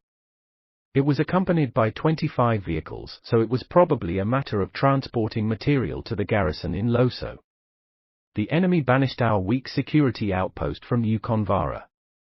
With considerable effort, Captain Irimo at Niskavara managed to assemble a weak company under the command of Lieutenant Kuhmo. In the middle of their meal, the unit, exhausted from the battles of the previous days, was set off towards Loso. A slipper trail used by the Russians was found in the forest. Some of the enemies moved on foot. By following this path, enemy contact was made at dusk. The fight became bitterly fierce. In the moonlit night, our men's sooty black snow suits could be clearly seen. Both 2 officers who were present were wounded. The most senior non-commissioned officer now took command. So the struggle continued without a resolution. In the evening, Captain Irimo received the company Huhananti, which returned from the Battle of Kesseli. This was thrown into the fire and the attack gained new strength. The Russians were driven out on a swamp where the main force was destroyed. The count was 130 fallen enemies. Our own losses were small, 5 fell and 25 were wounded. It was estimated that about 100 enemies managed to unite with their own in Loso. In addition, a considerable enemy unit had occupied Hill Ukonvara. According to prisoners, this battalion belonged to a border guard regiment, which was at rest close to the border. In the morning of February 18, the cleaning continued. As our reconnaissance patrols had met strong enemy trails further south between Kalialampi and Lemivara, a new reconnaissance was directed in this direction. No enemies were found. The attack on Ukonvara began in the evening under the command of Lieutenant Haivonen. The troops were the same as in the previous day's battles. The men had been allowed to rest a bit by open fires. The reconnaissance showed that the enemies had taken up position in snow pits on the open ridge. The fervor of the battle again powered the Sons of the North. Fatigue and stiffness were forgotten, and with a storm they penetrated into the enemy positions. At this moment, when the enemy front was already faltering, enemy reinforcements approached from the direction of Loso. Reserve Ensign John Hem's determined attack scattered the auxiliary force. On the morning of February 19, Hill Ukonvara had been definitively cleared. The companies Haivonen and Huhananti remained to secure this troubled section. On the south side of the road, the enemy also moved elsewhere. The enemy had opened a road over Lake Kuhmo, which through the forests ended in Loso. In the afternoon of February 18, a unit of about 200 men pushed along this winter road to the country road between Kuusijoki and Loitovaara. The 2nd Pioneer Company under the leadership of Lieutenant P. Kuusmanen was sent to drive out this enemy. In dense forest about a mile west of Kuusijoki, the company encountered an enemy unit, which was wearing snow suits. The encirclement chain quickly closed around the enemy. Twice the enemy tried to attack, but the pioneers' fierce fire did its job. The enemy had no choice but to dig himself down. With hand grenades, the pioneers then went loose on the Russians, who were lying in their snow pits. After dusk, the battle became bitter. Many brave pioneers were killed or wounded before the enemy was defeated. The company lost all platoon leaders, who were wounded. But the task was completed. On the snow blanket rested 86 fallen enemies. Among our own talented pioneers, Sergeant Sipola deserves a special mention, who with the submachine gun of the wounded Reserve Lieutenant Leitinen destroyed an 8-man nest by fearlessly jumping into the same pit next to them. The Pioneer Company, which so often had to fight in the front line alongside the infantry, also performed this foreign mission with admirable fighting spirit. As the company's losses had become disproportionately high, I ordered to move it from the front line to Loitovaara. To prevent the enemy from reaching the maintenance road, a reinforced platoon was now pushed to the northwestern end of Lake Kuusijoki. Also in the terrain between the Saunajärvi and Kiikinkoski roads, hostile units wandered around. At dusk on February 17, a deep track was found about 6 kilometers east of Heikkinen. However, the trail, next to which a telephone wire had been laid, turned back towards the border. The next day the field guard at Kuivu was attacked by a strong enemy unit. The light company Volonen hurried to the rescue. To alleviate the situation, I put one company from Battalion Hiverin at Lieutenant Colonel Markinimi's disposal, and in the evening finally the entire battalion, whose main force camped in the terrain around Lake Silmalampi. Company Vale moved to Loitovaara at night. The enemy that attacked Kuivu was driven off after a short battle, but it returned back in the morning of February 19 about 200 men strong. Some advanced south of Kuivu and harassed the field guard from the behind. All attacks were repulsed, and after noon the enemy retreated east again, chased by our patrols. At the same time, about 2 kilometers north of Kuivu, our patrol met a rather strong enemy unit equipped with sledges. Above, enemy fighter planes circled. The unit was heading west. It was attacked by the Light Company Volonen and in the dusk by the 3rd Company, Infantry Regiment 27, Reserve Ensign Leponen. By these joint actions, the enemy was defeated bloodily. In the evening the Russians tried stubbornly to break through our security line, but were forced back.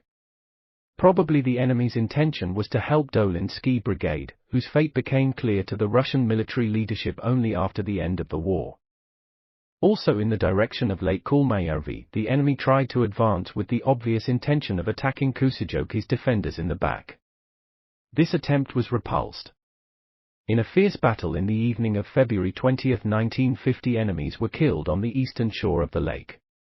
This fight was carried out by Captain Lassala's 3rd Company, part of which remained to secure the hill terrain east of Lake Kuhmo. Later fierce battles were fought around the hill, which is why it was called the Hill of Disputes. The very next morning an enemy of about 2 companies attacked the Hill of Disputes. The security unit status soon became critical. There were enemies everywhere. Then the company's main force, which had been fighting at Kuusijoki all night, launched a counterattack under the command of its experienced commander, Reserve Ensign Leponen. A fierce battle raged again. The enemy ruthlessly drove his men forward. Ensign Leponen directed Sergeant Major Kahu's platoon against the enemy's flank. The fierce attack caused chaos in the enemy forces, who soon fled the same way they had come. They left behind 140 men fallen. Especially Sergeant Torno Karkkainen and his squad excelled in this forest battle. At the start of the battle, he was on a patrol trip. When the sound of gunfire from the enemy's attack on the field guard reached him, he hurried to the rescue with his patrol. By boldly attacking the enemy's rear, he, along with the field guard, held the enemy until the company Leponen got to the scene. The defense of the river Kuusijoki line. The pressure is growing. Counterattacks. Maps 5 and 6. The pressure on the river Kuusijoki line increased day by day.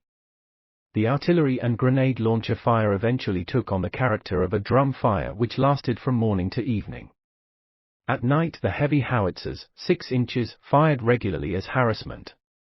The air bombardment complemented the artillery's work by targeting the defenses and maintenance route as well as troops and headquarters further back. The dugouts and shelters which had been erected in the midst of the fighting were demolished one after the other in the rain of grenades and often buried the defenders beneath them. Despite extreme exhaustion, the men did not give up. This meager brook was their place in the Finnish Winter War. It was a matter of either enduring or dying there. The enemy infantry usually attacked twice a day after about 4 hours of artillery preparation. At first there were storms against our positions, but after learning from the losses, the Russians advanced crawling in the snow. Often the courage of the attackers had been stimulated by an abundant dose of vodka, from which the defender probably benefited the most. As a rule, the attacks were carried out only at a point with an estimated strength of a battalion. The worn troops were pulled back after the attack and a new one took its place. Although our troops were gradually decimated in the terrible artillery fire and in the bitter melee, the enemy's tactics gave us an opportunity to move our small forces to the most threatened points. Now and then we could even make small counterattacks. Our own artillery could not do much to support the defense. Only 2 light batteries were available. Ammunition was scarce. The cannon's recoil springs burst in the cold. Grenade launchers with ammunition were more plentiful, although heavy launchers were lacking. The support provided by the launchers for the distressed infantry was welcome. The defences at Loitovaara was fortified with all the vigour under Major Hyvrin's leadership. The infantry was assisted by a pioneer platoon led by the brave and adventurous Lieutenant Valtonen. However, the lack of labour and of barbed wire limited the work. In any case, they managed to give the positions a certain strength before the battles were moved to them. The terrain itself was extremely advantageous. On the afternoon of February 18, a violent attack was directed at the right flank of the Kuusijoki line. Our small troop was pushed back a few hundred meters. Due to the unity of the front on the north side of the road also had to be pulled to a similar level the next day. The front now ran about 500 meters west of the river Kuusijoki in the terrain of Kilpella. In the evening, the section's commander, Jagger Captain M. Flink, applied for permission to withdraw to Loitovaara. However, the actual fortification work was only in its infancy. They had to endure still. Lieutenant Colonel Markiniemi strengthened Kuusijoki's defense with the Virumaa Company and 1 platoon Karkas from the field guard in Kilma. Since Battalion Flink was completely exhausted, I gave the order to replace it with Major Hyvrin's battalion at the first opportunity. Captain Flink himself was seriously ill as a result of overexertion. He was initially replaced by Captain Hirvonen from Lieutenant Colonel Ilamarki's staff and on February 22 by Jagger Major Hugo Carver. Also in the following days, the enemy continued his breakthrough attempts with relentless force. On the evening of February 19, the positions were taken over by the main force of Battalion Hyvrin, about 180 men. Part of the 3rd Battalion Infantry Regiment 65, about 100 men, still had to be left in the line. In addition to this came the melted 2nd Pioneer Company and the fire teams of 2 anti-tank guns. The front line was commanded by Jagger Captain E. Skonberg. Reserve Lieutenant O. Kuronen was responsible for all the 12 machine guns. They formed the backbone of the defense, stopping the attacks of the enemy infantry with their fire. The head of the entire section was Major Hyvrin, who calmly and without fail fulfilled his heavy duty until the end of the war. Leaning on Lake Kuusijärvi on the right was the 5th Company, Salminen, in the middle the 6th Company, Vale, and on the left, leaning on Lake Kulmajärvi, the 4th Company, Harrow. At Kuhmo-the-Finnish northeastern shore, there was the Virumaa unit, and further back about 2 kilometers south of Ukonvaara the unit von Essen securing the flank. On the left on the Hill of Disputes the Company Leponen, the 3rd Company, Infantry Regiment 27. Part of the 1st Battalion Infantry Regiment 27 was north of Kuhmojärvi as Lieutenant Colonel Markinimi's reserve. From Koivu the Light Company Volonen tirelessly and boldly attacked the enemy's maintenance routes and kept in check the enemy skier units penetrating the area.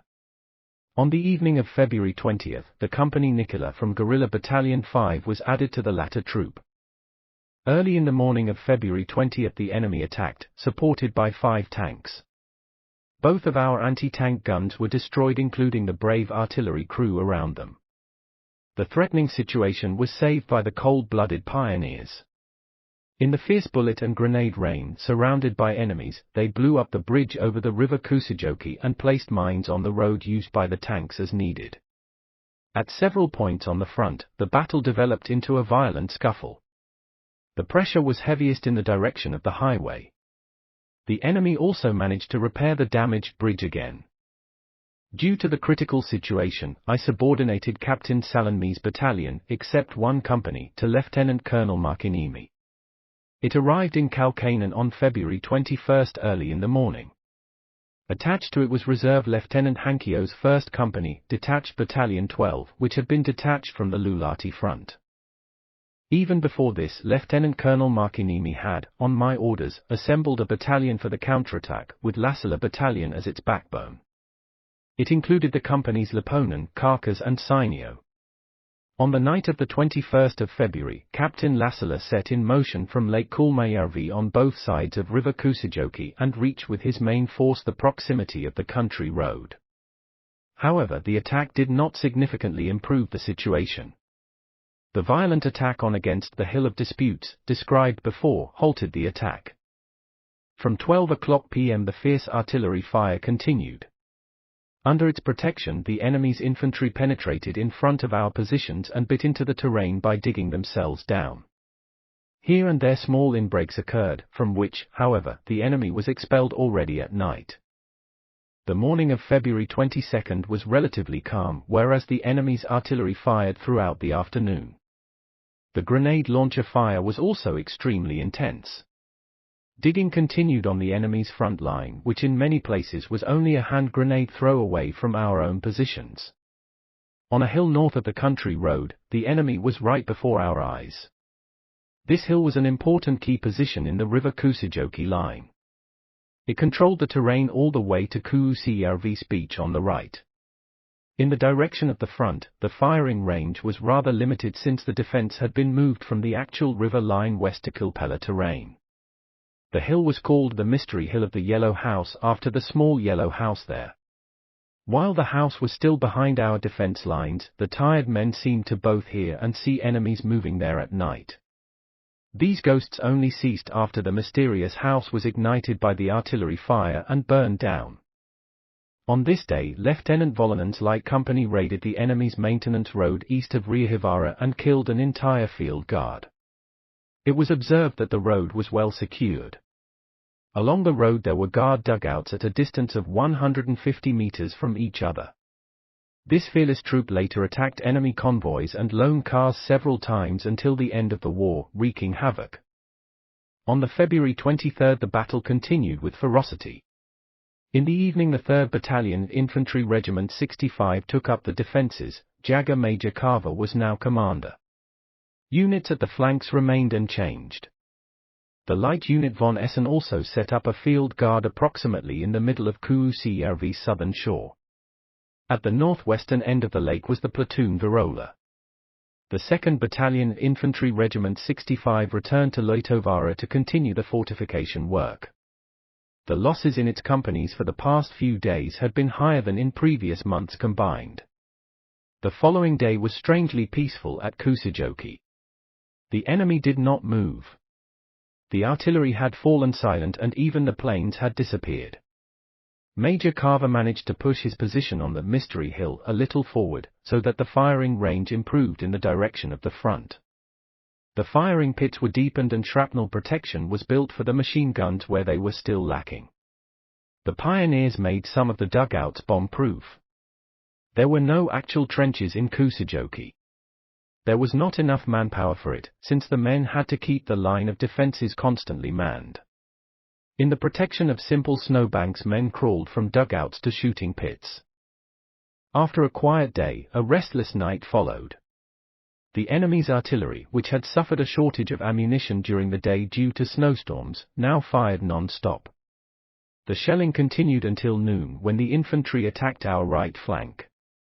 Here the front was pushed back a bit. The enemy also attacked along the southern shore of Lake Kulmajärvi, gaining ground. Our own left flank had to be bent backwards, which resulted in the elongation of the front. The company Vinquist on this flank, which had experienced so many attacks in Kuusijoki, was now allowed to release some men from here. The connection on the right to the company Piro was quite weak. On February 26, the violent battle continued. Dense swarms of bombers and fighters attacked our troops. The former impressive state forest, the woods of Kilpella, had gradually taken on a horrible appearance. There was not a single tree left, only short stumps. Broken tree trunks filled the ground, making movement difficult. However, the men persevered in this hell. On the right side of the front, the enemy had already been active the day before. By undertaking a wide-ranging movement, a hostile ski department had advanced almost 3 kilometers from Loso, where it was harassed by our security units. On this day, von Essen's field guard on Kuusijärvi's southern shore was also attacked and was forced to withdraw to the west. To dispel the enemy, 2 platoons were sent, which advanced along Kuusijärvi's southern shore all the way to the southeastern end. Now a new opponent equipped with machine guns appeared, forcing the platoons to retreat along the shore about 3 kilometers. However, this enemy unit left the next night. In order to secure the right flank of the Kuusijoki line even more effectively, I decided to move the von Essen unit, which now included both a rifle company and a light company, to the Kuusijärvi terrain and subordinate the unit to Lieutenant Colonel Markiniemi. The transfer took place the following day. The unit placed a strong field guard in place of the former field guard in the middle of the beach, while the main force settled in the northwestern corner of the lake, Kailolampi. The following day, February 27, was again relatively calm. The artillery fire was regular but weak. The pilots did not harass the front line. During the day, movement was observed on Kuusijärvi's northern shore. There was a clearly visible column of horses heading southeast. Maybe it was a new expedition to Saunajärvi or Loso. A patrol was sent to investigate the matter. I urged Lieutenant Colonel Markiniemi to still keep about 2 platoons in the area of the southeastern end of Kuusijärvi, thus obstructing traffic around the lake. The enemy also moved on the left flank. It was found that the Russians had started building a base in the middle of the wilderness, east of the field guard in Kuivu. This day the enemy delivered the first propaganda broadcast to our troops with loudspeakers. The broadcasts were then repeated daily, including music and speeches. They had a purely entertaining effect on the men and were also welcome because the artillery was silent during the program. The February 28 was calm again. Our patrols found that the enemy had taken a position southeast of Kuusijärvi and that from there a fortified line ran east all the way to the border. All attempts to get through this line were blocked by fire. The last of February dawned clear and cold. Already at 5:30 a.m. the artillery fire started against the field guard's positions in Kilma, and after 7 o'clock a.m. the infantry went on the offensive along Kulmajärvi's southern shore. A smaller force also tried to advance north of the lake. The battle lasted all day. Once the enemy managed to penetrate into our positions on the south side of the lake, but in the afternoon the Russians were thrown back. On the right flank, von Essen's field guard had retreated in the morning about 1 kilometer west of Kuusijärvi's shore. This was a severe setback for us. At the actual river Kuusijoki front, the day was heavier than ever before. Direct hits came to firing positions and command dugouts. The telephone connections were constantly lost. After 5 hours of artillery fire, the enemy attacked on the right flank between the country road and the lake and pushed our company, 7th Company, about 500 meters back with its immense superiority. The field guard in Vieri at the northwestern end of the lake was also forced to retreat. Major Hiverin sent Reserve Ensign Harrow with 2 platoons, a total of 21 men, from Loitovara to the rescue. After strenuous efforts, the lost terrain was taken back in the evening. The day cost a lot of precious blood. Nearly 100 men, 20 of whom fell, were removed from the already sparse ranks.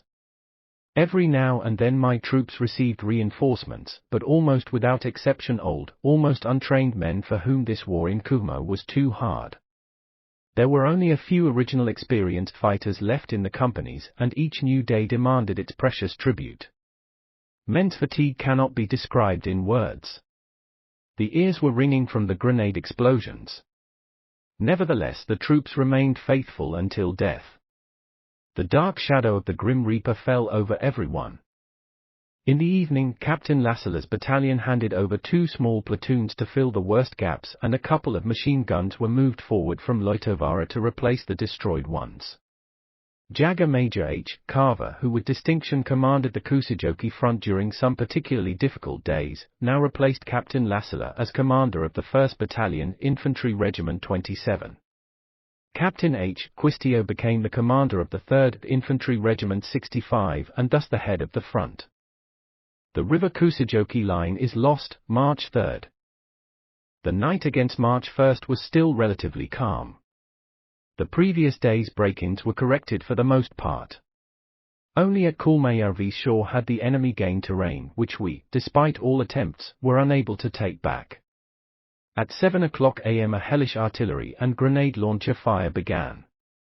With each passing hour it became more and more intense.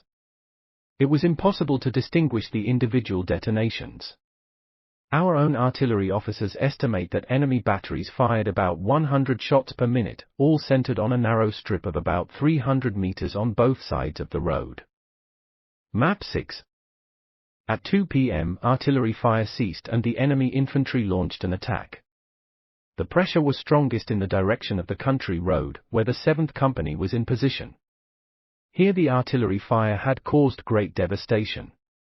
2 machine gun nests had collapsed. Only a few men remained. The wave of enemies swept over the Mystery Hill and the shattered area on the south side of the country road. The anti-tank cannon, which lost almost its entire crew, was left to the enemy. Its commander, the brave Reserve Ensign Viro, fell at his cannon. The fearless team leader of the machine gun company, Reserve Ensign Nori, also gave his life when he tried to prevent the enemy from taking his machine gun with a submachine gun. Elsewhere the defense seriously faltered, but as if by a miracle it held. With 2 platoons, Lieutenant Kuronen now made a counterattack on Kuhmojärvi's southern shore. He managed to stop the enemy wedge, which had already penetrated quite deeply, and with a fierce attack also partially threw it back. In this battle the enemy used armored sleighs that were pushed in front of the men as protection. The break-in on the right threatened the front the most. To eliminate the threat, Major Hiverin gathered everyone who could be detached from Loitovara as an attack unit under the leadership of Jagger Captain Skonberg. It included parts of various companies from the 2nd Infantry Regiment 65 and 2 platoons led by Lieutenant Hirvonen. Pressing bravely on, the original front was somewhat restored. The lost machine guns were recaptured. In the evening the enemy attacked again, but to no avail. At night the defense was strengthened with new troops. Captain Salanmi's battalion was drawn entirely from Kaukainen to the terrain of Silmälampi, including the company Tamavuori, which was at Captain Irimo's disposal. Reserve Lieutenant Hankio's company, 1st Detached Battalion 12, which was included in the battalion, was sent to Kuusijoki instead of the hard-pressed 7th Company, Infantry Regiment 65. After persistent attempts the company expelled the enemy from the Mystery Hill and stopped in the positions immediately north of the country road. The cannon lost during the day was recaptured. Company Harrow, 4th Company, Infantry Regiment 65, remained on the right flank, reinforced with Lieutenant Hirvonen's unit and a pioneer platoon, Reserve Ensign Tamanmaa. The enemy's artillery shelled the positions at River Kuusijoki and Lake Kuhmojärvi all night. At 8 a.m. on March 2, the infantry began to press between Kuusijärvi and the country road, where the terrain consists of low-lying marsh. The Russians stubbornly pushed towards our right flank and parts reached the ridge, which runs in an east-west direction between Kuusijärvi and Loitojärvi. At first a machine gun and a couple of squads were sent from Loitovaara to this threatened section, later in the evening a platoon from the 6th Company. On the right, von Essen's unit tried to clear the terrain between Lakes Kuusijärvi and Kailolami from the south, where the enemy had penetrated into after the field guard had left on February 29. The battle was fought throughout the day, but the enemy could no longer be banished.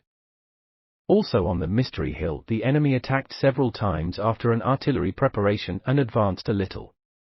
Again, the anti-tank cannon was lost when all but one of its crew had fallen or been wounded. In the evening our infantry took it back. On the left flank, Reserve Ensigns Salminen and Karkas and their platoons attacked in the morning on Kuhmojärvi's southern shore and tried to push back the enemy's attack formation. The attack, which was supported by our grenade launchers, got off to a good start. The enemy retreated a few hundred meters east to their positions prepared in the preceding days, which had been fortified with covered machine gun nests. The dawn of February 3, Sunday, was peaceful. During the earliest hours of the morning it looked as if the men, for once, could breathe a sigh of relief after weeks of continuous fighting. Shortly after 10 a.m. the silence was broken. An unprecedented artillery and grenade launcher fire began. The pressure from enemy infantry gradually increased. The Russians had now found the weak point of our line, the joint between the 8th and 9th Companies, into which our machine guns were unable to fire effectively. The main attack was now directed against it, and at around 12:30 p.m. this section of the front broke down. Major Hivrin immediately sent a platoon and 2 machine guns under the command of Reserve Ensign Tamivuori to the rescue, but the situation could no longer be helped. Captain Quistio ordered the retreat to Loitovaara. By then the enemy had already passed the command dugout located behind the Mystery Hill. At the same time the enemy attacked our right flank and made an attempt to encircle our troops. Lieutenant von Essen was now ordered to attack from Kailolampi in the flank of this enemy. With his main forces he advanced via the isthmus between Kuusijärvi and Kailolampi and destroyed a hostile section at the northwestern end of Kuusijärvi. However, our troops had already retreated to Loitovaara and von Essen's unit was not able to stop the enemy alone. In accordance with the order received, the unit moved south of Lake Loitojärvi to ensure the right flank for our Hill Loitovaara defenses. After the breakthrough, Lieutenant Colonel Markiniemi ordered Captain Salanmi's battalion to move urgently from Silmälämi to Loitovaara. With the help of this and Company Vale, 6th Company, Infantry Regiment 65, which was already in Loitovaara, Major Hivrin organized the defense of Loitovaara. The withdrawal took place in good order. A lot of courage was shown by both officers and men, giving up their positions just meter by meter. On the left flank, Lieutenant Kuronen with his machine guns, Reserve Ensigns Vinquist, Perka and Tuomala fought with the remnants of their units for a long time, producing heavy losses by firing the flank of the enemies flowing past. Courageously fought Hankio's company in the center, suffering heavy losses. The river Kuusijoki had been lost, but it had fulfilled its task. Under the protection of it, we had managed to fortify a line of defense at Loitovaara which withstood all enemy attacks until the end of the war. The raked woods of Kilpella, which was the site of these battles, tell in a frightening way to future generations about the bravery of the Finnish soldier in our heavy winter war. The events on the other front sections. Reuka is conquered. Map 4. While the fierce defensive battles described before were ongoing, the destruction of various encircled enemy units continued with all available forces. Since the Skier Brigade was eliminated, I had primarily intended to focus our offensive operations on Reuka and Loso. It was important for us to get a freedom of movement backwards in case our defenses at Kuusijoki-Loitovaara front became unsustainable over time. In order to take over these trench areas, the units, which had operated in Kesseli and Loitovaara chasing the Ski Brigade, were reunited with Captain Irimo's battalion. In addition, he received 2 platoons from Captain Sivonen, led by Reserve Lieutenant Harlow, 1 grenade launcher, Ensign Lehtinen, and 1 direct-fire cannon, led by Lieutenant Kusela. Preparations were first concentrated on the takeover of the trench area of Reuka. As early as February 20, our only howitzer battery had fired at the enemy's dugouts, but as the area was quite limited, the next day a heavy field cannon was pulled by man to a direct fire position. The actual attack began without artillery preparation on February 25 at dawn. At night, as usual, our guards had occasionally fired a shot. The grenade launcher had also sustained a weak fire. The attack was led by Reserve Lieutenant Segerstrail with Reserve Lieutenant Bjorklund as an aide. The troops had, in protection of the darkness, walked as quietly as possible in the standby positions waiting for the offensive. The cannon and the grenade launcher had been aimed at the 2 largest pillboxes. Likewise, there were 4 machine guns ready to fire. The attack was launched from the west. 2 strike groups, each with a pair of pioneers, advanced north of the road towards the dugouts on this side. Behind followed a rifle platoon, ready to intervene. Reserve Lieutenant Harlow, 9th Company, 27th Infantry Regiment, advanced with his 2 platoons to the terrain between Reuka and Loso to prevent both the defender from retreating and reinforcements arriving from Loso. The strike groups advanced crawling in the snow. However, the enemy guards must have heard something suspicious as light machine gun fire was opened against them. Our men were not intimidated by it, but the slow crawling continued until the first dugout. A satchel charge flew into the dugout. Now the launcher and cannon also began their shooting as planned at the dugouts further back. A furious racket arose. The enemy tried to escape barefoot from the dugouts, but the submachine guns worked well in the firm hands of the Sodankala boys. Satchels were dropped from the chimneys of the dugouts, and soon we had 4 dugouts in our possession. Only a huge pillbox, a long and strong log fortification, still held its ground. Walls divided it into several sections. But despite the fact that our field cannon had fired numerous shells and a single gaping hole had formed on the outer wall, the nest was still well alive.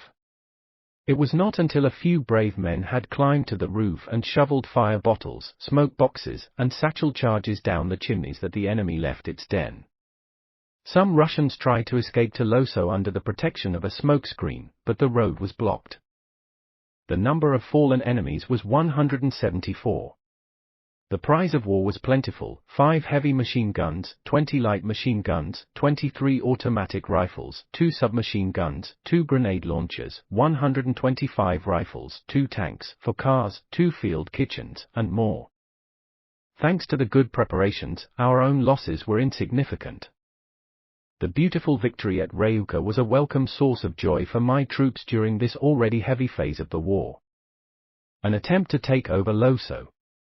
The attempt to take over trenches in Loso began with an attack at 5 a.m. on February 27, due to enemy units moving on the south flank and the fatigue of his own battalion. Captain Irimo put only the unit Harlow he received from Captain Sivonen and 1 direct-fire cannon, led by Reserve Ensign Kivari, into the battle.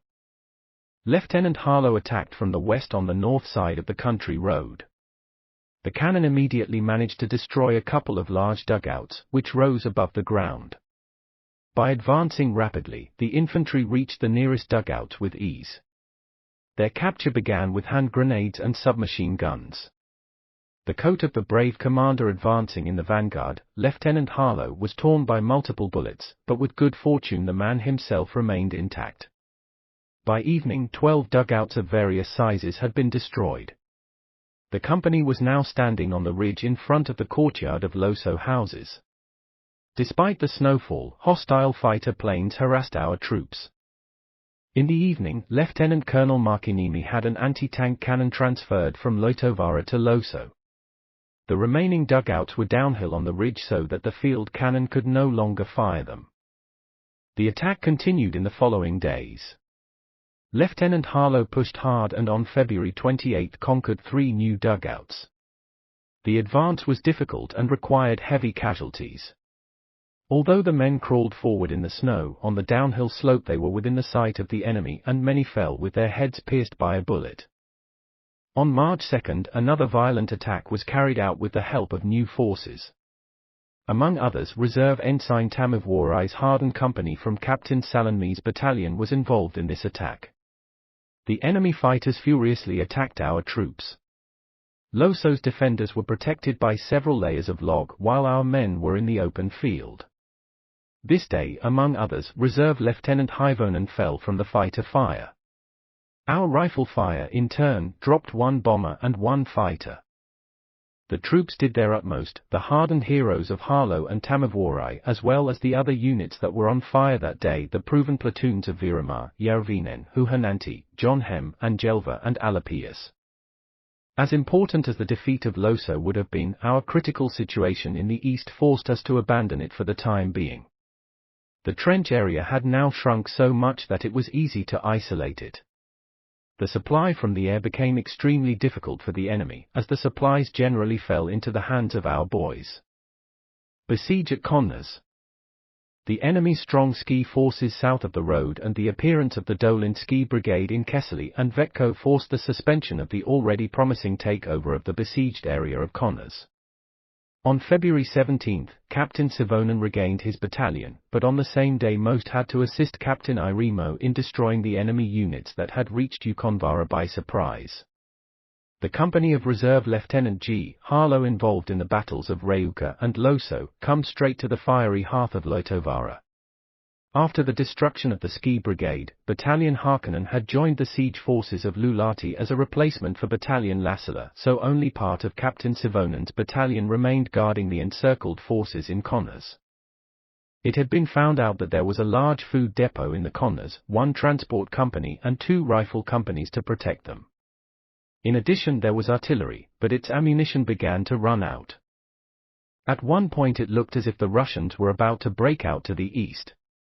On February 21, enemy moved in all the eastern garrisons, Connors, Reuka, and Loso. The men had backpacks on their backs and skis on their shoulders. The security was tightened, but nothing happened. The air supply of the Connors forces was difficult for the enemy due to the narrowness of the area. On February 26, Captain Savonen's men gathered about 10,000 rifle cartridges. In their hands also fell a valuable parachute, with which the Russians had tried to send anode batteries to the besieged. A similar one was obtained in Loso. There was a lively bread war going on here at night, as with other encircled areas. Competing with the enemy patrols, our men tried to collect sugar, butter, coffee, canned food, bread and other packaging that had fallen in no man's land. They were a small compensation for the suffering caused by the planes. On February 28, Captain Savonen received a field cannon and a howitzer, both intended for direct fire shelling. Under cover of darkness, they were brought to a position northwest of Connors Farm. In the following days, dugouts were shelled. Many of them were destroyed, causing logs, rocks, and earth to fly high in the air. A tank which had been buried in the ground was shot and caught fire, and an enemy direct firing cannon received a direct hit. This event was filled with excitement. For about an hour our own cannon had aimed its devastating fire at the dugouts, when suddenly a howitzer shot was heard from the enemy side and the projectile cut off a pine tree above our own gun. Our fire team quickly aimed their cannon at this dangerous target, and so an exciting duel began. The enemy cannon, which was well protected, had time to fire 6 shots before being shattered by a direct hit. The distance was only 200 meters.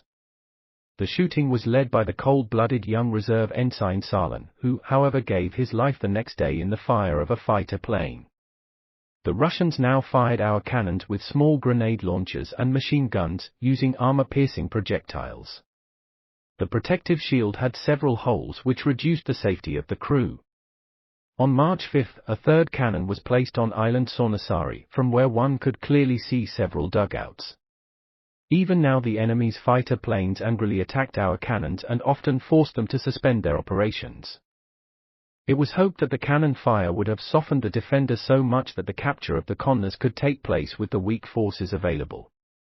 Captain Savonen, who himself had 2 weak companies, was reinforced by 2 von Essen platoons, Haler and Herver, and a company of about 50 men from the detached Battalion 14. In the evening of March 6, Captain Siilasvuo attacked from the east and northeast with the 5th and 6th Company, Infantry Regiment 27 in the first line.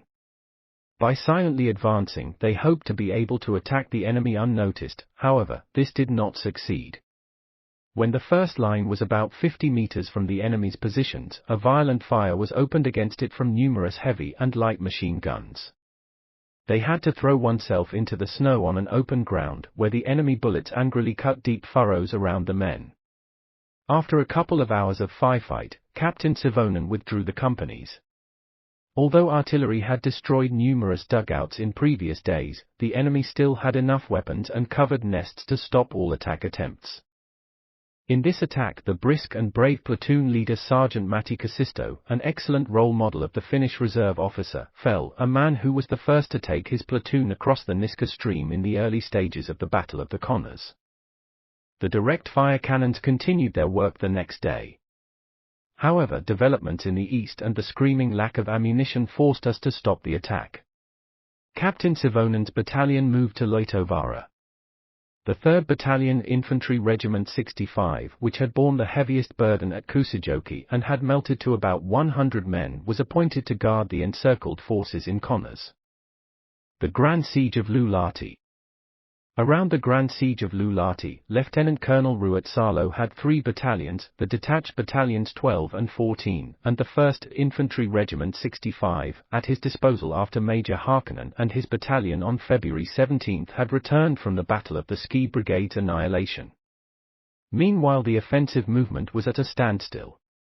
Only the artillery, the 3rd Group of Batteries, Field Artillery Regiment 9, continued to soften the besieged as far as the scarce ammunition allowed. To this end, the artillery had been regrouped so that all batteries could shoot Luulahti, and at the same time, if necessary, Savakka and Rasti. However, the development of the situation at Kuusijoki forced us to move 1 battery to this section already on February 20. As the light field artillery was unable to destroy the covered dugouts, on February 21 the Captain Laulajanen's battery, the detached Battery 4, which had hitherto supported Lieutenant Colonel Vuokko's group, was transported to Luulahti to function as a direct fire artillery. The results soon began to show. Already on the first day, 4 dugouts were destroyed. On the 25th of February, I ordered Lieutenant Colonel Ruotsalo to take over the dugouts area called as the Staff Hill, which was located at the junction between the battalions Heikkinen and Murol. Lieutenant Colonel Ruotsalo gave the assignment to Major Heikkinen, who received 2 platoons from the Battalion Murol, the detached Battalion 14, and 1 from the Battalion Karanimi, the detached Battalion 12. The attack was carried out by a strengthened company under the command of Lieutenant Tamisalo. The battery had been shooting all night for interference from the attacking terrain and immediately before the attack concentrated the fire to the planned break-in point. All the grenade launchers of Major Heikkinen and Captain Murol's also concentrated their fire at it. 2 machine gun platoons were ready to support the infantry. The attack was launched on February 25 at 5 a.m.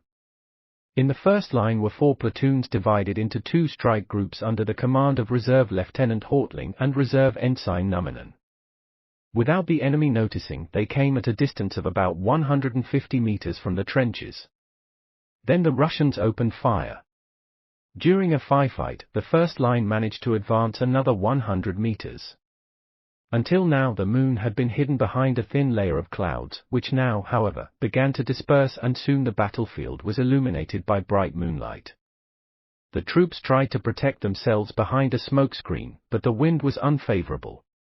As the sun rose, our losses increased. Of the good platoon commanders, Reserve Ensign Numminen and Sergeant Pakranin fell, while Reserve Lieutenant Hortling and Sergeant Veris were wounded. Under these circumstances, Major Heikkinen interrupted the attack in the afternoon, which no longer had the conditions for success.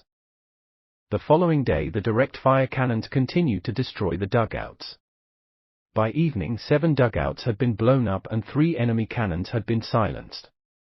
Disregarding the fighters which relentlessly from morning to evening harassed our troops and especially the cannons and grenade launchers, our shelling continued effectively the next day, on February 27, when 10 dugouts were destroyed.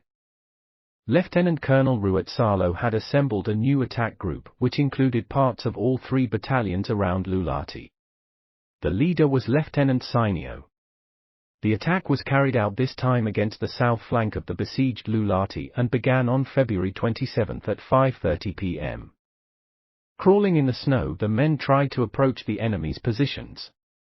However, they met a murderous fire from machine guns and direct-fire cannons. Even a tank drove to the scene. It was hit, but its cannon was still working. The attack lasted all night. Only in some places did we succeed in advancing.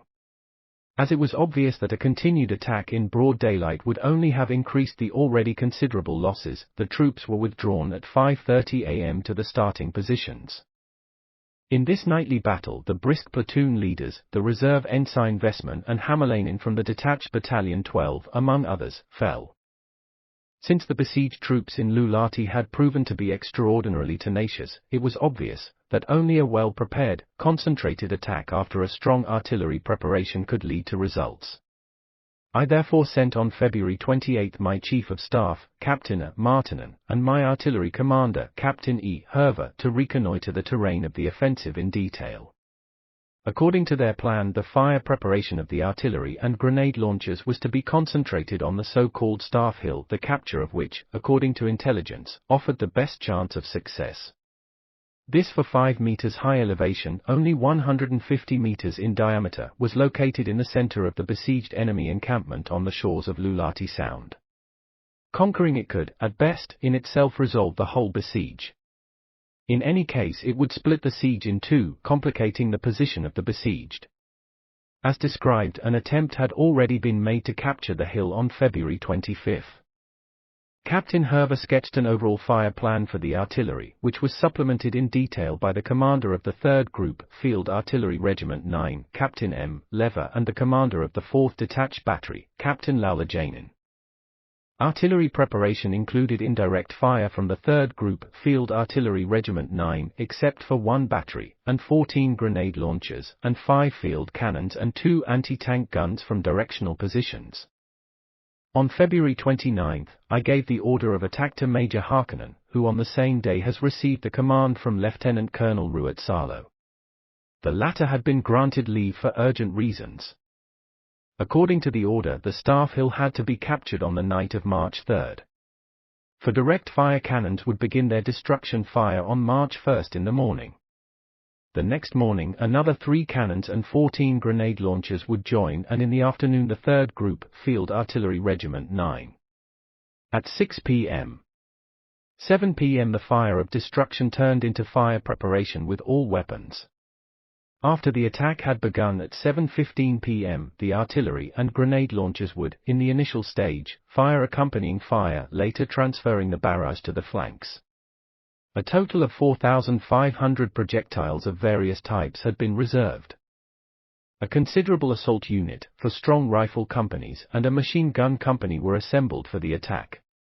Each of the battalions around Luulahti had assembled 1 company, and in addition Lieutenant Colonel Vuokko set up 1 company. A detailed attack plan had been drawn up by Major Haakkonen's deputy, Captain O. Korhonen, who also led the attack on the front line. In the front line, Company Siinio, the detached Battalion 12, Rankin, Infantry Regiment 25, and Epati, the detached Battalion 14, attacked. The reserve was the Company Tamisalo, the 1st Infantry Regiment 65. Each front line company was accompanied by 2 machine guns, while the rest constituted fire support on the flanks. The artillery preparation went according to plan. In Kuhmo's conditions it was huge. At dusk, the entire Staff Hill looked like a single sea of fire. The fire stopped exactly at 7:15 p.m. when the infantry attacked. Front-line companies had fairly easy access to the first enemy positions, but advance from position to position was very difficult. Major Haakkonen therefore allowed Lieutenant Tamisalo's reserve company to join the attack on the left flank at 11 p.m. The roll-up of enemy positions started, albeit slowly. But in the deep web of trenches, where there were nests almost in all directions, the movement soon stopped and developed into firefighting. Getting a solution already seemed hopeless until Captain Korhonen, who immediately moved to the front line, launched the offensive advance again. The enemy was now beginning to rout in the direction of both Luulahti and the eastern besieged area. When morning dawned, the Staff Hill was in our hands. After the fierce artillery fire and the violent battle, the hill was a horrible sight. All that was left of the stately forest was shredded trunks. The white snow cover was gone and was replaced by a bumpy black earth torn by grenades. The broken dugouts and trenches were full of enemy bodies. About 80 fallen enemies were counted. About 60 prisoners were taken. Most of the enemies, about 200, had managed to unite with the defenders of Luulahti and the eastern area. The spoils of war were considerable, including a 122mm howitzer with ammunition. This cannon was immediately used for directional shooting. The enemy got a fresh feel of his own dogs biting. Also on our side, the battle required heavy casualties.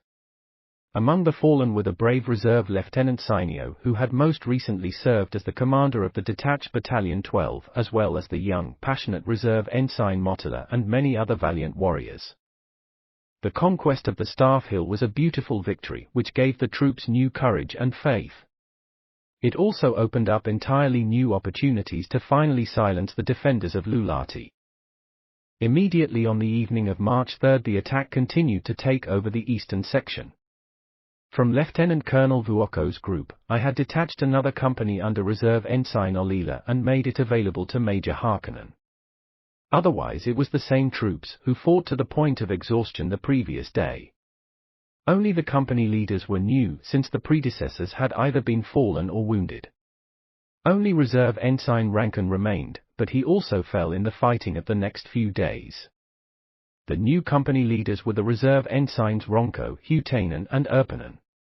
Captain K. Kahila took over the detached Battalion 12 as commander and Jagger Major K. Kyla was the commander of the 1st Battalion Infantry Regiment 65, while Major Heikkinen acted as the commander of the entire group. Due to the lack of ammunition, no artillery preparation was carried out. Ammunition had to be saved for the conquest of the western section, against which the attack would be directed next. Only the grenade launchers and a few direct fire cannons softened the besiege before the infantry attack. At 6 p.m. the first line set in motion from the north. It was again led by Captain O. Korhonen. From his covered nests, the enemy opened a murderous fire. Companies gained ground through a tough fight, and when the morning dawned, the western part of the eastern section, about a third of the area, was in the possession of our troops. At the same time, the defenders of the Luulahti main section tried to make their way west with the support of artillery, where our security at this time was extremely weak. The operation was blocked by our fire. The enemy in Clemeti, for its part, made an attempt to break through our roadblock to east, renewing his attempt several times during the day. All breakaway attempts were bloodily repulsed. Apparently the commander of the enemy division had called troops from Clemeti to help his staff. The conquest of the eastern section continued at a calm pace to avert losses. The direct firing cannons continued their devastating activity. The enemy in Clemeti kept on trying to break out to the east and lost about 200 men killed in action on the March 4th and 5th. It was not until March 7th that a final take over the eastern section was attempted. The preparations had been carefully carried out, and about 1,500 grenades had been set aside for artillery preparation. The front line was still commanded by Captain Korhonen. After artillery preparation, the attack began at dusk at 7:15 p.m. The advance was difficult still. Although in several places we managed to get through the first row of dugouts, the conquest of the dugouts required the utmost perseverance and courage. As the morning dawned, it already looked as if the result would not be achieved. Then Captain Korhonen managed, half by force, to get Reserve Ensign Ronko's company to try once again to advance forward. The platoons crawled in the snow in the direction of the dugouts, the men in a column behind each other. The snow was dug away all the time so that the men stayed out of sight. After reaching about 50 meters from the trenches, they started digging new furrows to the sides, so that the front would have a width. Now with all the submachine guns, a fierce fire was opened against the dugouts. When the enemy, as a result of this action, was pushed down to take cover, some men with satchel charges rushed to the nearest pillbox and killed its defenders. Once inside the positions, it was easy to continue along the enemy trenches. At 10 a.m. the surviving enemies began to rout from their positions on the ice of Lake Saunajärvi, aiming for the opposite shore, where they were captured by the men of the detached Battalion 12. Fortunately, they did not have the time to notice how small the capturing force was. A large number crossed the ice only in the evening, as the enemy fighters during the day harassed the retreating men so that they had to dig into the snow. Of these planes, our anti-aircraft machine gun dropped 2. There were 150 prisoners, among them 4 officers, 2 Politruks and a doctor. About 230 Russians had fallen. The war booty was significant: 293 rifles, 6 heavy machine guns, 5 light machine guns, 1 tank, 2 field cannons, 1 grenade launcher, 23 telephones, cartridges, ammunition of various kinds, gas masks, pioneer equipment, and more. The heavy combat phase was completed. It had required the utmost effort from the troops. A short sleep on the snow blanket had been the only rest for the whole week. But the threatening thunder of the artillery from Loitovaara resounded incessantly from the east, where the decisive battle for the fate of the entire division was fought. The final annihilation of Luulahti defenders would deprive the encircled division of its leadership and free up troops for the eastern section, where they were sorely needed. Of the Grand Luulahti besiege, only a small but well-fortified area now remained on both sides of the road at the western end of Saunajärvi.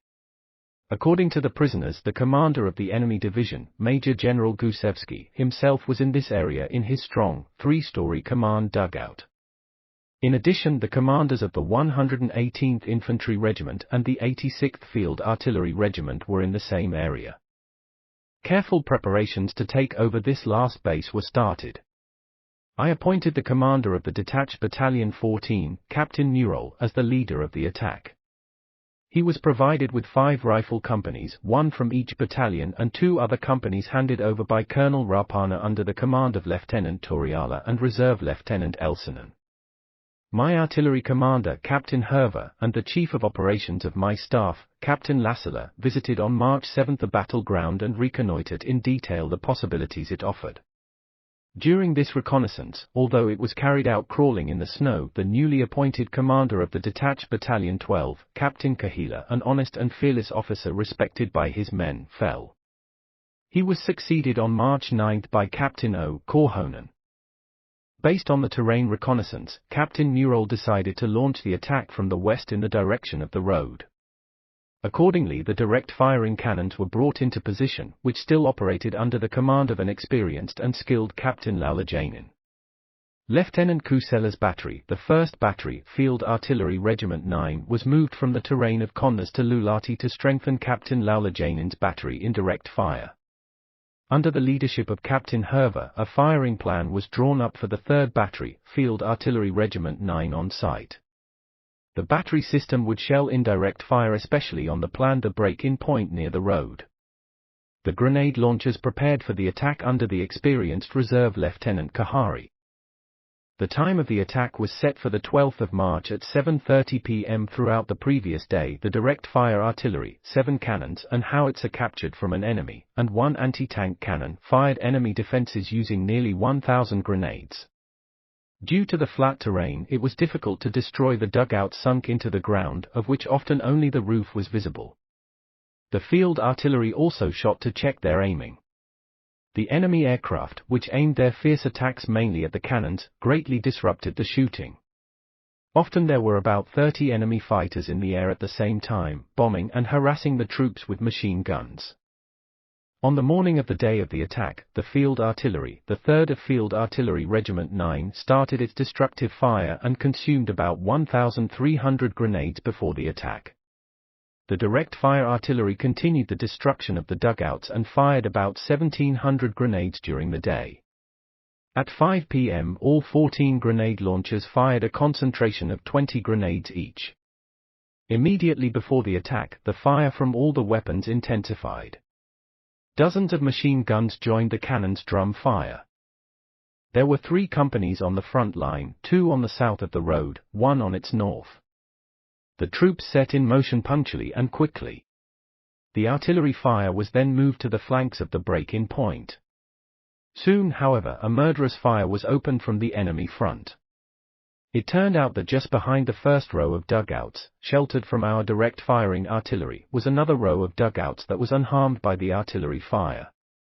There were also several directional cannons in this second zone, blaming the fire at close range. In addition, the line was protected by a dense network of obstacles. By crawling meter by meter, however, our men managed to advance and also in some places to penetrate into the enemy positions. From the north, a small unit from the detached Battalion 14 under the command of Reserve Ensign Heikkinen attacked with the main task of tying up enemy forces. Ensign Heikkinen managed to capture about 10 dugouts and reach the edge of a swamp near the country road. The battle continued all night without a solution. As the day dawned, enemy bombers and fighters returned, bombing our front lines and camps and shooting furiously with machine guns. At 9 a.m. the troops were informed of the cessation of hostilities at 11 a.m. Until then the guns spoke with undiminished force. The men thought that we would have won the decisive victory the very next night, which the Peace of Moscow now snatched from them. The battle claimed heavy casualties.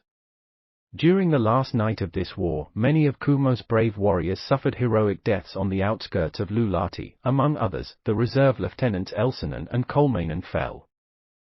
The enemy's losses in the battles of Luulahti were enormous.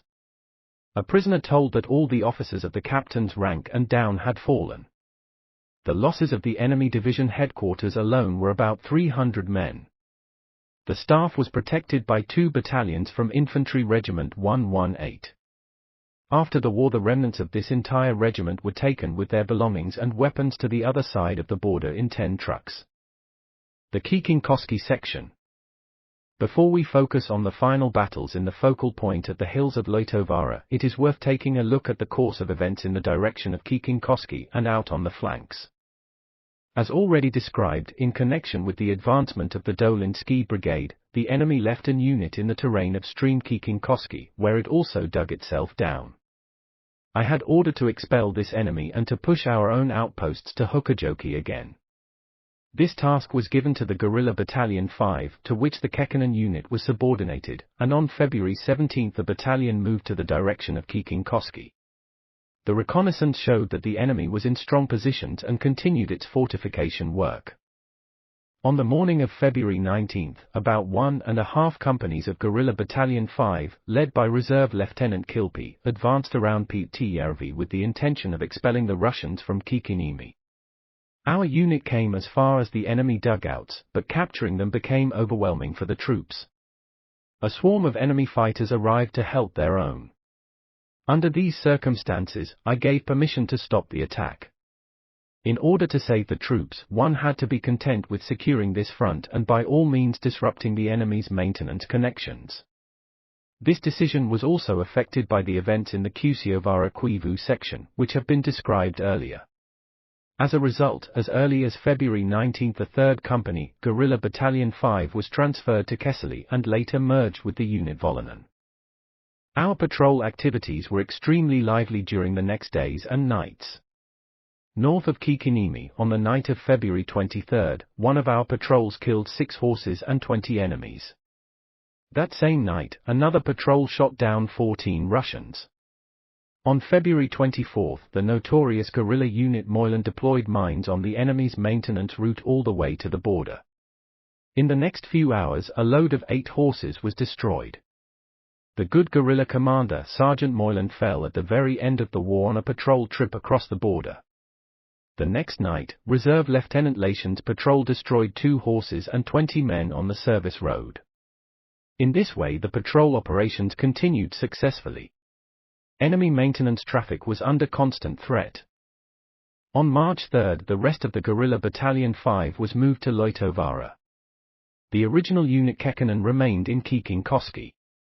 Heikkinen, who had been promoted to captain for his services, became seriously ill on February 20. After him Captains Quistio, Arpanen and Hervonen, each for only a short time, acted as commanders of Kiikinkoski section. The commander of Infantry Regiment 65, Lieutenant Colonel Mandolin, had already fallen ill on February 17 and did not return to the regiment. Majors Hämäläinen and Kyla took command after him. Until the end of the war, our opponent in Kiikiniemi remained calm. The Russian force amounted to at least 1 battalion. The events on the southern flank. The division's south flanks was secured, as mentioned, by the Light Company Pitala. The main part of the company was on the Lieksa road in the area of the Toki crossroads. A platoon was located west of Lake Jönkärijärvi, from where it patrolled in the direction of Saunajärvi and Sivaka. Another platoon was located in Hiltelgevaara, about 15 kilometers south of the former platoon, and made patrol trips in the direction of the border to the northeast all the way to Lake Kuusijärvi. From the beginning of February, the enemy's patrol activities were lively, especially in the south. Our own patrols were in motion night and day, and in the wilderness many hard encounters took place. The company's 3rd platoon participated with honor in the battles of Luulahti on March 3-8, suffering heavy losses. From the beginning of March, the company deployed a smaller force in Hill Lemmivaara, which would prevent enemy movements in this direction. This department had to fight against a superior enemy on March 6. It was necessary to retreat backwards for a moment, but soon the unit recaptured the lost outpost and defended it successfully until the end of the war. The events on the northern flank. In the direction of Suomussalmi, there was another security unit in Sumpsa, about 20 kilometers northeast of Kuhmo Church village. It had the task of blocking the country road and patrolling in the enemy's attack directions. In the vast wilderness, it could not effectively stop the Russian movements. But above all, it was important to keep the enemy away from our own maintenance route. To protect this, a special guerrilla unit was formed, headed by Reserve Lieutenant Mwona and, after his fall, Reserve Ensign E. Hara. The unit's patrols skied every day along the guard track, which ran about 5-10 kilometers north of the maintenance road. If the patrol encountered enemy tracks, the main unit was alerted with a flare and a new patrol was sent as a reinforcement. In mid-February, a ski patrol led by Sergeant Major P. Lisko met foreign trails. By following these it came into contact with the enemy ski patrol, which withdrew under their harassment to a group of houses near Kangasjärvi. Because the enemy was significantly stronger than our patrol, reinforcements were called to the scene with a light flare. The reinforcement squad was led by Reserve Ensign Morty Mwona, an honest and fearless military police officer. A fierce fire was opened against the building, to which the enemy responded, and hand grenades were thrown in through the windows. Despite their hopeless situation, the Russians did not give up. The battle lasted for 10 hours until the last enemy had fallen. Already at the beginning of the battle, Ensign Mwona and a little later also the brave patrol chief Sergeant Major Lisko gave their lives. Another 3 patrolmen followed their leaders in death. The destroyed enemy patrol comprised 49 men, all superbly armed border guards. A woman was also in this unit. A few days later an enemy patrol of about 30 men had reached the southern shore of Lake Ontojärvi, close to Tikla Farm. Our patrol following the trail called for help, which set off by truck. In a fierce battle most of the enemies were killed, but some of them managed to escape over Lake Ontojärvi under cover of darkness. A 3rd patrol was sent to chase. The patrol managed to encircle the Russians in a sauna, where they met their fate. This enemy patrol was also extremely well equipped. It was led by 2 officers, equal to the Finnish patrol in terms of skiing skills. The map of the fallen officer and the equipment of the patrol showed its task to destroy the Talvisodassa bridge, about 4 kilometers west of the battlefield. These security measures were largely successful in averting the Russians' attempts to disrupt our connections via the exposed flanks. The utmost effort was required from the patrolmen on the long journeys, but, above all, to have the courage to attack the enemy, whatever the balance of power. Our men performed their task with honor. The defensive battles at Loitovaara. Arrangement of the defense. Attacks and counter-attacks, March 3-5. We left Major Hiverin's heroic troops when the defense of the River Kuusijoki line broke down on March 3. At that moment, Captain Skånberg was in command of parts of the 3rd Infantry Regiment 65 in Hill-Loitovaara. The main force had in recent days been moved to Kuusijoki, and now on the orders of Lieutenant Colonel Markiniemi, Captain Salonmi's small, decimated battalion, the 3rd Battalion Infantry Regiment 25, rushed there from Silmälampi. With these, Major Hiverin organized the defense of Loitovaara's position at this critical stage. There was a danger that the Russian offensive masses, which followed on the heels of our troops retreating from Kuusijoki, would penetrate through our lines before the defense was fully organized. That was exactly the intention of the enemy. Under the cover of darkness, parts of the enemy also managed to advance through unoccupied points on the front to the west side of Loitovaara. However, the openings were soon closed and the Russian forces that had broken through were gradually annihilated. At the same time as the enemy was attacking west of River Kuusijoki with the help of at least 2 regiments, a significant force tried to advance north of Lake Kuhmojärvi. However, Lieutenant Volonen's and Major Carver's, the 1st Battalion Infantry Regiment 27, proven wasteland warriors, put a stop to these efforts. After leaving nearly 100 fallen in the winter forest, this enemy withdrew to its starting positions in the evening. The Russian pressure at Loitovaara only eased at 11 p.m. In the positions in the center and to the right, on both sides of the road, was the 2nd Battalion Infantry Regiment 65, which secured the right flank all the way to Lake Loitojarvi shore. On the left flank was the 3rd Battalion Infantry Regiment 25, whose positions in the north extended all the way to Lake Kuhmojärvi. The company Hankia was again added to the battalion, although it now numbered only 25 men. The company Vinquist remnants, the 3rd Infantry Regiment 65, were also made available to Captain Salonmies in the evening. On the north side of Lake Kuhmojärvi there was still the 1st Battalion Infantry Regiment 27 and Light Company Volonen in Kuivu. However, one company, Liusenantti, from the former moved to Loitovaara at night, reinforcing the 7th Company Infantry Regiment 25. The Light Company von Essen had, in accordance with orders received, moved to the eastern shore of Lake Loitojarvi to prevent possible enemy attempts to circumvent our positions in this direction. Due to the serious situation, I placed Guerrilla Battalion 5, which had the strength of 2 companies, at the disposal of Lieutenant Colonel Markiniemi.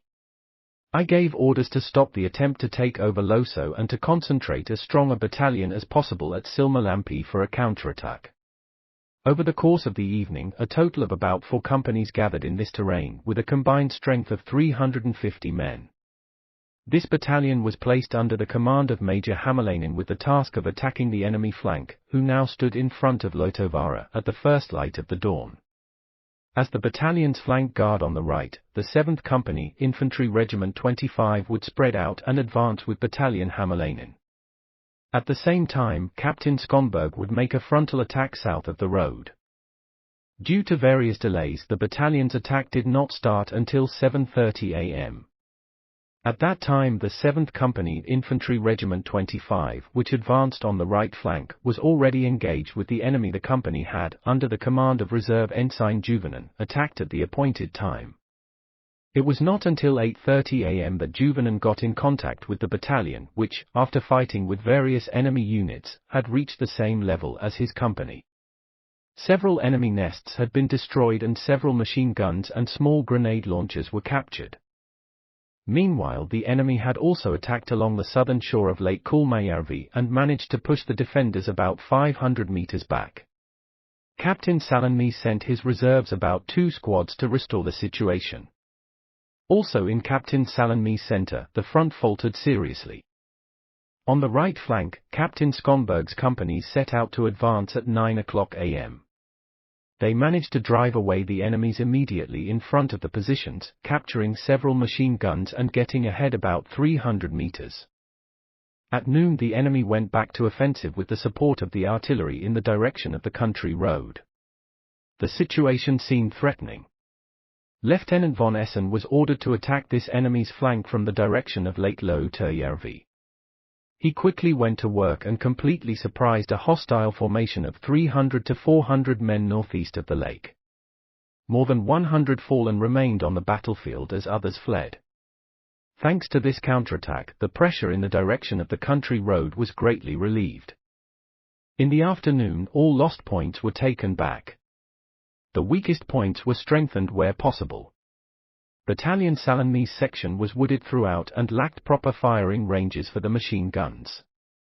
It was still defended by a handful of nests without depth and obstacles. Captain Salonmise himself was wounded when his dugout collapsed in artillery fire. He was succeeded by Jagger Captain Kokila. The day had been very critical. The numerous break-ins along the entire front showed that we were extremely close to the complete breakthrough of the enemy. Our own counterattacks prevented this. Major Hivrin had again commanded with admirable calm and strength. Our decimated and exhausted troops, as in Kuusijoki, had shown their humble, boundless fidelity. On the night of March 5, the enemy tried with weak forces at 2 o'clock to penetrate our positions by the country road, but was beaten back. Otherwise the night was relatively calm. Early in the morning, Major Hämäläinen, with about 200 men, carried out a limited counterattack from the direction of Lake Kulmajärvi to the south. The unit fearlessly attacked the Russians and killed about 100 enemies, took plenty of spoils of war, and messed up the enemy's plans. The Light Department von Essen also made an attack in the same direction as the last time, but now met an enemy in field fortified positions. Von Essen therefore had to circumvent these and caused the Russians heavy losses in the vicinity of the road. In the morning the enemy did not attack, but apparently regrouped its troops for new offensive. The artillery, however, was in lively activity. In the afternoon a strong attack began on the entire front between the road and Lake Kulmajärvi. Minor break-ins occurred this time as well, but after about 2 hours of fighting, the situation had been restored. The enemy suffered heavy losses in this attack. Hostile movements were also observed on the flanks. Through the wilderness, an enemy unit advanced against Loso and managed to drive out our weak security forces in this direction.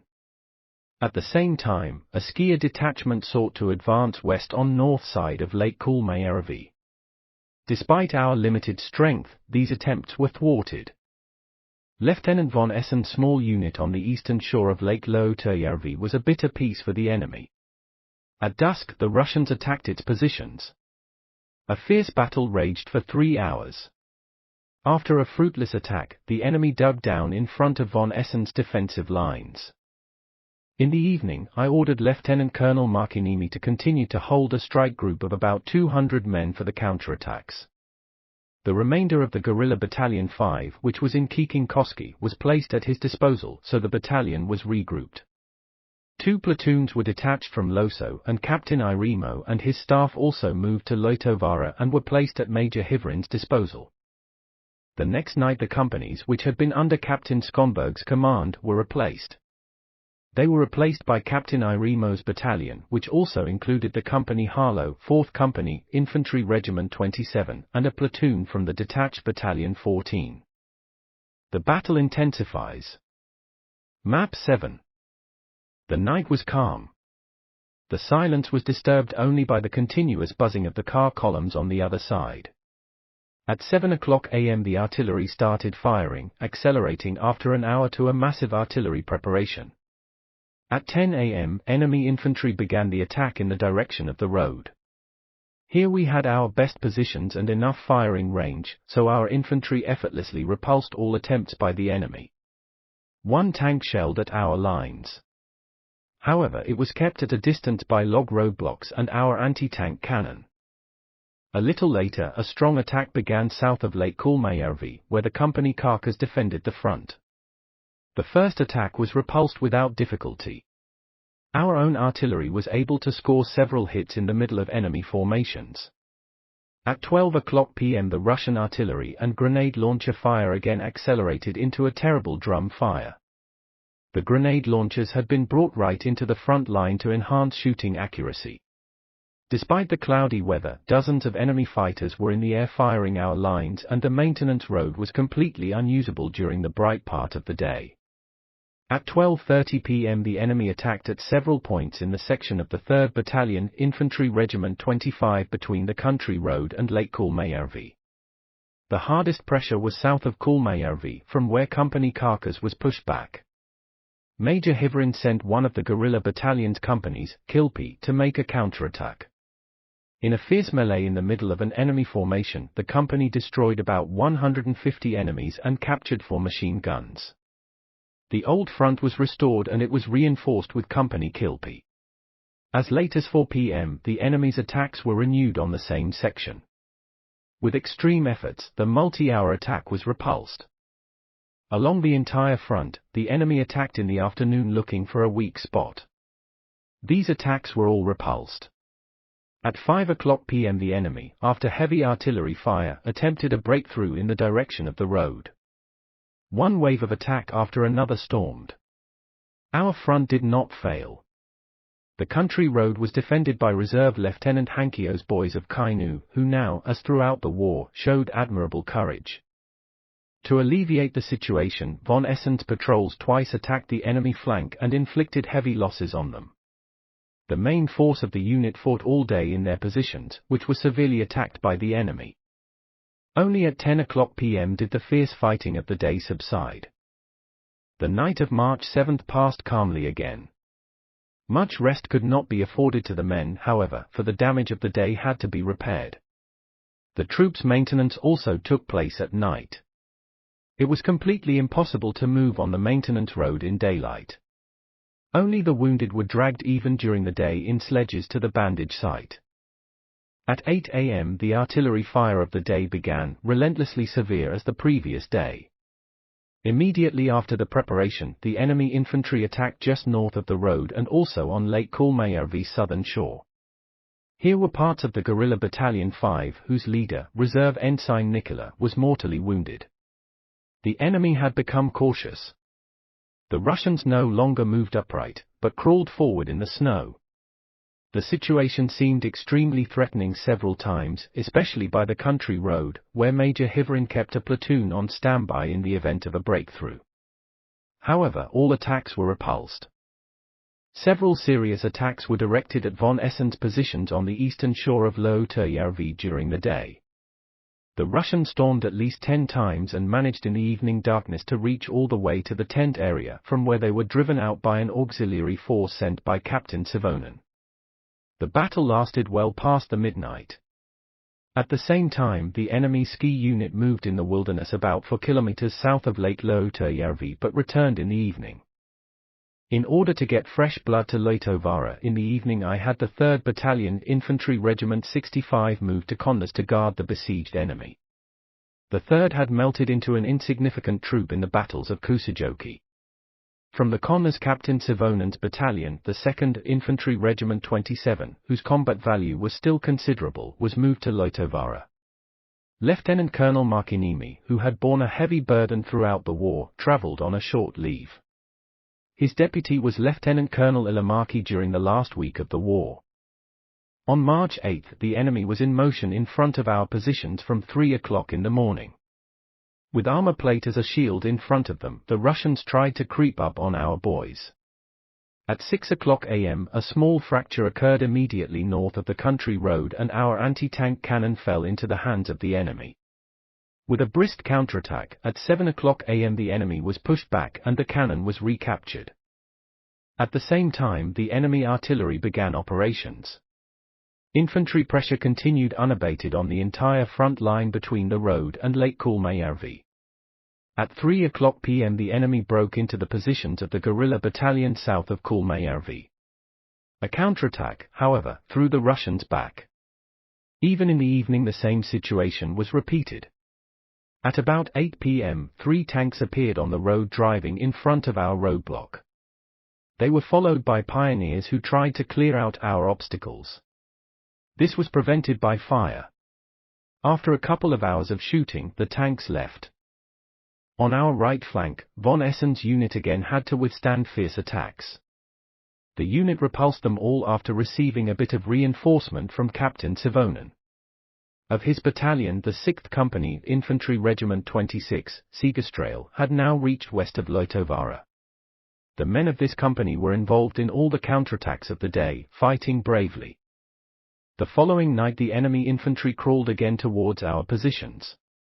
The pressure was strongest on Lake Kuhmo's southern shore. Despite a week of fighting without any sleep, our men remained vigilant. Immediately after 7 a.m. a horrific artillery fire began, this time more severe than ever before. Occasionally it rained about 200 grenades a minute. Countless fighters supplemented the racket of the battle with their machine gun fire. The bombers blamed their bombs. All telephone connections were broken, but the faithful battle messengers fearlessly delivered orders and reports through the steel rain. At noon the enemy artillery paused for an hour and then continued firing with the same intensity until the evening. After 1 p.m. the infantry pressed hard south of Lake Kuhmo. The Russians wore clean snow suits. They crawled in the snow under the protection of steel shields. Through flank fire we regularly defeated the enemy vanguard right in front of our stations. At 5 p.m. the Russians managed to penetrate our positions north of the country road under the protection of severe grenade launcher fire. Captain Sivonen's reserve threw the enemy back this time again. The enemy also attacked von Essen's positions throughout the day, most severely late in the evening. This time, too, help was sent by Captain Sivonen. The enemy suffered considerable losses as parts of von Essen's unit attacked its rear. At night the companies that had suffered the most were replaced from the front line, and the company Siegestrail of Captain Sivonen's battalion moved in. For the counterattacks, Captain Sivonen kept the 5th Company, Infantry Regiment 27, which had arrived from Connors during the day. The night of March 10 was unusually calm. Only now and then did the Russian artillery fire, with the fire mainly aimed at the maintenance road to Kalkainen, where the traffic was busy at night. In the morning the cannon fire started as early as 6 a.m. The infantry did not attack until the afternoon, mainly on the north side of the country road, where the company Siegestrail was in position. Prior to the attack, the entire enemy artillery concentrated its fire on the company's section, inflicting heavy losses. Many points were left without a defender. Thus the enemy succeeded in penetrating all the way to the accommodation dugouts, around which the battle was fiercest. Persistently the men defended their dugouts, firing from the doorways with all their weapons. The enemy tried to attack the dugouts with hand grenades, but our boys usually had time to throw back the grenades that came inside. At this point the young and brisk reserve ensign Seppänen fell among the others, who had excelled in numerous counterattacks. In the evening the Russians were expelled from the dugout area and the old positions were largely taken back. The counterattack was carried out late in the evening by an unit led by Reserve Lieutenant Luotonen, which included men from the 3rd Battalion Infantry Regiment 25 and the 3rd Battalion Infantry Regiment 27. Proceeding cold-bloodedly with bayonets from one grenade pit to another, the unit destroyed or expelled the enemy, leaving 71 fallen Russians at the scene. The spoils of war were plentiful, including 5 machine guns. Also on the right, on the shores of Lake Loutejärvi, the enemy fiercely attacked von Essen's positions. Enemy patrols also moved further south and tried to advance in the rear of our troops. However, they were harassed from both Laitovara and Loso. At night, some of the companies in the first line were relieved. The hard-pressed 3rd Battalion Infantry Regiment 25 was drawn behind the battle lines and was replaced by the 2nd Battalion Infantry Regiment 65, which had been reinforced with several smaller units. Throughout the night the fighting continued. Early in the morning the Russian artillery and grenade launchers began their fierce fire, which on this day was mainly aimed at the actual front line. Our own artillery shelled, as in the previous days, enemy formations with good results. Hostile dugouts and teams working on new dugouts were visible on the shores of Lake Kuhmo. Our artillery fire was directed at these targets, with the result that about 100 enemies withdrew urgently to the east. However, there was a shortage of ammunition and the old, worn artillery equipment constantly fell into disrepair. Our own grenade launchers, which amounted to about 20, faithfully supported the infantry. In the afternoon some tanks appeared on the country road again. They began to tow away shattered cars and tanks, which now prevented the tanks from moving freely. Later they came all the way to our roadblock, firing hard on our front lines. Our own anti-tank cannon had recently broken down and the replacement had not yet been brought to the front. Under these circumstances, the enemy managed to dismantle our roadblock in the evening. However, our brave pioneers fixed it before the tanks dared to drive through. Throughout the day, the enemy infantry carried out minor attacks for reconnaissance purposes. East of Löytöjärvi, however, the Russians' fierce attacks on von Essen's positions continued. Flocks of fighters supported these attacks. Some enemy units managed to bypass our positions in the south and advance in the direction of Ukonvaara, where they were harassed by Captain Savonen's patrols. With 2 squads, Sergeant Mäkinen surprised a resting enemy force and inflicted heavy losses. The enemy was significantly superior in numbers. After recovering from the surprise, it tried to encircle our patrol, which now had to retreat. Captain Savonen sent rescue to the scene. The next night, the enemy unit was attacked with combined forces, inflicting considerable losses on it. On the night of March 12, the infantry's fire continued unabated. Along the entire front, enemy patrols moved crawling in the snow. However, the Russians did not attack. Early in the morning, the heavy artillery fire resumed. It was aimed at the front line, the maintenance route, and the points where the reserves and command posts were assumed to be located. All connections were broken as soon as the shooting began, as in previous days. The fault patrols did their best, but repairing the lines was futile work. The lines broke immediately again. The battle messengers again showed what they were capable of. A grenade buried the battle messenger Corporal Korpi deep in the snow, but from there the boy climbed up again and continued his journey. The new grenade broke the skis to pieces, but he was able to make it on foot. The order had to be delivered to its destination at any cost. With the support of 2 tanks, the enemy attacked in the direction of the country road after 11 o'clock am. The artillery fire had thinned our rows. At a critical moment, when a breakthrough was imminent, a platoon from Battalion Savonen hurried to help. Our anti-tank cannon destroyed 1 tank and damaged another. The situation was saved. At the same time, the Russians deployed about a battalion against von Essen's positions. The platoon Herva was sent to the rescue. At 3 p.m., 8 tanks appeared on Löytöjärvi's ice. They initially shelled Captain Irimo's right flank, but then turned on the lake in the direction of von Essen's defenses and stopped 200 meters from the shore in front of von Essen's left flank. There were no anti-tank weapons here. They tried with the grenade launchers.